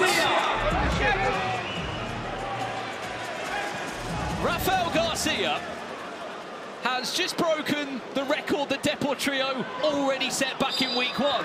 Marvin Sordell scored in 19 seconds. And I reckon that was about 12 or 13 seconds, maybe 14 seconds, that Rafael Garcia has just put Deportrio 1 goal up in this game. I mean, what a start. It's a fantastic start, and we said to Simon, don't bottle a 2-0 lead, so it took him 15 seconds not to do that, because he ain't even leading yet. Well, he wasn't very happy last week, was he? He was 2-0 up. Ended up losing 3 goals to 2 to MVPs United. Did you see his decision, the fast-forward decision? Do you think the ball went back past the halfway line? I think if they would have VAR'd the right thing, it wouldn't have been overturned anyway. But I just think it's more the integrity of the game. I mean, I had one today. The ball went out where I was stood. He took it past the halfway line. They then got a corner from it, and they got a penalty later on in the game. I looked at the ref and I said, "Ref, how can you allow him to have a kick and a slash throw in 6 yards from where it was?" He looked at me and he said, "It's Ballers League." I looked at him and I said, "It's bullshit." Pardon my language, but I had to. Apologies for any unsavoury language there. I mean, the ref did have a word with you at one point. He was not afraid to maybe pull out a card on you. Yeah, he bottled it though, didn't he? He bottled it. That's the thing, that's what wins games, the fine margins. I mean, you're in week 3. I think there's only so much you can continue to push his buttons. Yeah, well, it's a new ref every week, hopefully, so they don't remember. I've not had Clattenburg yet, and I've heard he's quite soft, so I don't mind that.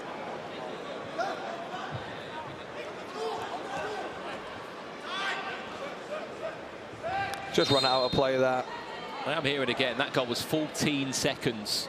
Deportrio. Marvin Sordell scored one at 19 seconds, and 14 seconds. Rafael Garcia will break that record. Yeah, apologies for any fruity language there for Angry Ginge. I think he, I mean, you know how the commentary setup works. It's a PG commentary booth over Ginge. I know, my apologies. I've let my head go there.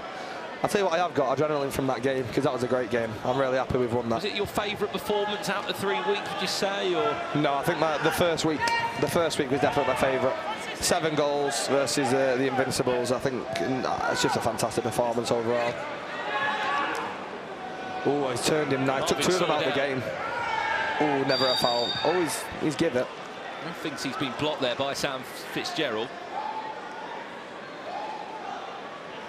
Well, he's actually doing the free kick the other way.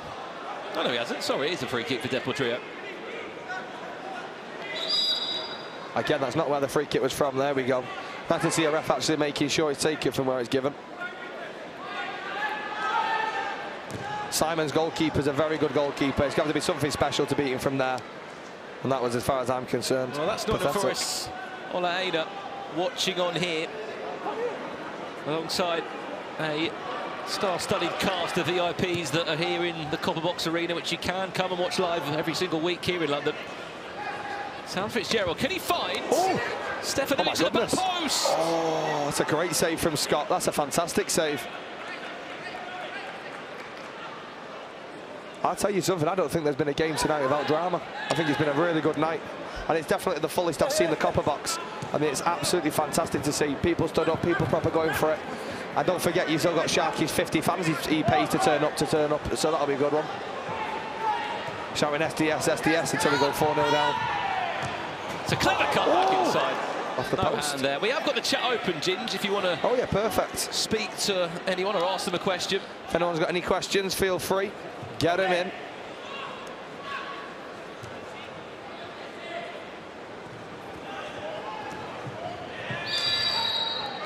Hang on, I'm just switching chats. There we go. I have got... I mean, the weird part is, Ginge, is that you're on this stream now, but you're actually live as well. Yeah, it's mental. It's Angry Ginge 13 live on Twitch. Just in case anyone was wondering, twitch.tv/Angry Ginge. JSS, okay, let's stop that, please, thank you. Yeah, I'm not sure, actually, Brandon. Do you know when Dave's turning up? He's not here tonight, but... It's interesting, that, though, isn't it? The biggest game of his season, he doesn't turn up. It kind of shows where his mentality is. Or maybe... He's still got 8 more. He has still got 8 more. And we got 3 more. 3 more points. That's all that matters as far as I'm concerned. I mean, so far, so good for you. You're looking at the table. You're not going to give me a nice answer. You're just going to give me... I can already guess the answer. No, I'll give you a good answer. Where do you see your challenge coming in this league? Well, to be honest, I'm not going to sit here and say we've had easy games because of course not. I think the first one, all right, fair enough, the Invincibles, let's write them off now as far as I'm concerned. They're the Southampton, in my opinion. Do you know what I mean? We'll class that as a relegation now. I think Santan tonight was a real test, but the boys overcome it. And that is optimistic. Someone's just got themselves to free football. And I think John Terry's lot last week were also a good test. Again, the game changes are where it comes in. I think we've been all right with the game changes at the minute, but just like as you saw with the game before us, game changes play a massive part, and that's why Ian Wright managed to get himself a point. Marvin Sordell might try and get on the end of that. I mean, back to the point, I agree. I think Santan FC was no doubt your hardest challenge so far. They're also unbeaten coming in tonight. They missed a few key players, but you did as well. I mean, you had no Harry Kane, they had no Michael Hill. True. But your wild cards, and I'd say across the board, everyone played. Everyone just seemed really confident players. Like, I'd say every single player had a goal-scoring opportunity, like hit the post. 100%. 100%. I'm very happy. I can't slate anyone from today, but more than anything, we just got to keep focused. The thing you've got on your side as well, here's Marvin Sordell. Right foot shot, what a save from Tobi Brown. What a save from Bull. That is absolutely fantastic. He's not got poppadoms in them today. That's a brilliant save. I don't know if you would have been at the game, Ginge, but Tobi Brown actually featured on Graham Potter's bench when he was at Brighton of Albion away at Old Trafford. Really? Brown did, yeah. He didn't get on, but it was a time when Ronaldo was playing as well for Manchester United. Do you know what the best thing is? I do remember that game. Because something very funny happened. I won't say it because there's foul language in there, so I'll wait till 9 o'clock. 23 minutes. But yeah, I do remember that game, actually. Do you know what? That might have been the player my mate spoke to. Okay. That's interesting. Now, I'll tell you the story off comms. Tobi Brown looking to... Jesse Waller-Lassen takes it down well. Jesse Waller-Lassen! Oh, it's off the post. It's off the post. That really would have been a special finish. That is unlucky. I'm being told here by my chat to get on the pitch next week. I'm fighting for that rule to our manager to be able to play on the pitch. I must admit, I'm fighting for it. Whether it's just 1 week, we need to get it done.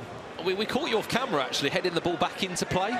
Oh, did you see that? Yeah, we watched it on a replay. I love to get myself involved. I'm all for it. If I can stick my head on it, I'll put my head on right on it. I love getting my head involved. Well, there's no surprise there's been quite a few Fulham players here tonight. They've got a lot to smile about. They do. After that result yesterday. Emil Smith-Rowe also in the building here at the Copper Box tonight. Oh, it's Smith-Rowe here? Did you not just see him on camera? No, I didn't. I wasn't looking at that one. Sorry, I was looking at the chat. There he is, look. Oh, yeah, there he is. Bless him. I actually did a video with him, and he said he was one of the best players he's ever actually laid eyes on. You said that to him? Nope. He said that to me, thank you. Is there an exchange of funds between the two of you to say that? There was a couple of brown envelopes. M7. That was great from Sam Fitzgerald. It's a great hold up. He needs to get tighter. He can't allow him to have that much space. Ball just seemed like it was offside. Clattenburg saw something we haven't there. Towards him. This game's slowly slowing down now, really finding its pace. It was Leo Seri, sorry, on wearing the number 11 shirt. Sam Fitzgerald stings the hands of Tommy Scott. 9 minutes in, only one corner to report so far. That's brave from Toby. Ball again. He's happy to get the ball in those tight areas. Well, Deportrio are the team that could put the pressure on Eugenes. They are also on their way if they hold out to this result. I'm sure it's not going to end 1-0. They'd be on 9 points as well, and it'd be a battle of goal difference between the two of you. Well, like the great man who manages that team said, pressure. What pressure? Pressure's for tyres. What a save again from Scott. Both goalkeepers have been involved this early first half. That's why the goal's so... Well, sorry. That's why the scoreboard's so low. Oh, I don't mind that. Defensive work coming in. I don't mind that. Jesse Will-Alassum. I think, if anything, we might need a bit more of that. Game changer approaching in 2 minutes' time. Gids, what's your favourite game changer? Depends what the game is, really. I'll tell you what I do like. The one where you can't shoot before the halfway line, or after the halfway line, sorry. Corner. You like one-on-one? Yeah, one-on-one, I do like that, because it just screams goals. I was thinking at the end of that last game, one-on-one would have been the game change that he didn't want, because if your opponent, 100%. If they're not really in the game, they can get back in. It allows them to get in. Fair play was the best real scenario. That's what I said, yeah. We wanted fair play and we got fair play, so I don't mind that. Don't get me wrong, it's 50 quid out of my pocket, but at least we got it. I'm joking. We've only got a minute left, but a few people in the chat say get Littlerin as a wild card. Littlerin as a wild card? Oh, it's just wide. If Littler wants to come down for a game and get in, if we're safe in the top 4 by the end of the season, I'll have a word with Luke and see if he can get in. Would you get him in the team and bring him on, or you just have him on the side? I'll leave that to Luke, really. But let's just say, if he falls and breaks his arm, I'm taking no responsibility. I think we'll take extra insurance out for that game. Last chance before we go into our game changer.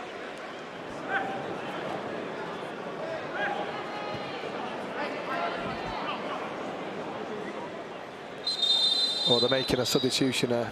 What is happening here? Is Adam Dawson all right? He's just doing his laces.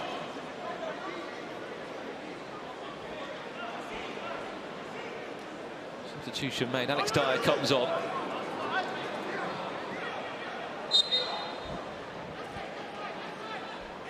It looks like Zach Fagan, who was brought back in today, missed out last week as Jodin Les got one of the wild cards, came in. That's great pressure, great feet. Not Chance enough. to break. Could be a 3-on-2. Adam Dawson. Greedy. That's what that is, greedy. Someone give him his toe back out that ball as well. Keep the ball now. Make them lose it. That's what you want. Here we go then. Okay, game changer time. Time for a game changer. Let's take this thing higher than you ever been. Stand tall like Everest. I mean higher. You ain't gotta settle in. Go places that never been. We go higher, non-stop. Take it to the top, even when the ball drops. My man, we go higher. It's time to go higher.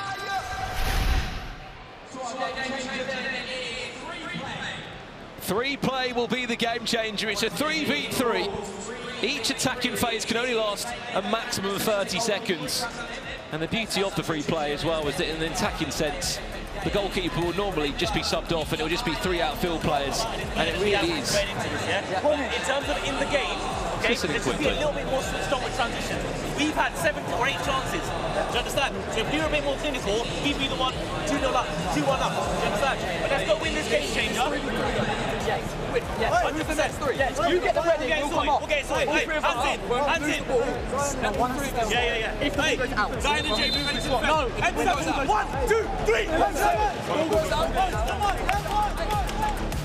Well, just midway through that game change, it was interesting to hear as well. That's Arjun Young. He was injured last week. He actually won the spin the wheel, which, if you don't know what that is, basically Miniminter offers an incentive to his players if they win.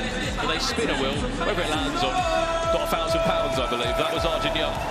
Unfortunately, he got injured last week.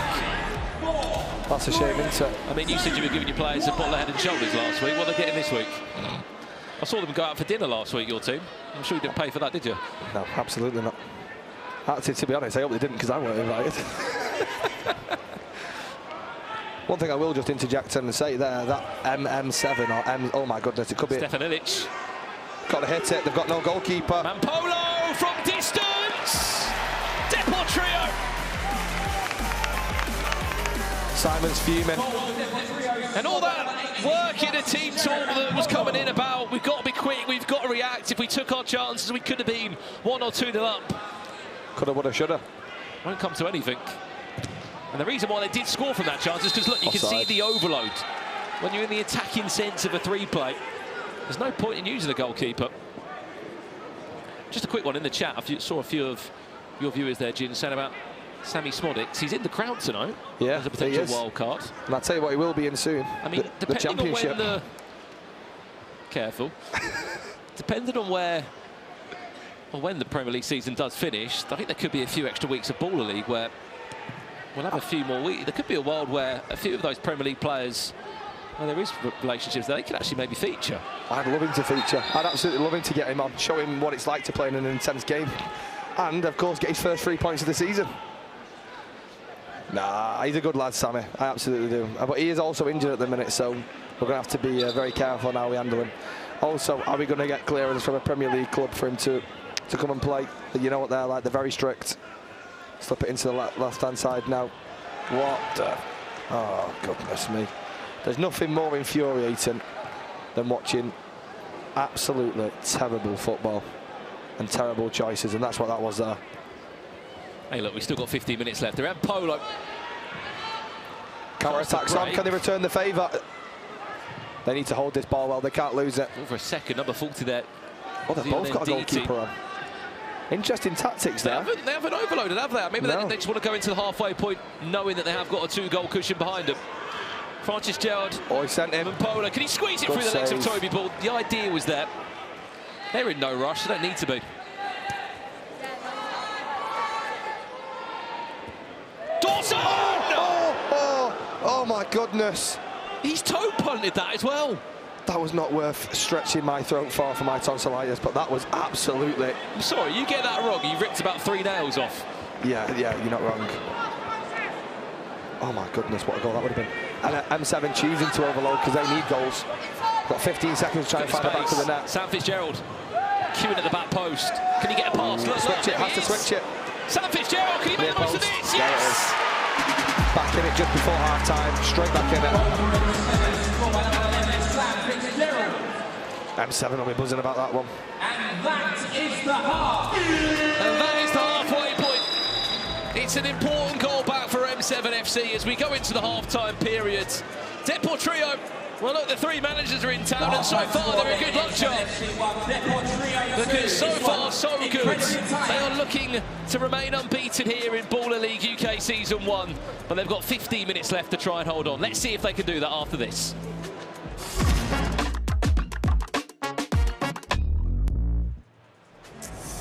Oh, well, M7 getting right back into it just at the end of that first half, but Deportrio, so far so good for the 3 managers that have rocked up today. I mean, they'll be happy with what they saw, Chunks. Good football, man. I really like Deportrio, one of my favourite teams.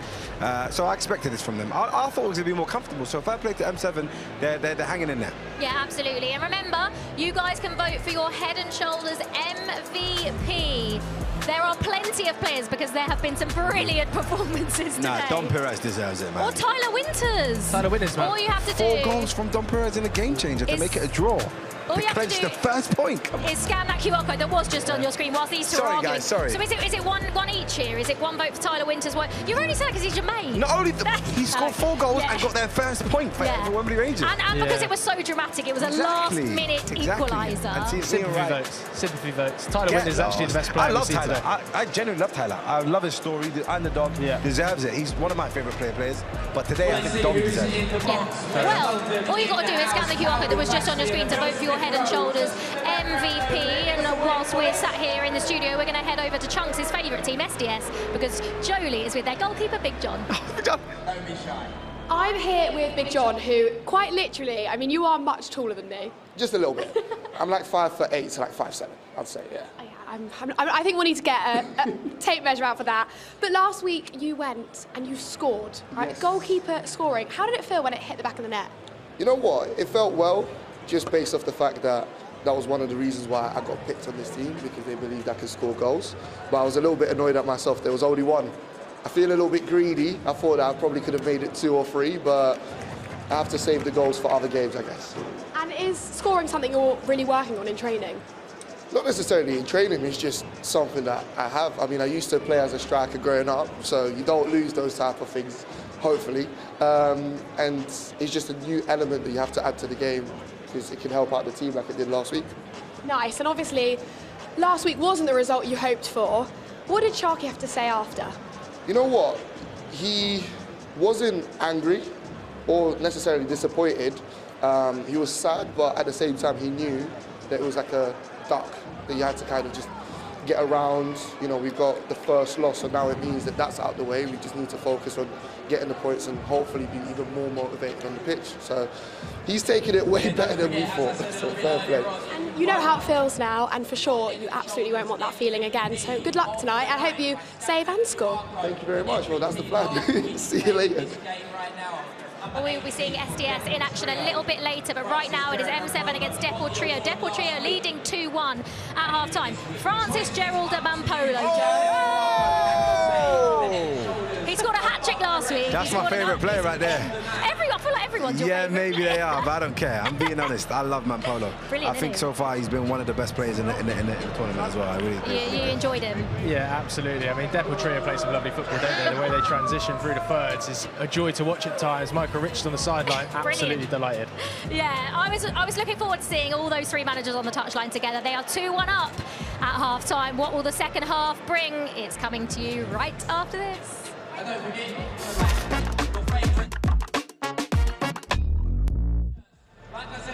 Well, we can't wait for our second half here. Myself, Brandon Swift and Angry Ginge guiding us through. He's currently top of the table, and he'll be hoping that Deportrio don't win this game, because they'll be the team that are piling the pressure on you, depending on how many goals they score here as well, Ginge. They could even take top spot tonight. Well, I don't think that's going to happen at this minute in time, but you never know with the game changes. But you say that, I hope they don't win. I must admit, I hope they do win. Do you want to know why? Because it's boring at the top. Someone else has got to come and say hello every now and then, haven't they? Well, it must be said that when you look at the teams such as M5, if they don't pick up a point tonight, there's already a 9-point gap between, you know, the top of the pack in the table towards the bottom. I know we've got 11 weeks of league play, but this early start, even if you were to have a couple of bad weeks, exactly. I don't want to hear me say that, I know, but you know there could be that case, and you've got the buffer, so to speak, that you can remain up the top.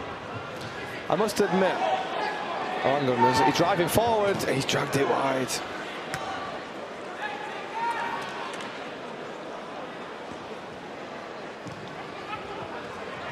Oh, he's strong in the middle again. MS7 have started very, very strong. Jesse Waller-Lassen picks it up, subs into the right-hand side. Good hands from Scott. Oh, he dropped it. Oh, he's got it. He's got it. So I'll just sit back, Ginge. You can do some play-by-play, mate. Cheers. I don't know all the names, so that's why you need to come in, mate. Did quite well there. Thank you. How are you feeling anyway? You weren't too well yesterday. No, I'm still not very well, mate. I don't know why I invited you up here then. I don't know. I wasn't originally going to do commentary, but I thought, no, Brandon loves me, so I'll go and say hello. I think we can keep this streak up. Hello, Jelly was. Jesse Waller-Lassen. Great save. Great save. What, for a second there, Tobi Brown was going to get there for a second save. Just like that. M7 FC. That's unbelievable. That's it. Well, does the goalkeeper do better there? I'd have to watch it again. I'm not sure. He kind of palms it into danger zone, and that's why Jesse Waller-Lassen was signed from M7. He was on my list.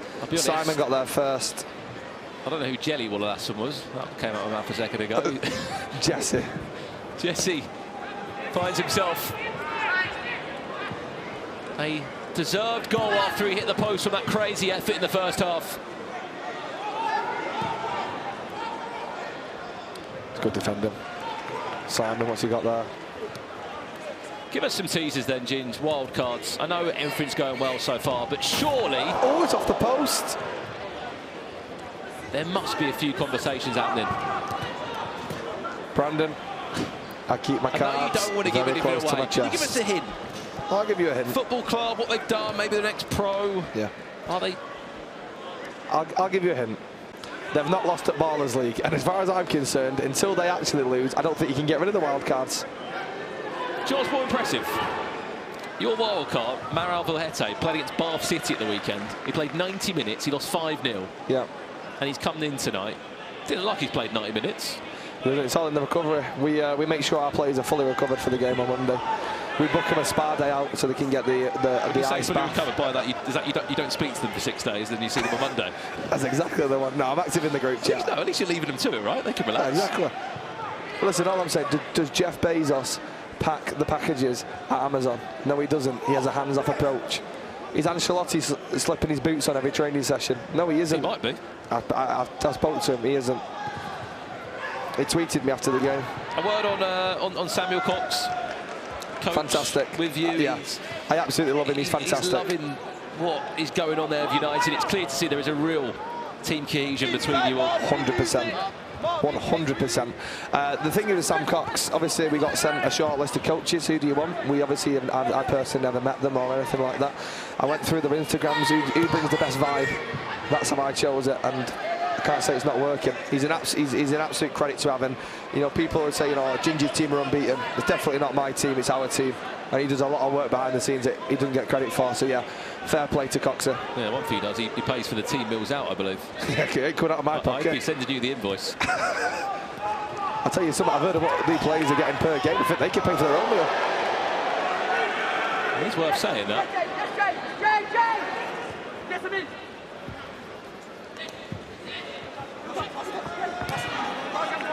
I mean, Zaha there getting his first couple of touches on the ball.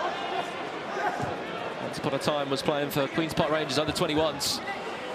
Stefan Elic seems like the main player in this team, alongside Jesse Wallace.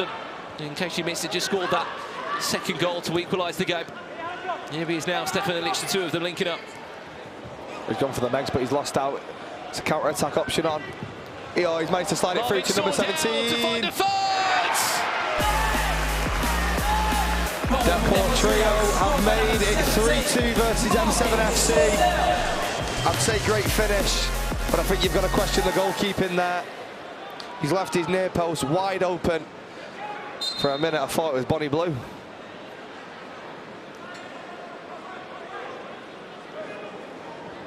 Deportrio. 3-2 they lead. And it was the duo of Rafael Garcia and Marvin Sordell linking up. The two players that have scored the quickest goals here in Baller League. 19 seconds for Marvin Sordell. Wait a second, there's two balls on the pitch. And earlier today, Rafael Garcia scored a goal in 14 minutes. FC are 1 corner kick away from a penalty kick. I think M7 are going to really need to play for that corner. They're going to need that penalty. But one thing I've noticed straight away tonight, there's a lot of penalty takers that are being far too hesitant. They're not making the decision before they're taking it. They're running to the goalkeeper and then they're just trying to make it up when they get there.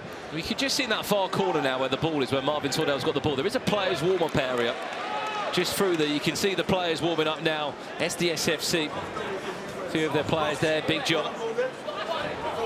I'll tell you what I'm not a fan of. Players getting the haircuts before games. Well, it seems like the in thing at the moment here. It does. But have you saw any of my players getting haircuts? PK Humble probably did. He didn't, because he was starting on the bench today, because he was in New York last week. He's learnt his lesson. Oh, what a top, Sam Fitzgerald. Oh, what a run, Sam Fitzgerald. Just keep going. He wants to score, surely. Oh, it's one of those, wasn't it? He had to go for it, but at least try and shoot. I thought he was on for a game breaker. Oh my God, dink him! Rafael Garcia, no! With a cheeky little chip. That would have been a violation. Hey, quick attack it. So the ball finds Stefan Elic. Oh, wow! Oh my goodness! That's beautiful. That is incredible from Stefan Elic.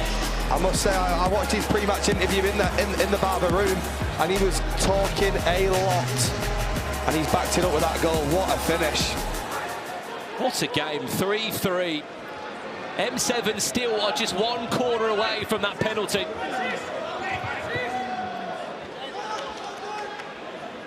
What I wanted to ask you was about PK Humble. He wasn't here last week. What words or conversations were said between the two of you when he rocked up today at the Copper Box? I think it comes down to my management, what was said. I didn't actually mention it before the game because I thought there's no need to, but I'll bring it up after the game.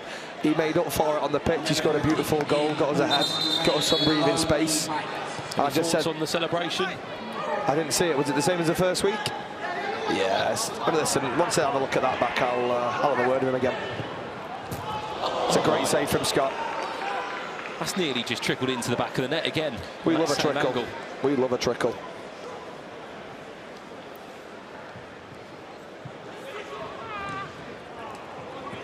That is Zaid out. Hassani, one of the wildcard players, with the number 15. Currently plays for Whittam Town. If you don't mind me asking, which team was it who ended up winning the bonus point? Where were you at that point? Was you celebrating? No, I was watching Tyler Winters, and then he missed, and then they said, right, we need you on comms. It was VZN FC, the one for a second week in a row. Oh, Tobi's team. Tobi's team. Yeah, they can. Oh my days, they are loving that angle for that shot, that right bottom corner. I don't mind Tobi getting it. It's probably the only point I'll be leaving with today. Hey, he picked up 4 points last week, Tobi Gisel. He's picked up another bonus point today. That'll put him on 5 before a ball's been kicked.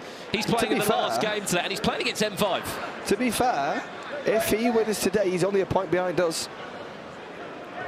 That bonus point, he's really starting to play a point, and we're only 3 weeks in.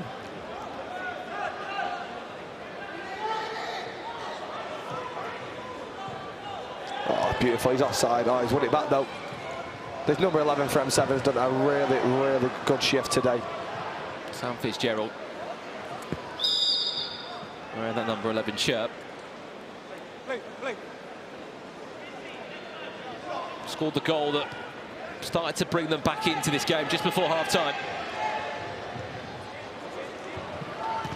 That could have gone severely wrong. That really could have, from Tommy Scott.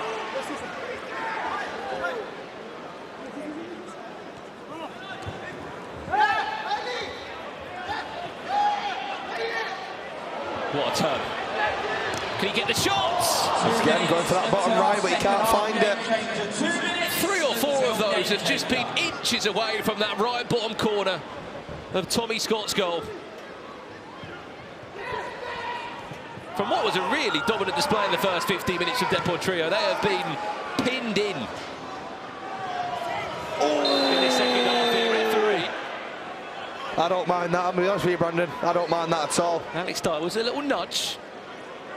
Yeah, that's football. If we start booking players for a bit of afters, the game's gone.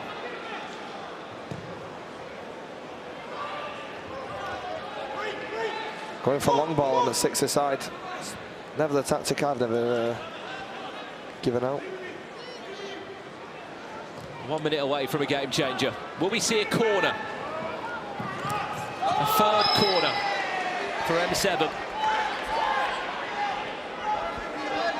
1 minute until game changer in the second half. 1 minute to go, London. Just bundling. And Polo off the ball. They wanted a free kick. Referee said nothing wrong with that. Yes, it's... I wonder how these 3 have been enjoying it out there. Micah, Richards, Alan Shearer, Gary Lineker, all in the house here, all in the dugout. 30 seconds away, Gins. What game changer do you think we're going to see? To be honest, I'd love to see a one-on-one. Yeah, I'd love to see a one-on-one, especially when it's 3-3. It means you've got to have someone who's really, really good at striking that. But oh, he's playing it here. Yeah, he's playing it. We get it. It's on Sky. You want to be on camera, but come on, mate. He's all right now. Didn't quite see that. He's pulled his shirt. He's holding his mouth. Do you know what I mean? Which one is it, Brandon? It looked like he grabbed his shoulder. Bless him. I hope he's all right in the morning. Grow up. 15 seconds. Tactically, I'd want to keep the ball so you've got possession for the game changer, which I think is what M7 are doing. 8 seconds. If I was Deportrio, I'd be pressing them, try and make them send that long ball. 3 seconds away. In game 4, it's time for another game changer.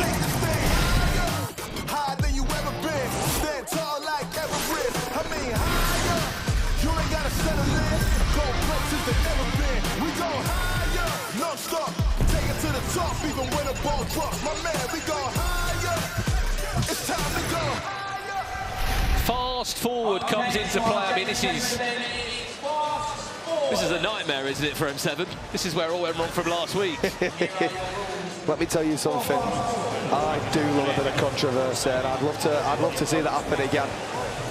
I hope there's someone who shows that sat there in his little booth, and I hope he's laughing. Have that one again, Simon. Let's hear you moan this week. Well, he has still got his ref challenge this time as well. Both managers do if they need to come in for him. Let's see if we can have a little listen in.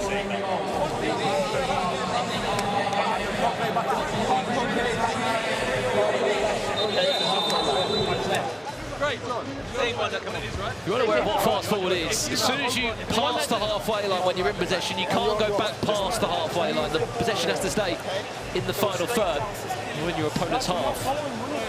Last week it caused some controversy for M7. There was a moment in the game where they believed that their opponent's player of MVP's United went back inside his own half. It was VAR challenged, it wasn't overturned.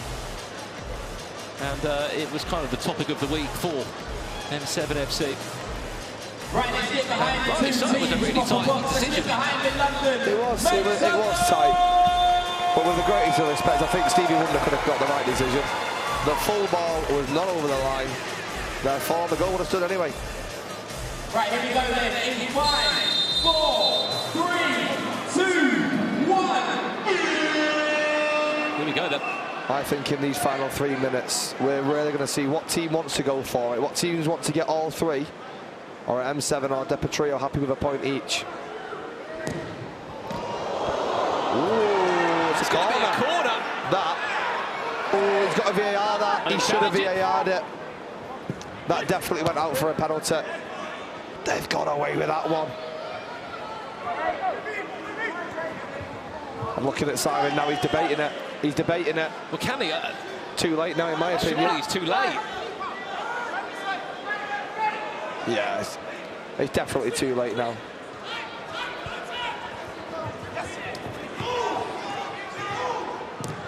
Tobi Brown lost that. He's actually sent one of the players over to that far corner to ask someone who's in the crowd. I mean, that's one way to do a bit of research. It's a corner for Deportrio. That's one more reach, and then either team will get a penalty. Yeah, this could be a penalty to win the game, Ginge. I think Simon might regret not throwing it in there, especially if he doesn't get to use it. It's a great ball. Hold it, force a corner. That's a foul. That's a foul. Well, this time the player's holding his head, did it? No, there'll be nothing wrong with his head. But then again, he's from Manchester, so they probably will be. Let's have a look. Jean Bellahuham. Yeah, he's hit his head on the floor. And he has been bundled to the ground there. But he's a tough cookie. I think he'll stay on.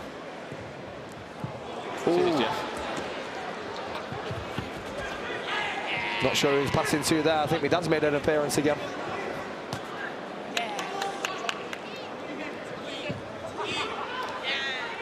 A minute 30 away from one of these two teams. Surely we're not in for our third draw of the night.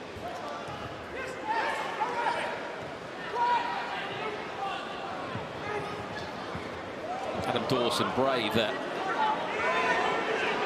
Adam Dawson still. Finds Goodrich. Oh, has that gone out for a corner? I think it's gone out for a throw-in. Gets to the point, you're a minute away. Have a shot. You have to take a risk, or do you try and play for the perfect chance, Ginge? I mean, you've just got to test him. It can't go on like this. It can.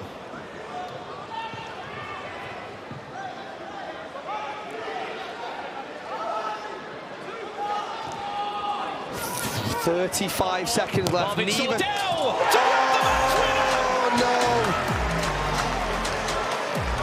No, that is not good for United. That is not good for M7.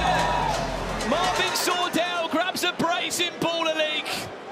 He's one of the few players that actually wears plastic studs out here.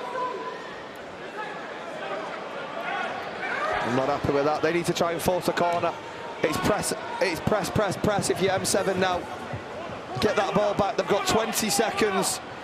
Are they going to snatch it? He needs to get his body the way, Jesse. Don't 15 be silly. seconds to get the ball down the other end of the pitch. Jesse Alisha. Oh, for the game killer. Get the ball. 8 seconds. The clock's still going. The clock's still going. They're not going to have time. No. Just hit it up for a corner. Game over. Deportrio Simon's fuming. have snatched it at the death. The trio are in town of Lineker, Shearer and Richards. And they have just won their 3rd game. It's 3 in a row. And they will be putting the pressure. That's what we're talking about. On Angry Jim's is United. They're on 9 points, but you've got the goal difference over them. Yeah, well, I mean, at the end of the day, I welcome it. I'd love to see a good head-to-head again, maybe later in the season, if we're still both unbeaten, which, you know, I highly doubt it with the level we're playing at here, but I'd love to take them on. That could be the real big game. But I think they've got something similar that we've got. They've got managers that are up for a laugh, but they've also got that serious side as well. They've got a real good team cohesion. They've got a coach that cares. And I think they are going to be the team to beat. Well, yesterday he was at the Manchester derby. Micah Richards saying how much he's enjoyed this experience. He'll be enjoying it even more here. It's smiles all round for Deportrio. They will sit just behind United in 2nd place in the Baller League table. But we are not done yet. Still 2 more fixtures to come up this evening. SDS FC will take on MVPs United next. Let's head down to Joe, who's with Deportrio. Wow, what a huge result, Alan. It's your first night, first real experience of Baller League. What a performance from the team. Yeah, they had to dig deep. They all weren't happy with their performance, but it's a great sign when you didn't play well, but you're still winning. So they're all delighted. Good for them, man. Marvin Sordell steps up again, Micah. Experience, honestly. They were the better team today. I've got to give it to them. The first 2 weeks we were brilliant today. Not great, but we've got to win. How good is this coach? Oh, he's unbelievable. Tactics. I mean, we need a bit more in midfield. Yeah, we do. We do. We need more wild cards. We need more wild He's in for a salary increase already. Gary, we're talking about wild cards here. You're going to have to get in that phone book of yours. To be honest, I think I'd have sneaked a couple tonight. Lads, I'm going to let you go. Congratulations, another massive win. Thank you. Oh, my God.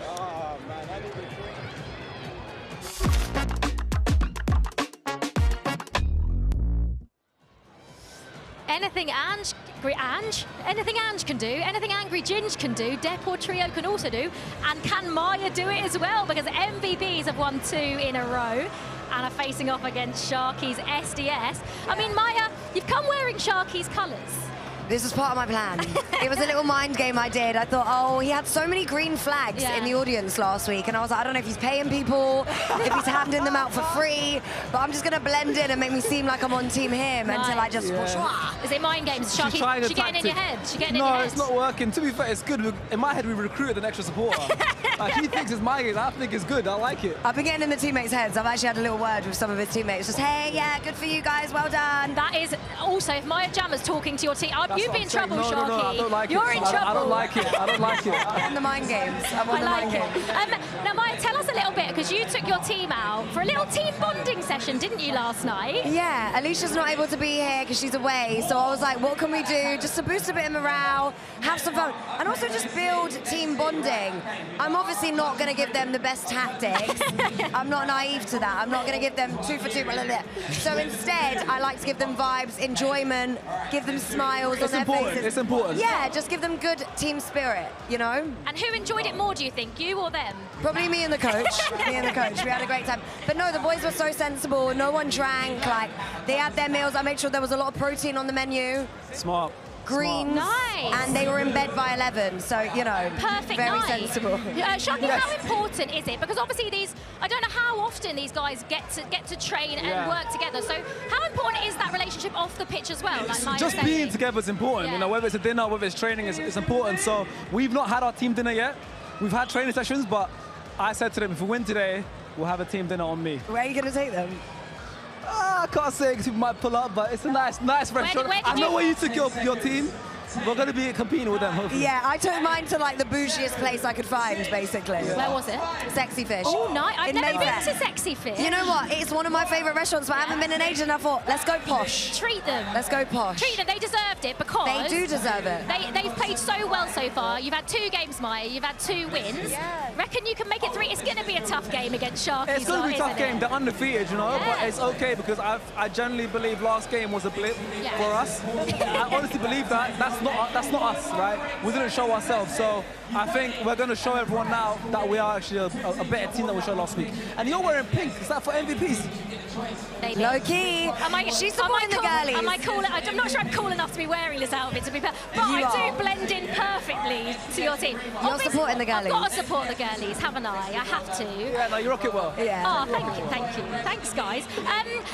Sharky, what have you been working on this week? Because like you say, even if it was just a blip, it didn't go your way last week, did it? So is there anything like specific you've been working on? Yeah, we just want to show our best selves attacking as well. Like we felt a bit restricted, and we felt like we didn't take control of the game enough, and we can. We've got good enough players, so we're working on how to get that and take the game into our control. Yeah. More tactical stuff than what Maya's working on. You know what? Have you ever heard of the term playing dumb? Yes. Yeah. Little do you know, I have every tactic under my belt. The wise. There we are. She's going to be Pep Guardiola, isn't she? That's what I'm on. MVPs against SDS coming up for you right after this.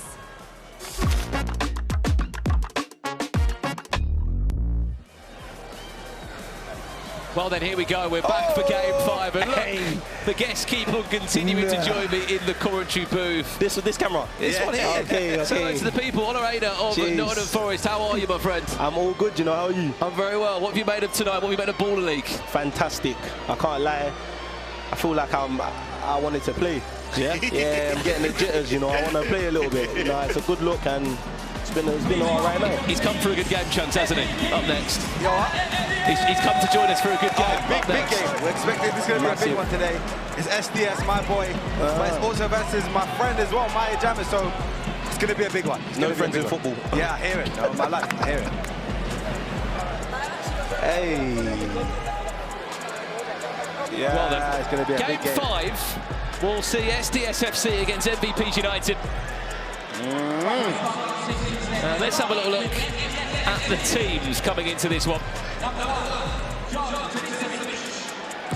Believe it or not, SDS FC are still the only team to not use wildcard players. They thoroughly back their team that they've got. Number 12, Calvin Dickinson, is in the team for his first appearance alongside Finley Chadwick, who does come back again, with Bailey Brown and Hussein Mahdi missing out today.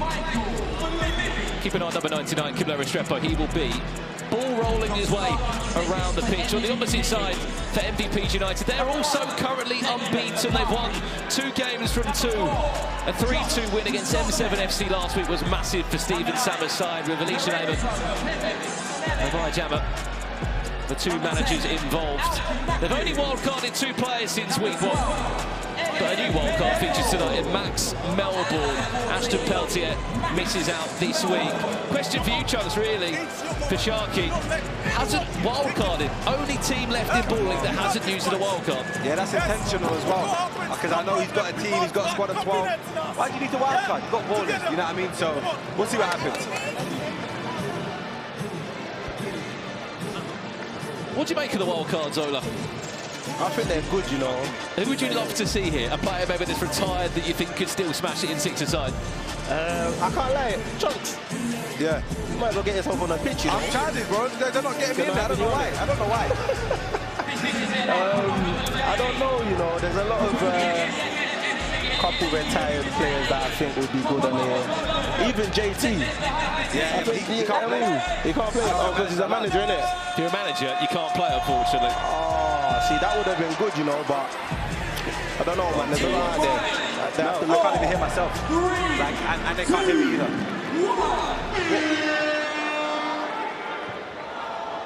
Well, here we go then. Game 5 in Baller League. I mean, did you catch the madness of the one-on-one earlier? Yeah. With a 5-5. Seen it all, man. Crazy. They come back. Said, raw. Stephen Sammer is the most passionate manager we have here in Baller League. I know, I seen him last week. I thought he was going to swing someone, you know. I'm telling you. I think he's brethren with Rudiger. Now my life, they group each other in Germany. I understand now. You understand, bro. Exactly. So what are you saying? They're not like, allowing you on the pitch or not? No, it's not about that. I think I'm speedy. I don't know why. I'm guarding now. My life. I can kick. They call me the Black you Chris can Wood. bang ball, bro. Yeah, they call me the Black Chris Wood. Come on now. Hey. Well, he said if he's going to play in a team, it'll be SDS. He might get drafted in if. Yeah. You weren't playing Micah Jama's team? No. There's only one team he wants to play for. SDS. SDS. No, I can't lie. They've been doing well. No, they have. They really have. 1-2. Wow. You know, I clocked last week as well. Oh, in a second. Calder Silva. Whiskers away. Calder Silva. I see that. I'm in my commentary bag. Whiskers away. I like that one there. He's been listening to Peter Jory. Come on, man. Hey. That was my guy, Calder Silva, you know. Player. Used to play at Chelsea, you know. His brother. Yeah, you know, you're locked in still. You're locked in. I think that's the beauty of Ola as well, that there's players that might have fallen through the Football League. Yeah. Might be playing in non-league step 3 or 4, and this is a great opportunity for them. I mean, look at the eyes on this in the copper box and online and all that are watching. Yeah, I think that's fantastic, you know. I think, like you said, obviously the ballers that haven't really found their feet in the leagues and that. Oh, that's a good goal, you know. MVP's United. That's a good goal. Great goal. Half a yard finish. Didn't have time to think, look. Whoosh. Yeah, whoosh and push. Whoosh and push. That's the Harry Kane. He was a wild card last week, Chunks. He was that good, they brought him back again. It makes sense. It makes sense. Why you'd have to bring him back. Look what he's doing now. Yeah, man. Guy there looking like Barcola.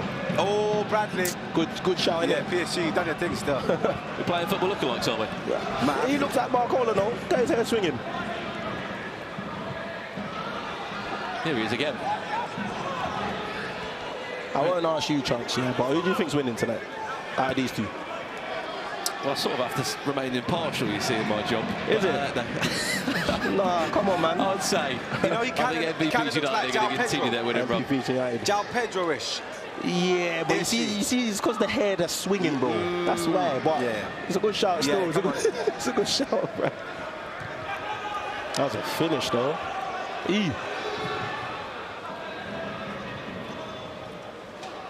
Slap it. I knew it, man. I knew it, man. Yeah. I knew it, bro. Calder Silva, that's Slap a corner. Would you make it the rule here as well, one of the, there's no corners, but you get punished for giving them away, though. You give away 3 corners, the other team gets a penalty. Yeah, I think that's creative, you know, and it's more, it just brings more to the game, you understand? So, and the game changes? Wicked. I love the game changers and the different ones that they have. I think it's just exciting, you know, like teams can be losing and then a team could just come back because of a game changer. So especially the one-on-one as well, where it's basically just a shot against each other and you can't use your hands. You know what I mean? I like that.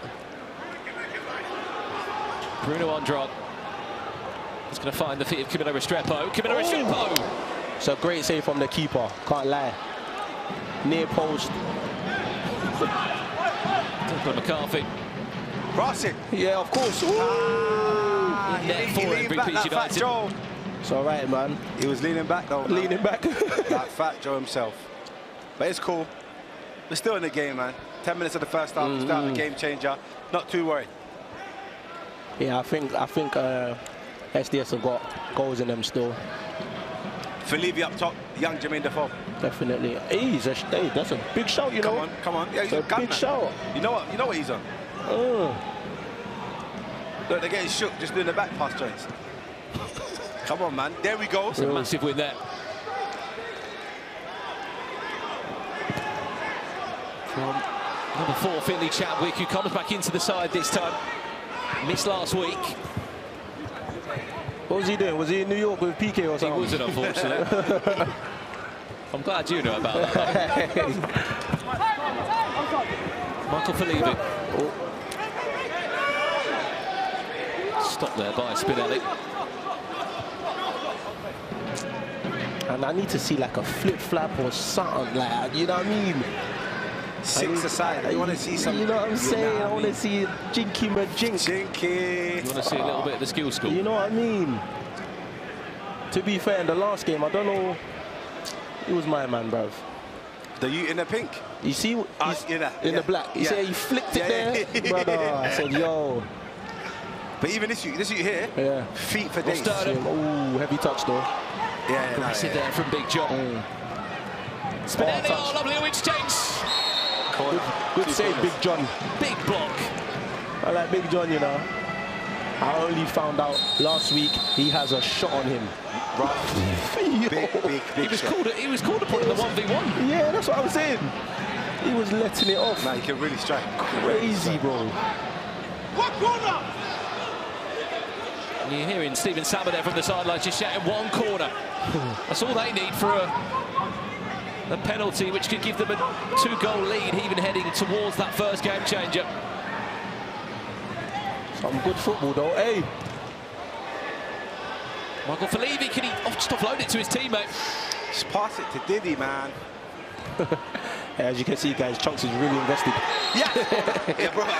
There's like number two. Number two. Number two. But they both got two, so it could go left. But just no say Big John when it comes to penalty saves. He's okay. Serious. So it's a big game right now. It's obviously 1-0 to MVPs. Well, we didn't expect any less because obviously they are doing very well. 2 games, 2 wins. But can SDS bring it back, because they need this? They can bring this back. I know they can. They do. Gara. They've even got the game changes, haven't they? Which we've already seen how many goals they can bring. Ooh, good strike. I can't say Whiskers away again. What's the next one? I don't know. I was trying to think. I was trying to get my back on the spot, right? You can't. Hey, it's a corner, though. Nah. Just wide of the left post, you can say. Just wide of the. Just wide of the left post. I can hear you now. I can hear you now, Chunks. Yeah, finally. Sorry, there was some little issues going on. I think someone put water in the system. Electronics. Feet. Hang on. Yeah, man. Hey, bro, you know sometimes, Sorry to cut you up. Sometimes I look at some of these players and I'm thinking, oh, like... Why? How? I know what you mean. I know exactly. Banging in the league, you know. You know what I'm saying? Genuinely, I think it's timing, God's timing, luck, true. It's managers, it's who you know, you know what I mean? It's a lot of reasons, you know what I mean? Because we're not going to doubt their technical ability, because you can see. But it's just timing, it's God's timing, man. Mad, bro. Sorry, I cut you up. What I was going to say, Ola, is more for Chunks as well. It's incredible out of all the 12 teams what SDS have been able to do with the fans. They were here last week making noise. They're back again making even more noise this time for them. How much does Sharky appreciate that? He loves it. I think that's why it hit him last week with a loss, because we're coming out in groups. You know what I mean? We got the drums, we got the chants. So we want to win, of course. So you can see, look, that's the crowd. Sharky's there tweaking. I don't know how to. What's he smelling? What's he smelling, man? Someone think bad.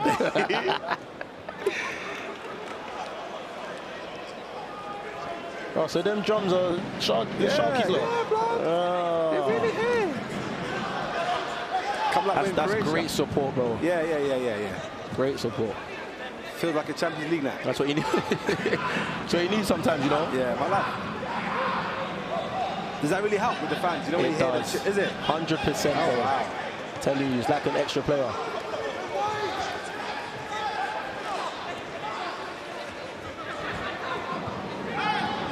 Are we going to see at the City ground, though? 100%. I want to come down to Knox. Yeah, I've been Knox before. You need to come down to the actual game. Yeah, man, you need to.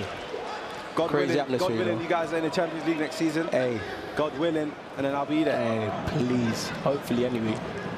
Depending on when your season finishes, there might be a few weeks of Baller League left if you fancy dropping into 10 or 11. I'm just putting it out there, one card. Maybe. This will be too easy for you. I'll slap you up top. I'll slap you up top for this one. Up top? Yeah, let me not embarrass myself, bro. Nah, it's like sixes. Yeah, sixes is different. It's true. So I don't want to see you at right back. I want to see you get with the ball. To be fair, I think I could do a job. I could do a job, you know. What happens when you're out on the pitch, though, Ola, and the ball goes through your legs and you get flip-flops? Then that person that's done it is not getting the ball on the other side. Simple as. Simple as.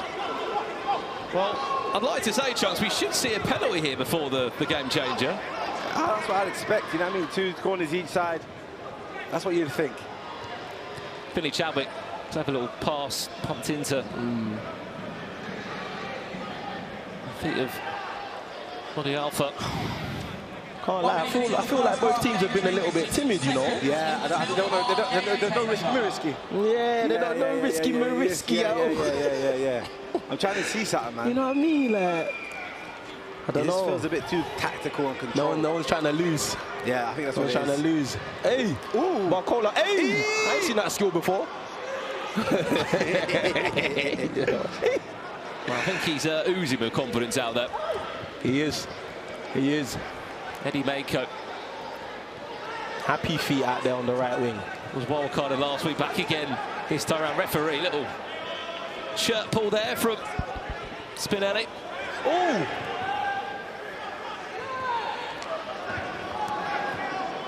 Calvin Dickinson with his first. Yeah, you get me, sight, man. Shot was asking a lot. Just went wide. Here we go. Let's see what this game changer. 1v1, please. Higher than you ever been. Stand tall like Everest. I mean higher. You ain't gotta settle in. Go places that never been. We go higher, non-stop. Take it to the top, even when the ball drops. My man, we go higher. It's time to go higher. Well, +1. Okay, so if you are watching from home, that's what's plus one. You didn't sing the lyrics in that song. Right, +1. Explain it for us. Is our game changer. This is the situation. The game starts with a one-on-one outfield play. Goalkeepers as well. And after every goal that goes in, another player will be added onto each side. Goalkeepers are not allowed to leave their area or engage in build-up play. It's a blow, though. Yeah, I like this one. It's a blow.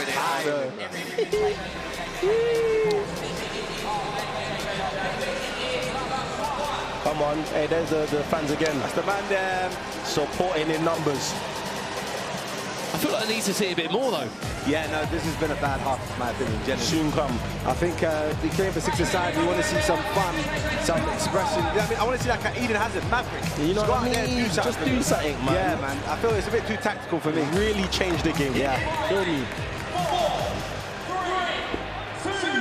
Well, who's going to start? Oh, Barcola. In this game changer. Let's go. Twinkle toes. Eddie Mako. That's what I'm talking about. Eddie Mako. Oh, you see, this is the football. This is the football I came for. You see that, Chunks? Lehmann is off his feet next to me in the commentary booth here. He's loving it. Substitution already made, by the way. Challenge. Give it to him, go on. It's over. Josh. Oh, no, Big John, Big John. Rasoke. Big John has done Good save. Good save. Oh, that's a penalty, though. Is it a penalty? Oh, yeah, the corner thing, isn't it? Oh, yeah. Do they take that penalty now? Oh. Josh Rasoke doing enough there to win his team a penalty in this Look at the nutmeg. Game changer period. Alfie Matthews I'm even worried. Gonna save it. Yeah. to make it 2-0 to MVP United.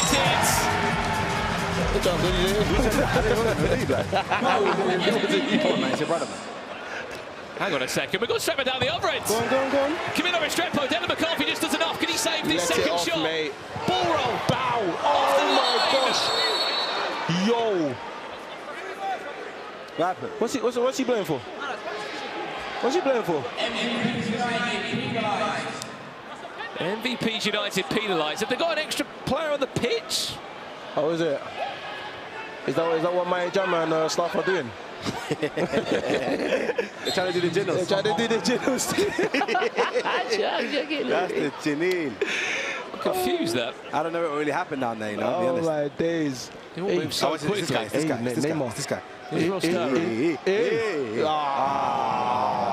I had high hopes, man. No. He usually is the guy. Yeah, he looks silky with it Yeah, still. he is, I'm telling you. He done the top baller thing. You know that top baller, little one-on-one? Oh, yeah. That's what he done. That one's pressure as well, you know. Everyone's watching. Oh, days! Big John, what's going on?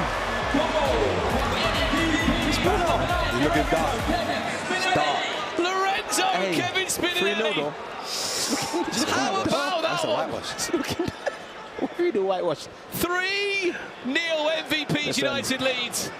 I love you, Sharky. Love your team, but listen, 3-0. What a goal. That was a good goal, you know.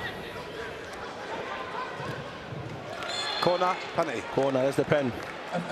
Big chance for SDS. If they want a chance to stay in, they have to. They've got to take this. They have to make the most of this one, don't they, and pull themselves a goal back. They can't miss about him. Camilo Restrepo, he stepped up earlier today in the Pepsi pressure point. Loves a ball roll to the left. Let's see if he goes through it again. Tries to get it through the legs. Declan McCarthy does enough. Chunks, what chance gone? This ain't looking good, man. Nah, man.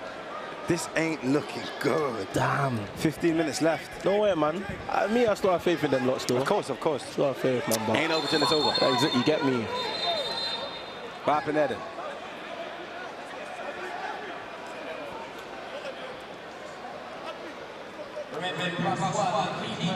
The keeper can't engage in build-up play, so they've been penalised there, which I believe is going to be a penalty. Come on. Michael Felivi now. Imagine they scored the first one. Exactly. 3-2 already. Have to score this before half-time. Michael Felivi for SDS FC. Hey, my man, guy. 2 penalties missed in under a minute for SDS FC. What's going on? Sharky's trying to keep it cool head. If you look and see Chunks, flabbergasted I'm moving right now. I'm scratching my head on my life. I'm going to have cuts on my head. Nah. It's going to be really hot. Oh, my gosh.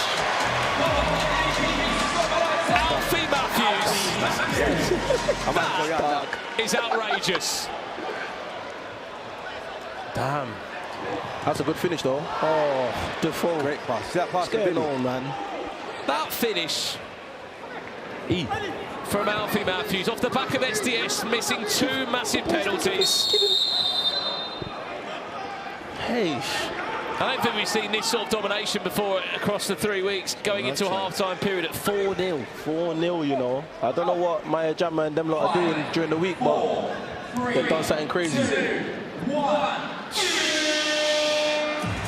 Well, half-time thoughts. Domination, like you said, the MVPs have really been MVPs of the half. I'm trying to say here. I don't know what to say. Well, we've still got 15 more minutes for Sharky and SDS to turn this around, but the halfway point, MVPs United are putting all the pressure on Angry Gingers United. They might even go top after this. Look here.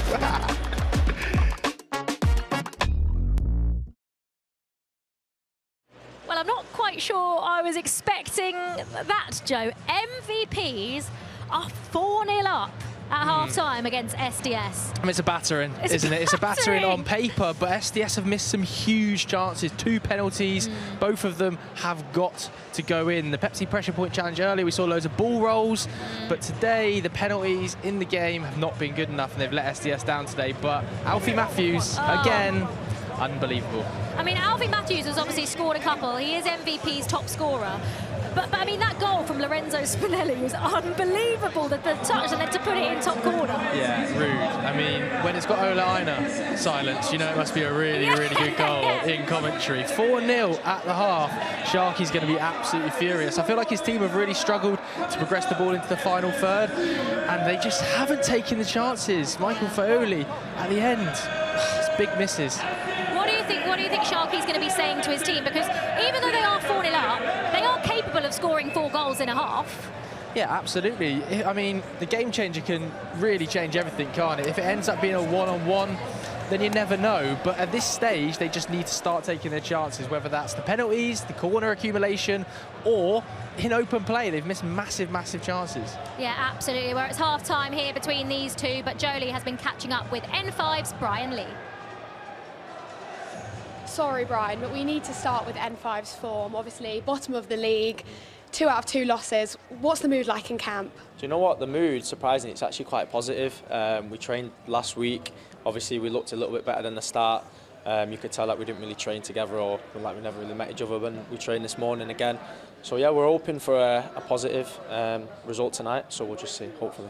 I mean, that's the attitude, and I think often people forget that you guys really haven't known each other for very long. How are those training sessions? What are they like? Do you know what? They're actually really good. Like, it's not as if it's like you turn up and it's dead serious. It's, you know, it's a laugh, it's a vibe. You know, we're training quite well. Everyone's getting along with each other. It's just a matter of a time when it clicks, and I think when it does click, they'll see the real M5. I love that. And Jens is here tonight. What's he been saying to you guys? Do you know what? He's been like leading the training sessions. Like, I know a few kind of like managers and stuff, they've not really been taking it serious, but we have got a serious manager in Jens, and he's been helping us. Like, he'll pull me to the side and speak to me and give me little tips. So just a matter of bringing it into the game. And you back him, and you sound really happy with your team. What's the plan tonight against Vision? Well, the plan tonight, I can't really give too much away because we are on camera. However, you will see it tonight, so I'm hoping it comes off. I can't wait to see it, so good luck, and I'm hoping for your first win. Cheers, thank you. Yeah, Brian Lee has definitely been the standout player for N5. He has been a joy to watch, even though they have lost their opening couple of games. I mean, here now for MVPs, 4-0 up at half-time. I mean, surely Maya Jama and Stephen Sammer, they're absolutely buzzing. Maya Jama's little trip to Sexy Fish, obviously working. Yeah, 100%. You have to say that they've been so impressive throughout this tournament. It's looking like another win. Are they creeping along as underdogs here? Because we've spoken loads about Yanited. We spoke loads about Santan FC in the build-up to this. And MVP is just slowly growing into this tournament. Yeah, they absolutely are. They have won 2 out of 2 so far. Can they make it 3? They're in a very, very good position. 4-0 up against Sharky's SDS. What will happen in the second half? It's coming for you now.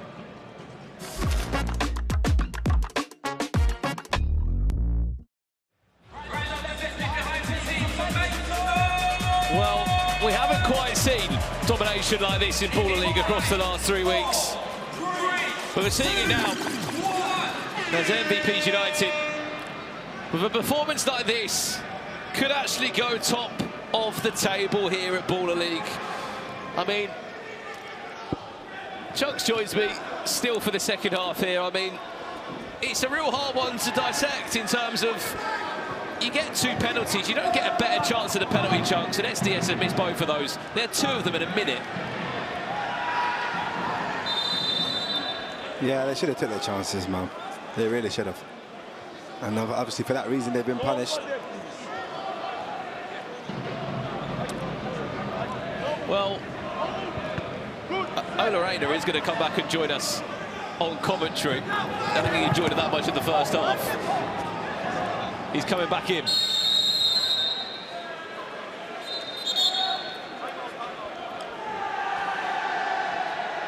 I have to say, Ola, you haven't really been SDS's good luck charm.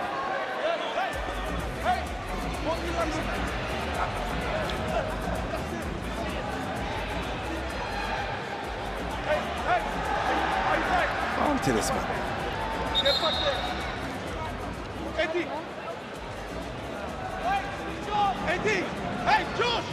Well, we will give you Ola Rayner in commentary very soon, and we can get his microphone working. You know what I'm saying? We got Ola in the building. We got, yeah, okay, come on, man. We can hear you. But what I wanted to say was you've not been a good luck charm for SDS FC. Yeah, I don't know what's happening, man. Do you know what it is, though? He come up to, Sharky come up to me a couple games before this one, and he gave me a shirt, you know, I was proper happy. Michael Felipe. Yeah, his back's hurting. His back's stinking. He can't sleep tonight, I sleep on the side.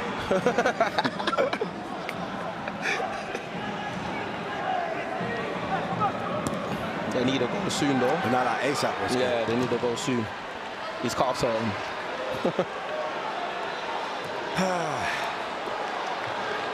This is what you need to see as well, bottom side of your screen there, Big John, just getting involved, getting positioned higher up the pitch to create some kind of overload. Do you know what we call that? That's Manuel Neuer, sweeper keeper. Sweeper keeper. Sweeper keeper. That's what David Ryan does at the Emirates. Yeah. Just pulls off in the middle. That's what he's on, on that, boy. No. On some joke. I wonder what Sharky's thinking down there on the touchline. Is he thinking maybe it could be time for a wild card next week? Yeah. It has to be. They're the only team that haven't wild carded. If you don't wild card, I'm going to jump in. I'm going to force myself off the pitch. You're going to make them have no choice, Chunks. You're going to just force yourself as a wild card. Yeah, but you know my thing, Hattie. Hattie. They might need to use the wild card, you know, I can't lie. What are you saying, Allah? You want to jump in there? Listen. You're trying to draw me out on Just TV. don't say 4-0. Would never happen with you at the back. Listen, I'll lock it up. See if Milinkovic and Maria are about as well. Murillo, he's never playing back there. He's going to be playing up front. You not see that strike? The left foot. Oh my God. I was praying, God, please. It had backspin, that's why you shoot like that, have backspin. These two are having brilliant fun, aren't they? Brilliant fun on commentary.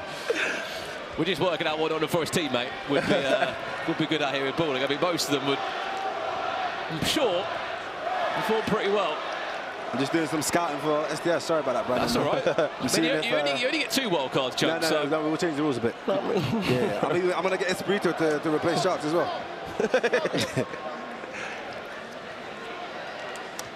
It's dark, man. Sharky, man. Feck.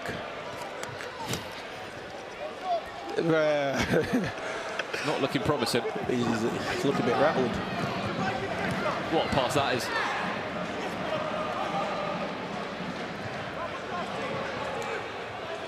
Strength from Cole. Hey, that's one thing though, like seeing it on TV and seeing it live, like the aggression. Bro, it's an aggressive game, bro. It really is. Team like. Did you watch the United Santan? Yeah. Aggression. Bro. Like on the screen, you can't really see. I know what I mean. Yeah, 100%. Did you see the first game tonight? I actually watched that because I was running a bit late. That one was. Aggressive City. That one had 2 players, both have suspensions on the pitch. You know what I mean? Got that out of hand. It's good though, man. It's really competitive and it's nice to see, to be fair. Here we have Cody Silva on the ball. He plays out to the right. It's a good interception from the left back. Yeah. Hey, but this is live Sky Sports, though. Yeah, live. Listen, Sky Sports, you know what I'm saying? Yeah. You want to come next week? On the week off, yeah? Oh, yeah. I don't mind, you know. Jump in? Do you want me to? You want to come and do play-by-play? Hey, if I take the reins on this, you might not get the job back, you know. My man said whiskers away. I'm not sure I want to take that risk, to be fair. Brandon, he said whiskers away. He's got this. Whiskers away. Listen. He's got this. Where's that one? That one's Rosette. Yeah, that one right. That one right. Calvin Dickinson, he's trying to do something. Trying to claw away back in this for SDS. Already 5 minutes of this second half gone. Yeah, man, they need something sharp. They can get 1 or 2 goals and build into a game changer. That's what I mean. And they get a 1-on-1, for example. Yeah. Then it all changes. We saw Wembley Rangers. They were in a 4-1 deficit situation. They came back. Go on, let it off then. Ooh, what's that? Is it? What did you think, though? Is it the same Rosette? You're trying to go to Rosette seat 4. You went to 1 before. How important are the decisions? Because sometimes players are shooting from angles that you work with tiny percentages of scoring from there. It's true, but you never know. You could get a little deflection. You know, ooh, keeper, sweeper. Keeper. But you know what I mean? You just let the shots off. You never know what can happen. Edmondson! Like this. There we go. There's the one, Chucks. Come on, man. Put it there. Look at him. He's buzzing. Get back into it! 9 minutes. But you know I'm worried there it is. Probably. Chucks is back on commentary. He's back. Yeah, I'm back now. We missed him for about 21 minutes. Yeah, we found him. Good finish. You can't blame me. 4-0. I didn't come out of my house for that. Good finish, though. Yeah. Great finish. That was what we call cultured. Just think about this, though. Imagine he bagged the 2 penalties. There you go. We would have had a big game there. We've had a big game on our hands. Well, SDS have got 1 corner next to their name. Maybe they could build up towards a 3rd penalty. They can't let this guy take shots, Carl. Yeah. You know what happened last time. Oh, go on then. What the Alpha? Got past 1, but couldn't get past 3. Just ran into a dark alleyway there. Cola. Okay. Yeah, he got too excited. That's what happened. You know when you hit the crowd going, ooh, you get gassed. That's what it is. Just release it. I know them ones. Listen. Eddie Mako. Oh, my days, getting excited. It's only been the 2nd week he's been a wild card. Only the 2nd week. And he's doing all right.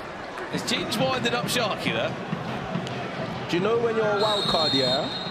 Can you just stay forever? Yeah. Okay. I thought it was like a one and done. Shall I tell you why it's dark though? Why? Because that means a man has to stay at home. That's part of the team. You get it? Because you can only call 10 man.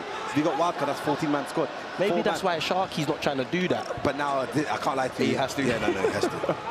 I need gunman now. I need just someone. Yeah, you need someone that slap it off. Yeah. Left, right, desperate times though. You know, if you need a big player. Osimhen, John Terry said it earlier. I mean, he wanted to give his players a chance to play. I mean, they wildcarded for the first time tonight too. Yeah. Oh yeah, Steve-O the Madman. Yeah, I see Steve-O one today. Yeah, I watched that one as well. He was actually all right. On my life, I was expecting him to be meaty, but he was good. First thing I asked, I was like, how's the legs? No. Said, well, the grains. Yeah. This one is the intensity is mad. Yeah. How do you see yourself on this pitch generally? You reckon that's easy money? Yeah. That's you every day, yeah? Yeah. This is a good size pitch. Yeah. I had to put pitch there. Because they would have gone left. I would have said, good size what? Camilla Restrepo, SDS on their way back in this one. I like it. What's that, 1v1? Eddie Mako! Is that Concon? Yeah, it's a Concon. Yeah, man. That's the first corner for MVPs United. Good save. Can't lie though, man. Both teams anyway, they play good football, man. But I'm here to see skills, I can't lie. Go on, one more. Odi Alpha. That was corner. Asking a lot from that far out. Yeah. If we get a one-on-one game changer, this could be massive. It could be a madness. Who do you think steps up for the one-on-one though? Big John. Big John, 100%. Yeah. You saw what happened last week. He scored one goal, but I think he got tired because it's a blow. It's very tiring. I'll be honest. So I think, we'll probably see Big John. Oh, what's that? Oh, relax you there. Take time. All right then. He's recovered well there, Tyler Edmondson. Yeah. 5 minutes. We ain't got much to work with, you know. I love how they're feeling all the emotions here, Ola. You're feeling everything. Listen, I love this type of stuff, man. Feeling everything. It's like... Feeling everything's a bit. Okay. Okay. I'll speak to you after, man. Yeah. I've got myself a yellow card. Go on then. Wow. This hasn't been great. That was if that didn't come off Camilo Restrepo's boot, that that was a Dragovic. Yeah, it was Dragovic. That was Dragovic. I wanted just touch his MVP's toes. In Concon. Pause. Hey, I'm moving crazy. No. Hold on. Tell you after this. Yeah, let me show.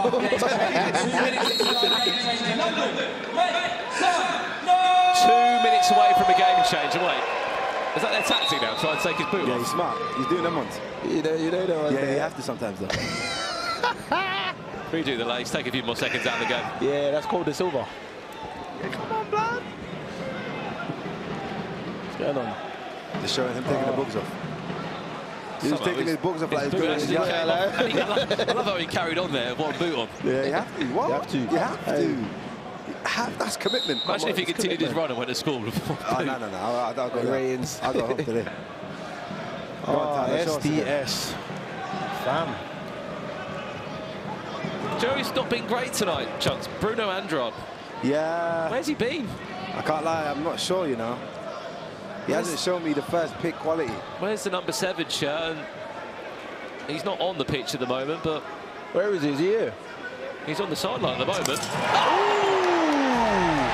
That's my boy. Man, just see the back of the net ripple.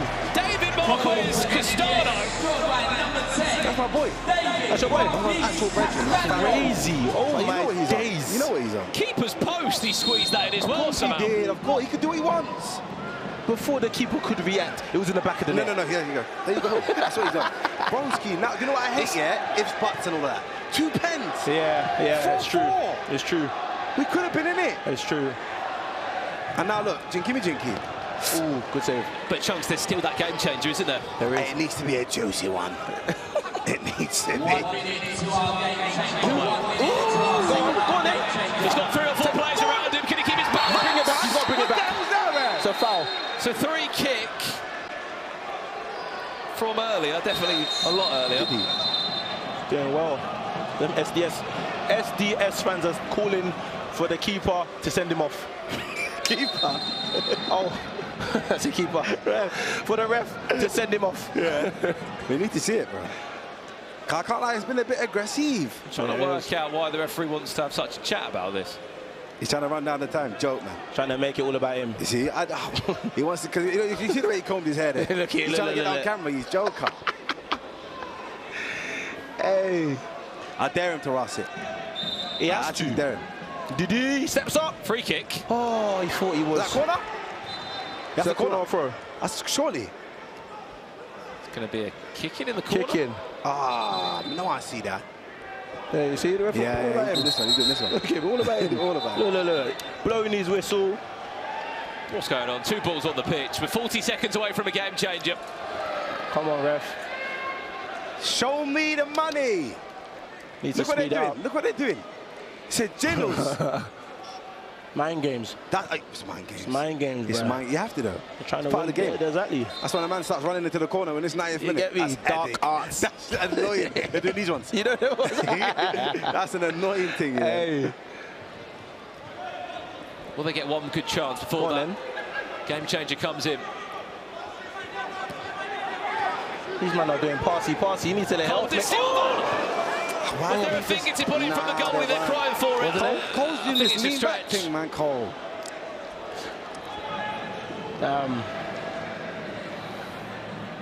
Look, there's another ball. Yeah.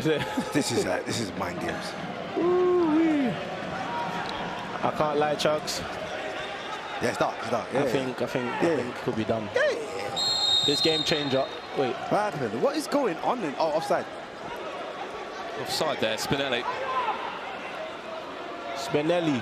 Is that his name? Good name, isn't it? Is he Italian? Yeah, I think he's half. Half, yeah. Yeah. Nice little name still. Here we go then. What are we expecting? Is there a game changer that could change this all around for SDS FC? They need it. Not it. Higher than you ever been. Stand tall like Everest. I mean higher. You ain't gotta settle in. Go places that never been. We go higher. Non-stop. Take it to the top even when the ball drops. My man, we go higher. It's time to go higher. Oh my. Chances left me. He's one-on-one. You see? This is my bag. Chunks has gone down pitch side to get a better view of this, but we've got a game changer which could bring SDS back into this game. It's one-on-one, maybe the most popular game changer you've seen. You get one shot at a time, one player on the pitch from each side only. You must shoot behind the halfway line or just inside your opponent's half. You only get 15 seconds per attacking shot or phase of play, and you cannot use your hands. I mean, this is going to be a crazy 3 minutes. It's going to be a cracker. I know Big John's going to let some rocket shots off like he did last week. And he steps up first. Only 2 goals are needed. Keep that in mind. His gloves are off. Can it's business time for Big John? Let's see. Can he score in his first shot? No. Drag. It's a difficult one, this, because you're sort of doing doggy sprints and you're having to try and remain calm in front of goal. Here's Alfie Matthews now for MVP United. Save. Can he catch it? Get back. He's not going to do it. Big John outside the boot finish. Oh, I knew he wasn't going to do it. He didn't trust his right foot. It's all right, though. See, for MVP United now, you get 15 seconds in, they'll take every second. Yeah, exactly. They're not in a rush. Alfie Matthews! That's a great shot. That's a 3-goal lead. That's a great shot. Now it's goalkeeper v goalkeeper. He's got to let him know who's the best. Declan McCarthy. Wide. Big John, bruv. Interestingly, they're using their goalkeeper. Yeah, he can't use his hands. He can't, but they believe he still can. He's maybe brave for his body. Alfie Matthews scored the last one. Oh my days. He's got the little Cristiano Ronaldo dip. This one has to go in if there's any way back, because if you look at the timings and realistically the change of possessions every time. Big John scores this. Come on. There's one. Good goal. It's a good goal. Posted in. It's a good goal. Well done, Big John. You can see Bruno Andrade there. He's had a really quiet game, or he's waiting just to get subbed on. After this chance comes in from Alfie Matthews. Oh my God. I think that's going to be game over. 5-3. Oh my days. I can't lie, that was a finish. Alfie Matthews might have just ensured MVP's United will take 3 points. Bruno Andrade misses, and look, 3 goals. Stephen Sammer knows. He can feel the win coming. It's game over. Mathematically not possible with the time left. Yeah. Alfie Matthews has done his job, and I've seen this game out all right, to be fair. 6-3. You look back on it, Ola, it's those early shots that Big John had to score. Yeah.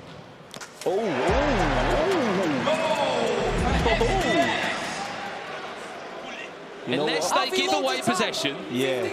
They catch him if they catch him. What's going on? They don't need to.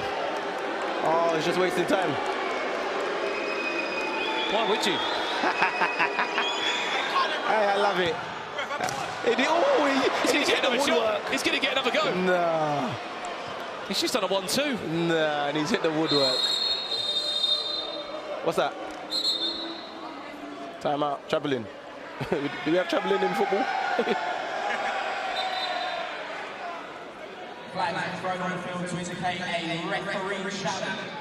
Okay, what's going on here then? Why have they challenged that? Is it just taking too much time? Well, it's the winning side that's challenged it. What's going on here then? There's only 7 seconds left of the game. It'll be interesting to see what... I believe it's because the ball stopped. They're pulling it back because they believe he stopped the ball. Oh. The ball always must be in motion. Let's have a look. I don't know, you know. I mean, to be brutally honest, it's not going to change much. It won't. There's about 7 seconds left in this game. This is it again. He hits the crossbar, and it's this moment here where he kind of just stops on the ball. Does he stop? No. Oh. I think he does just for a moment, unsuccessful possession for SDS. Yeah, so he's lost possession. They need 2 goals. If anything, it might help their goal difference out a little bit later in the league, but they might as well score this one, then it looks like a close game. 3, 2, Bruno Andrade off the line. MVP's United. They've won it. Have won their 3rd game on the trot. And that will mean that 3 points, will be 3 teams will all be on 9 points. United, Deportrio and MVP's United all sitting 1, 2 and 3 in the table. They're loving life at the Ballers League right now. Coming here, winning their games, scoring a lot of goals as well. So, yeah, it's uphill for those teams. Final words, Ola, before you leave us here in Ball League. Thank you so much for coming down tonight here in the Copper Box. Have you enjoyed it? Thank you for having me. I've enjoyed it. I feel like, you know, Mama, I've made it. As on Sky Sports, I'm commentating. I love it. It's been amazing, and hopefully I can do it again. Hey, we've absolutely loved having you here as well, Ola. Good luck for the rest of the season. You're absolutely killing it. Come back and join us in Ball League another time. Absolute pleasure. Thank you, boss. Well, that's game 5 done and concluded. There was a few afters there. Sharky not happy at all. That's 2 losses in a row for him. He'll be wanting to maybe look towards a wild card next week. But for now, I'm going to throw it down to Joe, who's with one of the winning team. Alfie, what a performance, man. How many goals are you going to score in this tournament? Listen, I'm here to score goals. That's why mine Alisha picked me. But do you know what? 9 out of 9 points. 2nd in the table now, so listen, it's a team thing. But listen, I'm delighted to score 4.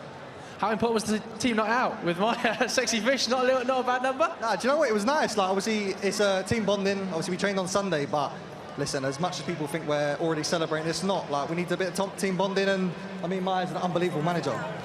Yeah, I want to talk to you as well about your ability in the game changer, because you stayed on pretty much the entire time. They have that little dip-in shot. Is that something you've like practiced? Do you know what? I've always had it. Like, always watch Harry Kane, Kevin De Bruyne, and listen, you've either got it or you haven't. Yeah, and you are a natural goal scorer out there, man. What's the hopes for the rest of the tournament? Listen, like in my club football as well, we take every game as it goes. I just want to excite fans. You can see like a bit of taunting with the SDS fans over there, but listen, it's football and I'm enjoying it so far. Alfie, congratulations. I'll let you go. Yeah.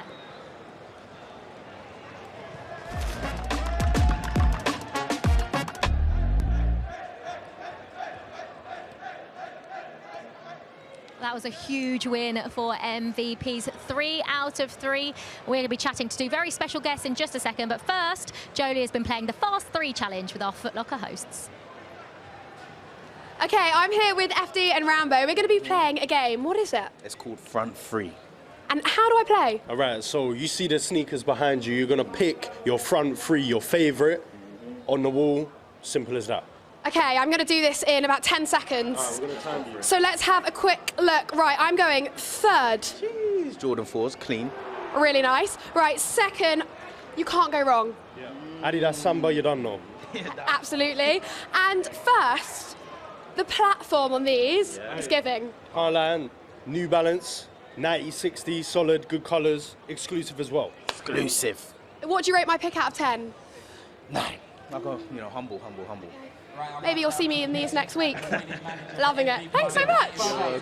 That's a 5. He's mine. 5? I think we've got a cut there.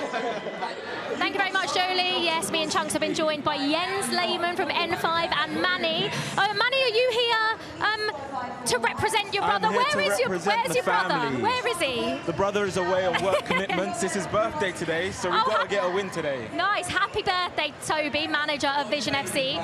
Jens, what do you think's been going wrong for N5 so far? Well, we haven't won so far, and I think we were lacking a little bit of composure in the first game. We got to win as well tonight because it's super, super important to us. We had 2 training sessions now. Nice. Which hopefully helped the team. Yeah. And where we can see the performance doesn't need to be okay, we just need to win. Exactly, it doesn't matter. Alan Shearer said it earlier, if you play badly and still win, it's a positive sign. Chunks, this must be really hard for you, seeing your Invincibles in the position they're in. We're not Invincibles here. Over here, you're not invincible, no. You guys are. But we are not playing. He's right, because if they were playing, they would have been invincible. Do you think actually mentioning the Invincibles does put your players under a little bit more pressure? Well, it did not have any impact on them in the first 2 games. Very true. I was about to call you Toby then. Manny, technically you are Toby today.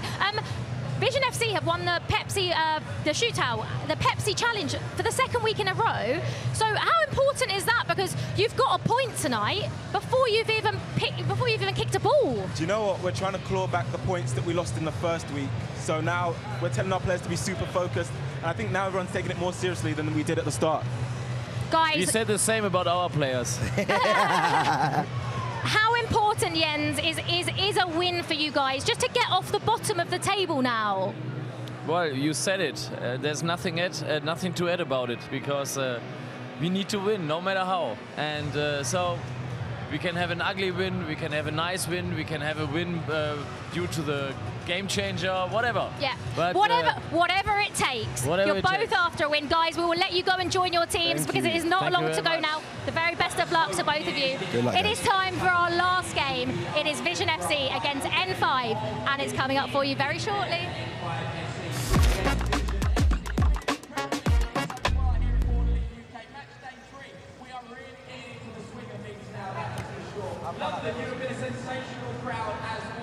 Well, this is our final game here of the evening on match day 3, and it comes in a difficult scenario for M5. They're about to win. The Invincibles have not looked invincible at all. They've looked the opposite. They've conceded 14 goals and currently have the worst defensive record in the league. There is a few changes though, and an interesting wildcard that features for them this evening. We'll talk more about it as the teams make their way out onto the pitch here this evening. Well, let's have a little look at the lineups. VZN FC should be feeling quite confident tonight. They won the Pepsi pressure point for 2 weeks in a row.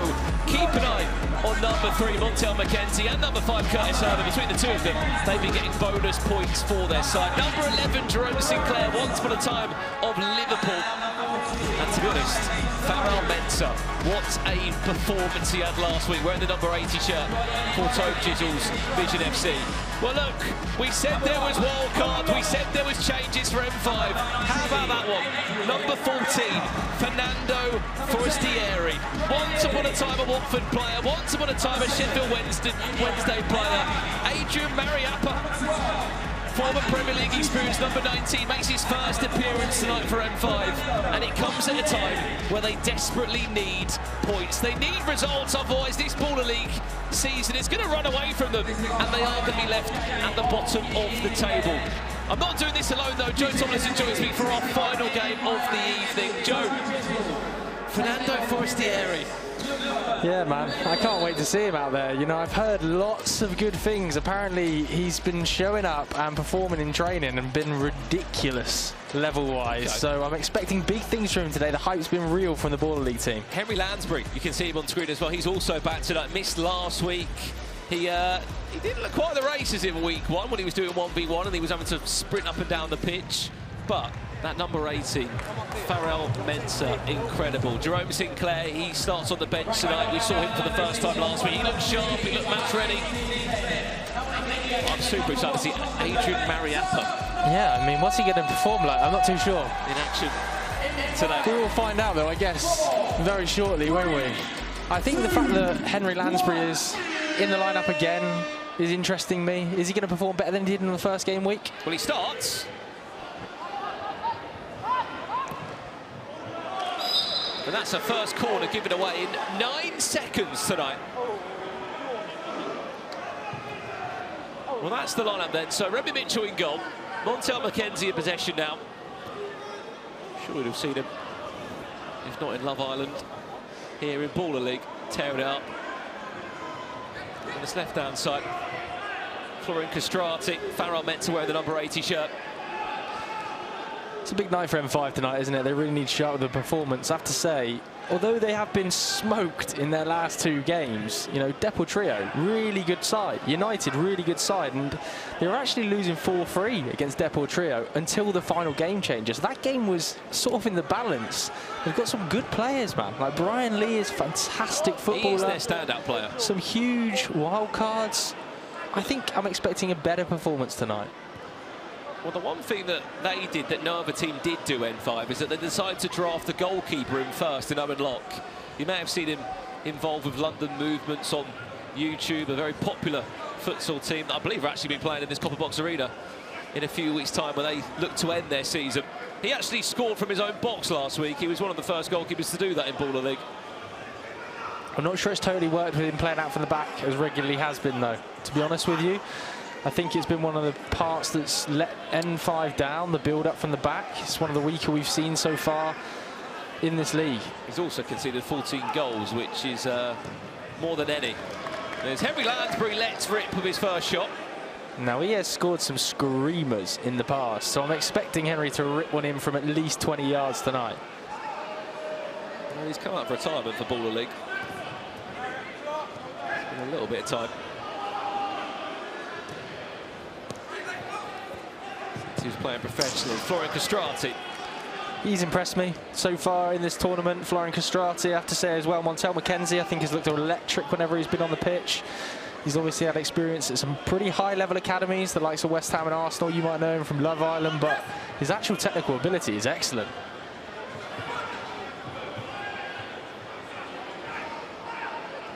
Montel McKenzie, he is the utility man in this team for VZN FC. He's here, there and everywhere. Last week, Mensah might have got one of the best assists I think I've ever seen.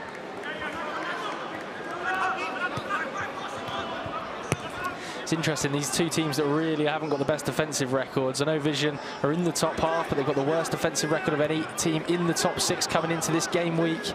Obviously, we know about N5, leakiest defence by a distance, the worst goal difference by 4 goals coming into this game week. And look how easy they get sived open, by the way. Look how easy they get sived open there. Looking there. That was Adrian Mariappa's first real opportunity to showcase his defensive qualities. Oh. That one was slightly better from Henry Lansbury. That was dipping in. He wanted a corner, I think. He wanted a corner, but I think he might have just clipped the bar. Saw the idea. I was just looking there. Fernando Frostieri on the bench at the moment. Get him on. What are we waiting for? What are we waiting for? Oh, he's on the pitch now, actually, my bad. There he is, number 14 shirt. He was last playing in Malaysia last year. After... Fernando. Oh, no. A handful of spells for Udinese, Watford, Sheffield Wednesday. I just think the wild cards just catch me off so much, Jar. I mean, look, we know it could be anyone. Yeah. And then Fernando Frostieri just pops up. It's quality, isn't it? I mean, there's no other league in the world where you just get this sort of thing where a player who, a bit of a cult hero at some clubs, Premier League appearances, over 200 appearances for Watford and Sheffield Wednesday, just shows up on a Monday night. Do you know what I love as well? Look at his socks. Yeah, his ankle socks. He's come straight out of the gym, look, Fernando. He's just come off a 5K run. Look, he's got ankle socks on, but they're the small socks he's had to pull up along the back just so his ankle doesn't rub. Well, there's the Italian. His first little introduction, Brian Lee. Danger. Brian Lee! Fernando Forestieri's just got an assist. You can see that coming a long way off though, couldn't you? Brian Lee has been the danger man consistently for N5. 4 goals, their first round pick. That's his 5th. Constantly picked for the Pepsi Pressure Point Challenge, and he's just so dangerous in possession. He's also so good, Joe, and he deserved that. I mean, look, for the quality that he has and the quality that he's shown, he hasn't obviously been able to really have much of an impact on the table and the points they've acquired because they haven't been able to get any points.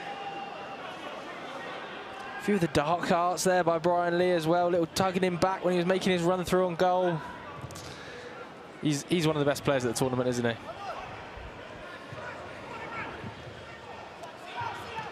Keep the ball down.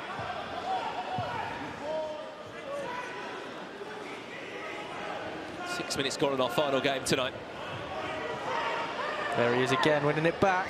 Forestieri went a bit too far wide, shot back inside, he scuffs it. Does Yanni Pacerci, he was a wild card pick last week. Fun fact for you, Joe, is that... Oh my.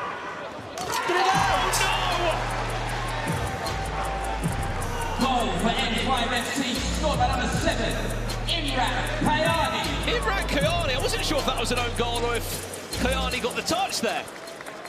Oh, is that? Oof, he celebrated it. That could be a Montel. Did he just squeeze his toe past Montel McKenzie there? You see a very passionate Luke Chambers there on the sidelines of once upon a time captain, club legend of Ipswich Town. He's not had much to celebrate or cheer about in the last 2 weeks. Brian Lee. Hey, M5 are cooking a little bit. Whisper it, but M5 just starting to find a little bit of a groove. Jens Lehmann on the touchline, obviously a member of the Invincibles. His team have looked very beatable over the last couple of weeks, but today might have something ticking. Well, Jens Lehmann. Oh my. Oh no, I've jinxed him. Sorry, Jens. Commentator's curse. VZN FC will happily take that one. It's a wicked deflection there. Oh, has Owen Locke got to do better?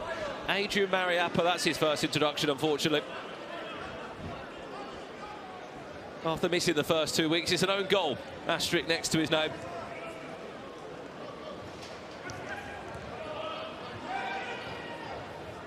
And for how good they've looked, as we have come to expect again and again here in Ball League, a 1-goal lead is nothing.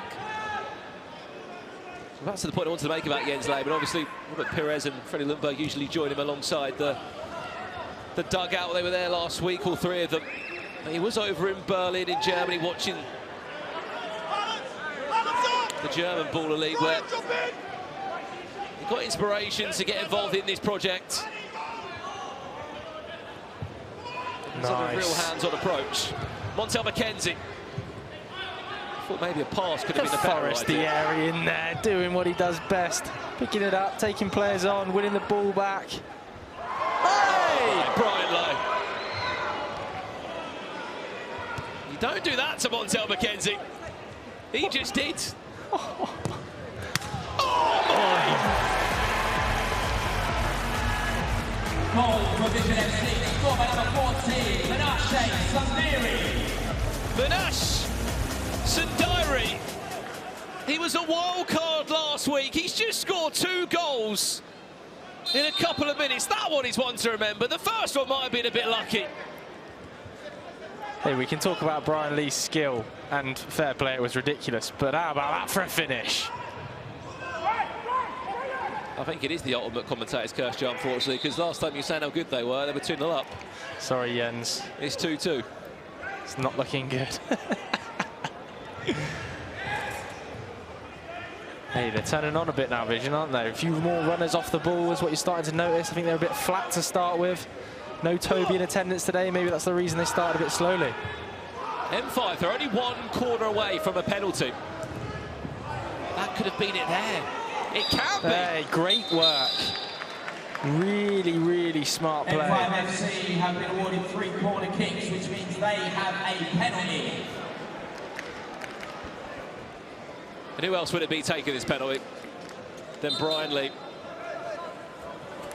Just before the 10th minute to put M5 back in from 3-2. He goes too wide. Wow. You'd have had your house on it, and you'd have lost your house. Well, he's one of the few players, Joe, that steps up for the Pepsi pressure point every week, Brian Lee. Because they trust him so much in those moments.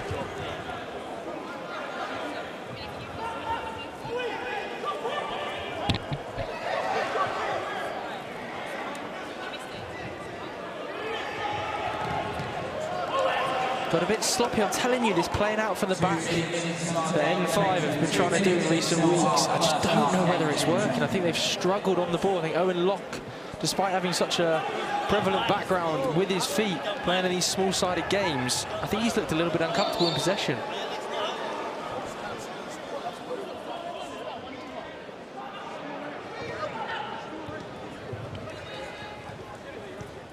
Minute and a half away from the game changer. Again, this is where they've got to play quickly. N5 looks so much more dangerous in transition when they're playing more direct than when they are trying to play out slowly from the back. Florian Castrati. He was off balance there, but he just won his team a corner. Goodness me. What do they say? Foot like a traction engine. That's outrageous.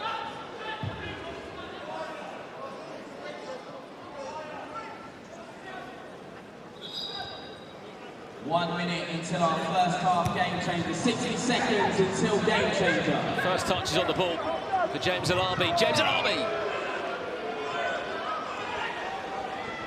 He's struggled across the first few weeks here. He's obviously been their outlet at times for M5. And he struggled to get the service into him. But also just to have the runners around him hasn't really been a thing. He's on for a hat-trick. Hold it up. He's not helped himself there, has he? God. In a battle against Curtis Herbert. Still in possession.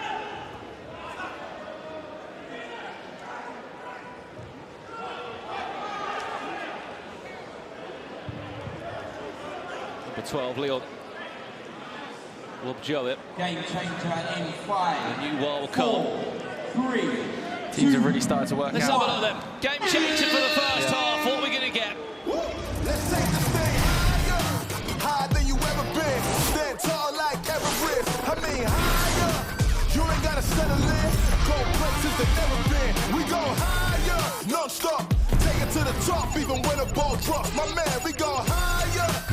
It's time to go higher. Well, we see the line in action. And the last 2 weeks, I wouldn't say this was the most exciting game change because we didn't see a single goal scored before the offside line. But saying that, Joe, tonight we have seen that. In short, if you score before the offside line, you'll see the very thin white line. A goal will count as 2. And earlier today, we did see that. I think that was the first time in Baller League history, not just the UK edition, I think the German edition as well, potentially. Either way, the finish was absolutely delightful. Let's get some shots from Forestieri from range. We've seen him do it for Watford. The guy's got an absolute strike on him. Brian Lee's strike. I think this is a big opportunity for M5. Let's go.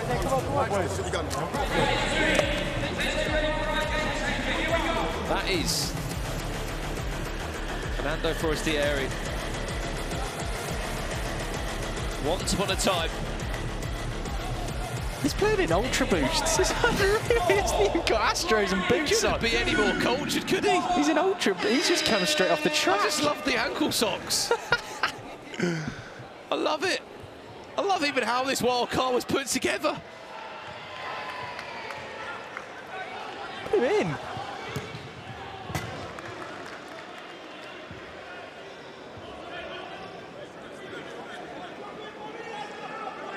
He's 35 years of age.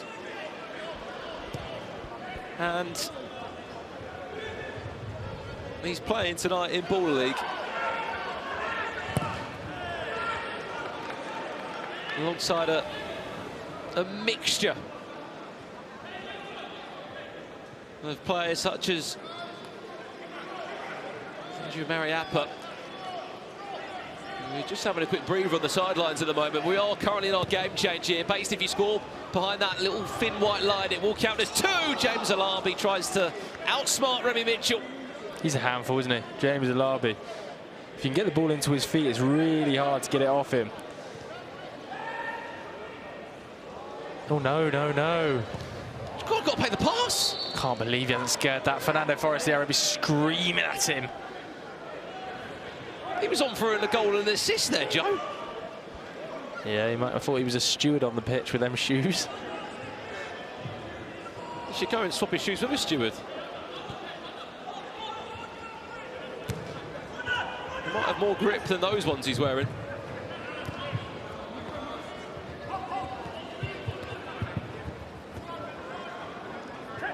Mind you, he's probably so used to playing these small-sided games. I think he grew up in Boca Juniors Academy, didn't he? And it must be feisty over there. I think he'd be playing in his socks and it'd still be all right. What strength. He's clearly quite strong as well still, isn't he? Look at the space. Oh, he's got to give that out wide. There he is. Forestieri. Oh, what a pass! It's an offside. Yeah, he tried his best to miss it, didn't he, Alabi? Deary me, how about the finish? They've got to get Brian Lee back on.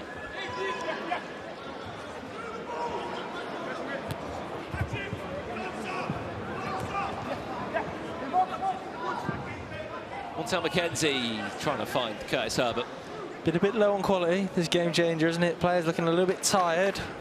A bit surprised Brian Lee hasn't stayed on nearly the entire game. Maybe they're saving him for a little burst now. Final 25 seconds. Brian Lee back in. Forestieri off. Oh, no, he's not. He's still on the pitch. There's Forestieri. Went for the outside the boot finish. Crying out for a handball there. You going to challenge it? Offside. 5, 4, well, it looks like this game changing. 2, 1. Might be one of the least entertaining tonight after what we've seen across the board. But the halfway point, we have a 15-minute period in front of us that certainly will pack a punch, because there's 3 points on the line between these two. And N5 at the moment are bottom of the table, and they're crying out for anything to take into week 4. The second half comes up after this.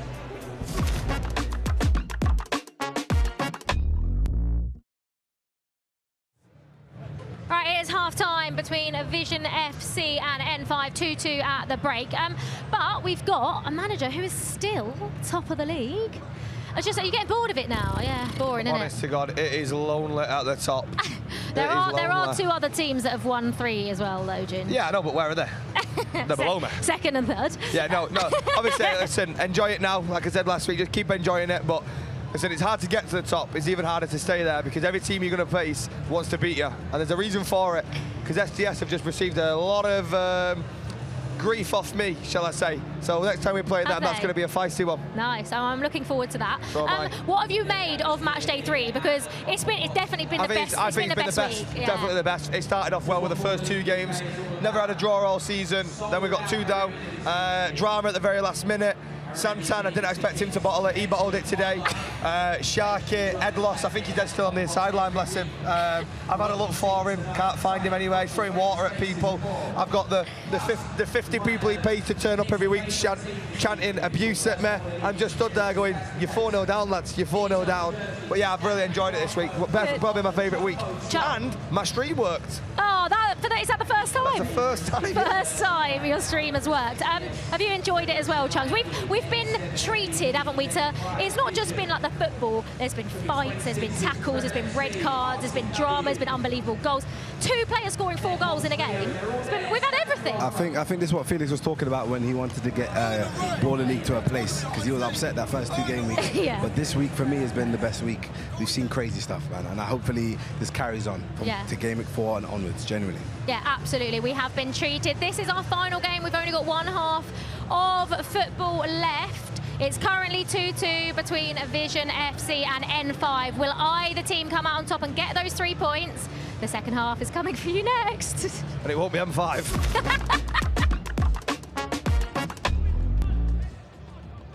Isn't it? Angry Ginger's absolutely loving it at the top of the table. Look, when it's going well, you can give the chat, you can give the banter. When they start losing, Joe, it's going to be a very different scenario. The trouble is, I don't see him starting losing. They are a serious unit, aren't they? So he can give it all he wants right now, because at the moment they're looking unbeatable.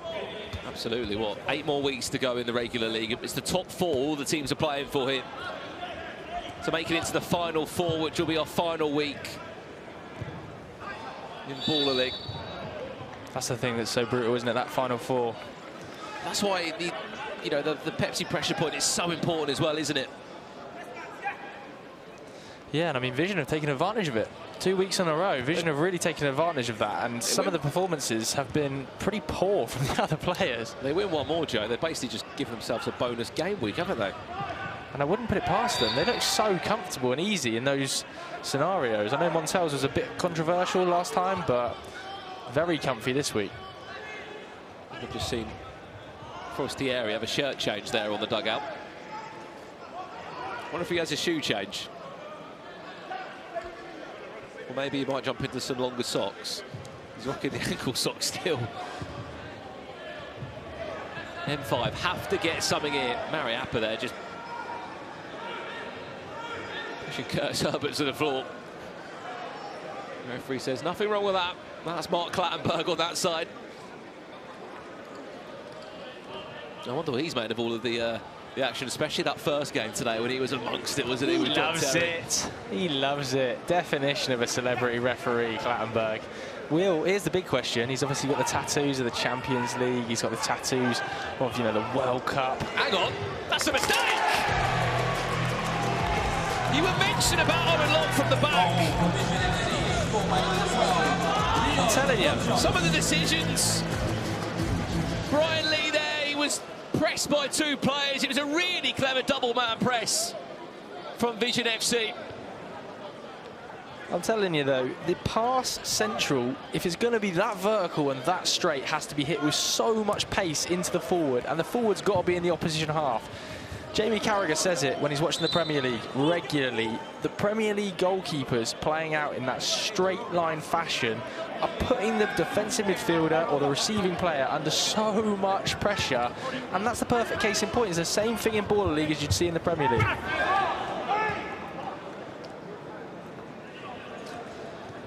As I was saying, though, Clattenburg, Champions League, World Cup. Will he get the Baller League trophy?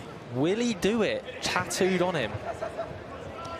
But if he keeps getting an earful from a lot of the managers here, maybe not.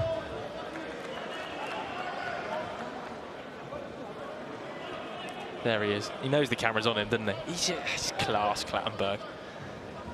Well, he's got his own refs cam, hasn't he, as well? Nonchalant, oh, the camera's not on me. There it is. It's always on you, Mark. You love it.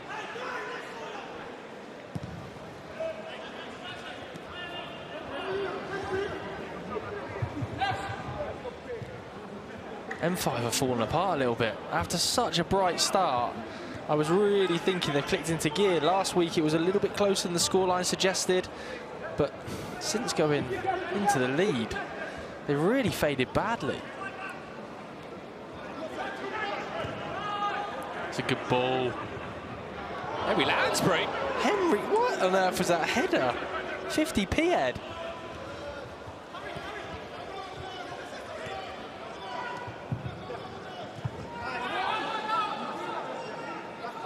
You have to say as well, both these teams have already played Deportrio. 6-3 it finished against Vision, 7-3 against N5. So they're equally poor on paper, and it's quite tight on the field. Vision FC, what? Win this game, they got 8 points. Which would, in fact, put them 4th, I believe. Chance. Jerome Sinclair. Back post! It is the walk-on! Leon Lovejoyt. I thought Jerome Sinclair was originally going to get it. And the deflection off Lowen Locke's right side. You've got to ask questions maybe of Chris Arthur on the line there to do more. They're collapsing. They are collapsing. Whisper it. Whisper it, we've spoken. Was that a handball? Is he given there? He's given a handball. It's a great position for Brian Lee. Pace it out. If anybody had the Ipswich game on the weekend where they had 11 players on the line. No, they did a good job of it, didn't they? This could be reminiscent of it. Just threw everyone at the ball. Surely you set this off. Back post. You have to. Back post. Surely. Or you just toe punt it. Oh, went for the shot. It's hit.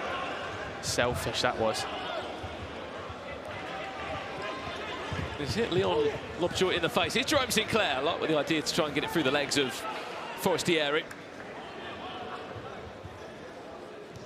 Not heard his name too much second half, have we, Fernando? He's just come back on. Wearing the number 14 shirt, just on his far-hand side. Brian Lee, can he link up with Forestieri? Back to Forestieri!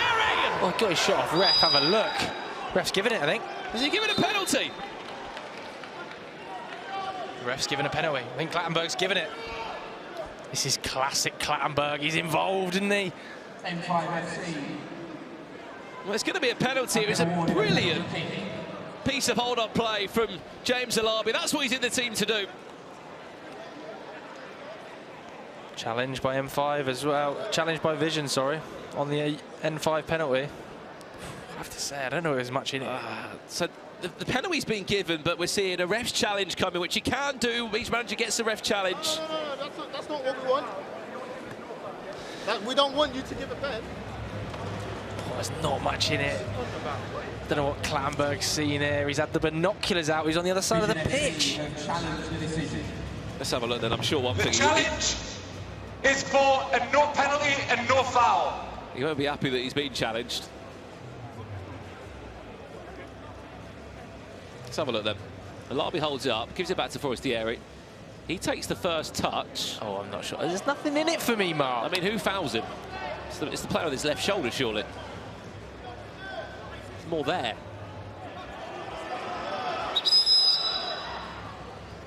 The challenge is unsuccessful. There was a foul inside the penalty area, therefore a penalty kick. Penalty stands. I'm not sure about that one personally. Manny's not happy, you can tell. This is a must score. And interestingly, Brian Lee isn't on it. He's not on it. Yeah, that is very surprising. Imran Kayani instead will step over this one. Scores this. What a game we've got for our last 9 minutes. It was too obvious. It was so obvious. That is appalling. Why not put Fernando Forestieri on it? You've wild-carded him for a reason. He's got Premier League experience in front of goal. Brian Lee's on the pitch. Decision-making. I'm sorry, Joe, but that's 2 penalties wasted from M5 today.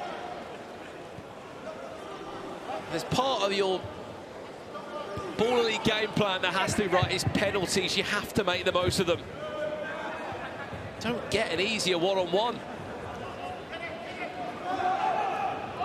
They score that. I mean, they score both of them looking at a 4-4 scenario. Even one goal gives it. James Alabi, James Alabi in the zone. Save, by the way. That's big goalkeeping because the turn is absolutely unreal. The footwork, the first touch, the physicality, even the finish was good, but that's good goalkeeping. Oh, Mitchell spread himself there. They're only a corner away from a penalty, but of how the penalties have gone so far for M5, surely it can't be 3 that they miss. Mariappa bundled to the ground. Kayani helps his team out and just picks up possession. That one taken quickly. Forestieri cried out for it. Alabi just pins his man, and it's a corner. It's a third one. That's a third corner, and that's a third penalty for M5. Forestieri to take it. For goodness sake, give it to Fernando. No, it's not. It's another wildcard player. Or is it? Hani Pacherchi. He got a red card last week during the fair play game changer. Third time of asking. Taking all his time this time. Can Remy Mitchell stop him again? No.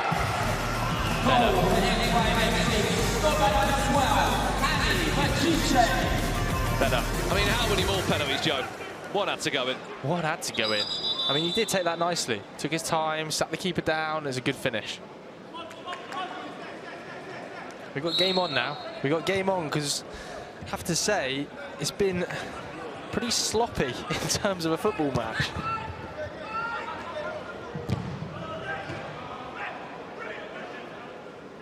We've still got 5 minutes until a game changer too. It's a long time.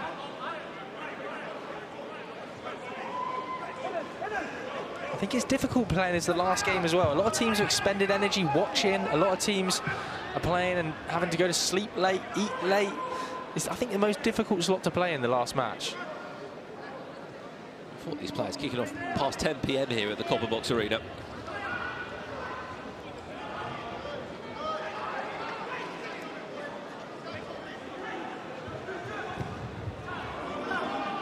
No touch on that one. We'll just go out for Owen Locke to bring us back into possession.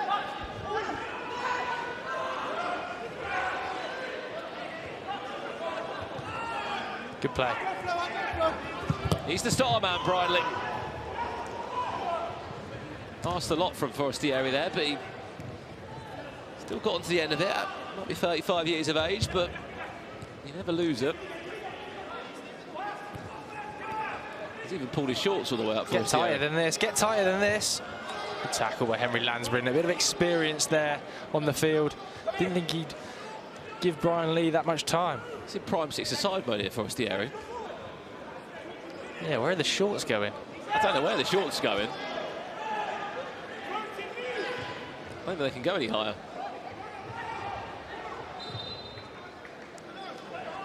What they have done well today, M5, is they've won a lot of corners. And I think that's an underrated tactic in this game mode.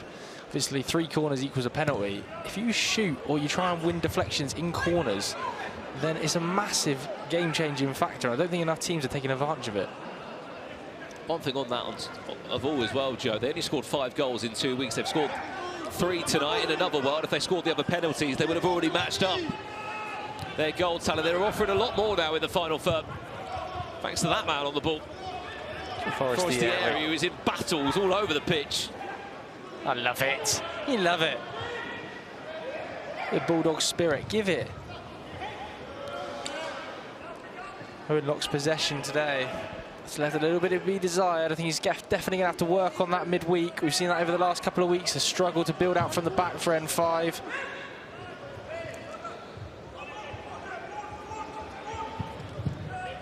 Henry Lansbury has looked a bit more relaxed tonight. What a touch, Montel McKenzie, Owen Locke. Well done, Owen. That one.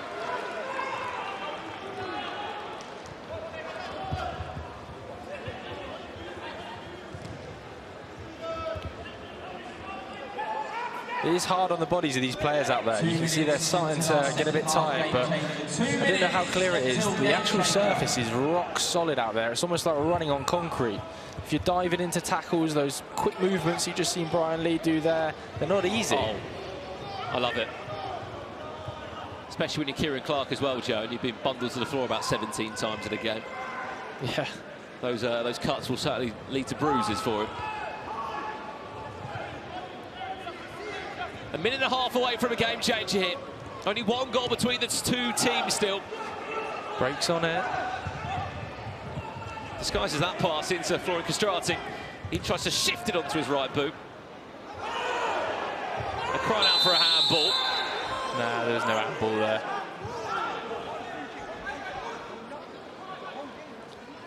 Well, they've already used the challenge, Vision FC.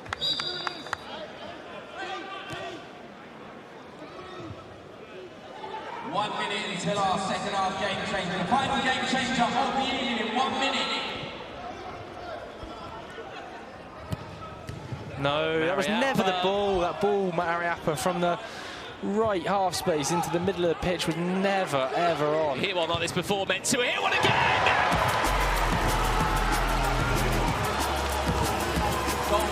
Keeper.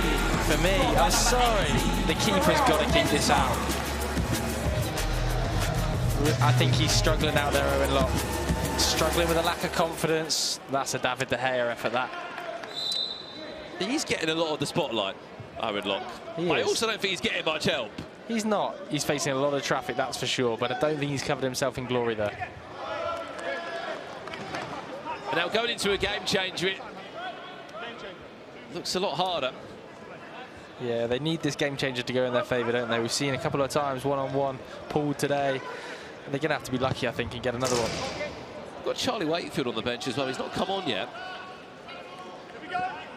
Formerly of Chelsea, Coventry City. Let's have a look then. Our final game changer of the night. Let's see what we get.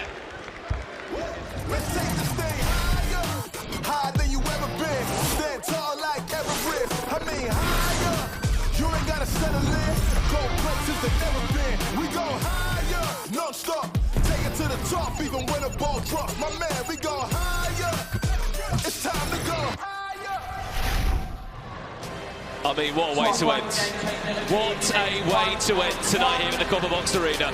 A one-on-one. I think my favourite game changer, your favourite game changer, everyone's favourite game changer. It's as simple as it sounds. One at a time, a single player from each team shoots from behind the halfway line or just inside their opponent's half, just on the edge of the O2 logo here in our Copper Box Arena. You only get 15 seconds per each attempt at goal.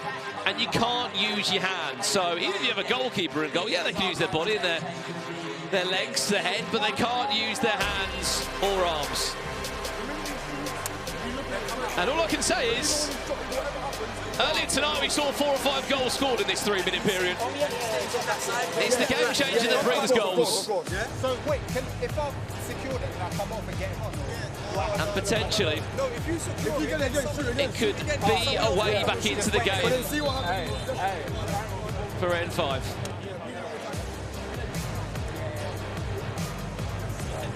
Just a little listen in there tactically for what Vision FC are expecting.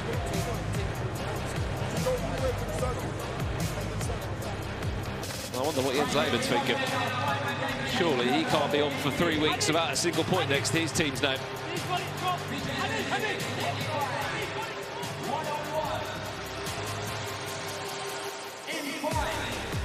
Well, we're going to kick off this game change. I think the words that we're hearing from Vision FC is maximise the 15 seconds you have. If you're in a winning position, the ball always must be moving. And they're not in any rush at all. Vision FC. Chance goes. It looks to be number 12, wild card. Nani Bachaichi. Can he score? Bar it in, yes! Nani Bachaichi, a wild card for a second week in a row. Scored the penalty for him earlier today. And he can do enough at the back to stop the pressure. Hang on a sec. Remy Mitchell's back on the pitch. Remember, he can't use his hands.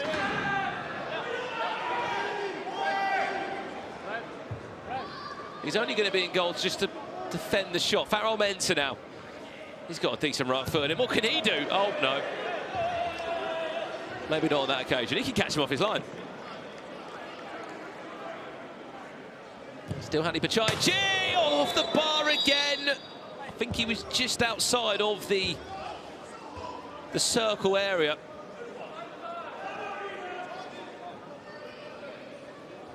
VZN FC not taking their time anymore. I mean, they're rushing it still.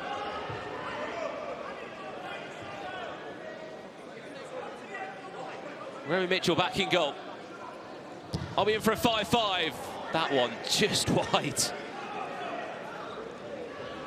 Florian Castrati comes up. His turn now. They just need one goal. Just need one goal. It'll be a 2-goal gap. It wouldn't be mathematically possible for them to bring it back. Can he do that? Off the post. Even better, to be honest. Can he chip him? He just bent it round him. 2 goals in 50 seconds. All the pressure falls back onto Brian Lee. Score this. Well, you know what? This could be an interesting ending here tonight. Florian Castrati back on. They're going to get one more chance. N5 FC are going to get one more roll of this. Hang on a second. Keep us off his line. Hang on a second, Brian Lee. A communication breakdown between Remy Mitchell and Florian Castrati has meant that N5 have just been given away back into this. But is Florian Castrati going to snatch it at the end? Oh! I think that's game over. It's another game-changing winning moment. Florian Castrati snatches it at the death. It's harsh, it's cruel, but it's more of a prime example of what Baller League is all about. If you're not switched on, if you're caught sleeping, just like that, the game can change in the dying moments. And unfortunately for the Invincibles, it's 3 games played, it's 0 points, and it's another bad day in the office. VZN FC, though, they're on 8 points. 2 wins in their last 2 weeks.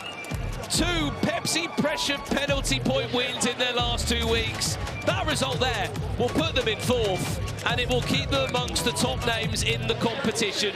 You have to feel for N5. For a split second, I thought they were going to pick up their first point here tonight, but it won't happen in game week 3. And there we have it. 6 rounds of action from myself, Brown and Smith, and from all my fantastic co-commentators. That is it for week 3 here at the Copper Box. It's been another night to remember. We've had 100 goals and a lot of upsets along the way. That one-on-one game changer is simply beautiful. I'll see you next week from the commentary box. Joe, it's down to you, my friend. Manny, what a game. Bro, what a game. Like, I thought we threw it at the end, but, you know, Flo pulled through. We trust his shooting, and we need to work on the substitutions. Don't lie, you were worrying at the end when you got that substitution wrong. I was worried. But first of all, fans, did you not enjoy that? Like, come on, like, what a game that was. I mean, this was all about, really, entertaining the fans, giving them a show, something to enjoy, the love of the game. But, I mean, what a game. Ups and downs. You know, I think football won in that game. Don't need to say too much more, but football definitely won in that game. Another huge week. A pressure point, challenge, point. Another win, another 4-point week. The climb is happening. It's not to forget as well, it's Tobi's birthday, so happy birthday, Tobi. Happy birthday. I hope you enjoyed that one. We did it for you. All right, that one was Tobi. That was for your birthday. Manny, congratulations. Huge win for VZN FC. Back to you, Liv. Thank Thank you very much, Joe. Happy birthday, Toby. I hope that was the best Happy birthday present birthday. you've ever received. A big win for VZN FC. But Chunks, what a night of Baller League UK we've had. I just want to start by saying I feel very sorry for Brian Lee. He What a player, man. he is so good. Yeah, He is so good. He scores. I think going into this game, he was the 3rd top scorer in Baller League, and his team have now lost 3 in a row. Look, he's on screen right there. That boy is a player, and I just want better for him. So hopefully he can get a result next week. Man. Do you know what I'm surprised about is that they had a couple of penalties in that game, and he didn't take. There was a couple where he wasn't the player, but surely in those moments he's the player you want to step up. I don't know. We're gonna have to talk to Jens, maybe a bit more serious, and say to him, what's really happening? Yeah. But we have had a great day of football. Incredible. Let's remind ourselves of the results. It all started back at 5:30 p.m. The 26ers and RTW. What a brilliant game that was, which ended 3-3. We then had another draw, Trebol FC against Wembley Rangers, and that was one of the most remarkable game changers we have seen in Baller League UK. Yanited scoring 6 after scoring 7 in Matchday 1 and Matchday 2. They're still top of the league. They beat Santan 6-4. M7 lost to Deportrio, only narrowly a 4-3 defeat. SDS also lost to MVPs Yanited, who have also won 3 out of 3 now. And VZN FC there, what a result for them. 56 goals scored tonight. That is quick maths, Chunks. Yeah, just do some maths, you know me. Quick maths, and this is what it means for the table. Look at that, we've still got 3 teams that have won 3 out of 3. Yanited, Deportrio and MVPs United, but Angry Ginger's top. There's +9 goal difference there, and still at the bottom, N5 without a win. In Baller League UK, and 26ers there, they picked up their point, as did Wembley Rangers FC. Chunks, final thoughts. We know Baller League is going to get better and better week on week, so I'm buzzing for next week already. I feel like it's already peaked. So the fact No, it hasn't. That's why I feel like that's the way it makes me feel, because the football's been absolutely incredible. Really have enjoyed this week. This has probably been my favourite so far. Yeah. So I wonder what Game Week 4 has in store for us. I wonder what match. And you can find out by coming down if you buy your tickets at ballerleague.co.uk. Exactly, you can buy your tickets. Right. But just before we leave you, we have to announce our head and shoulders MVP. It's the boy, Tyler Winters. To Tyler He Winters. deserves it, man. I mean, to be honest, he does, because he was brilliant. He scored a hat-trick, got a few assists as well.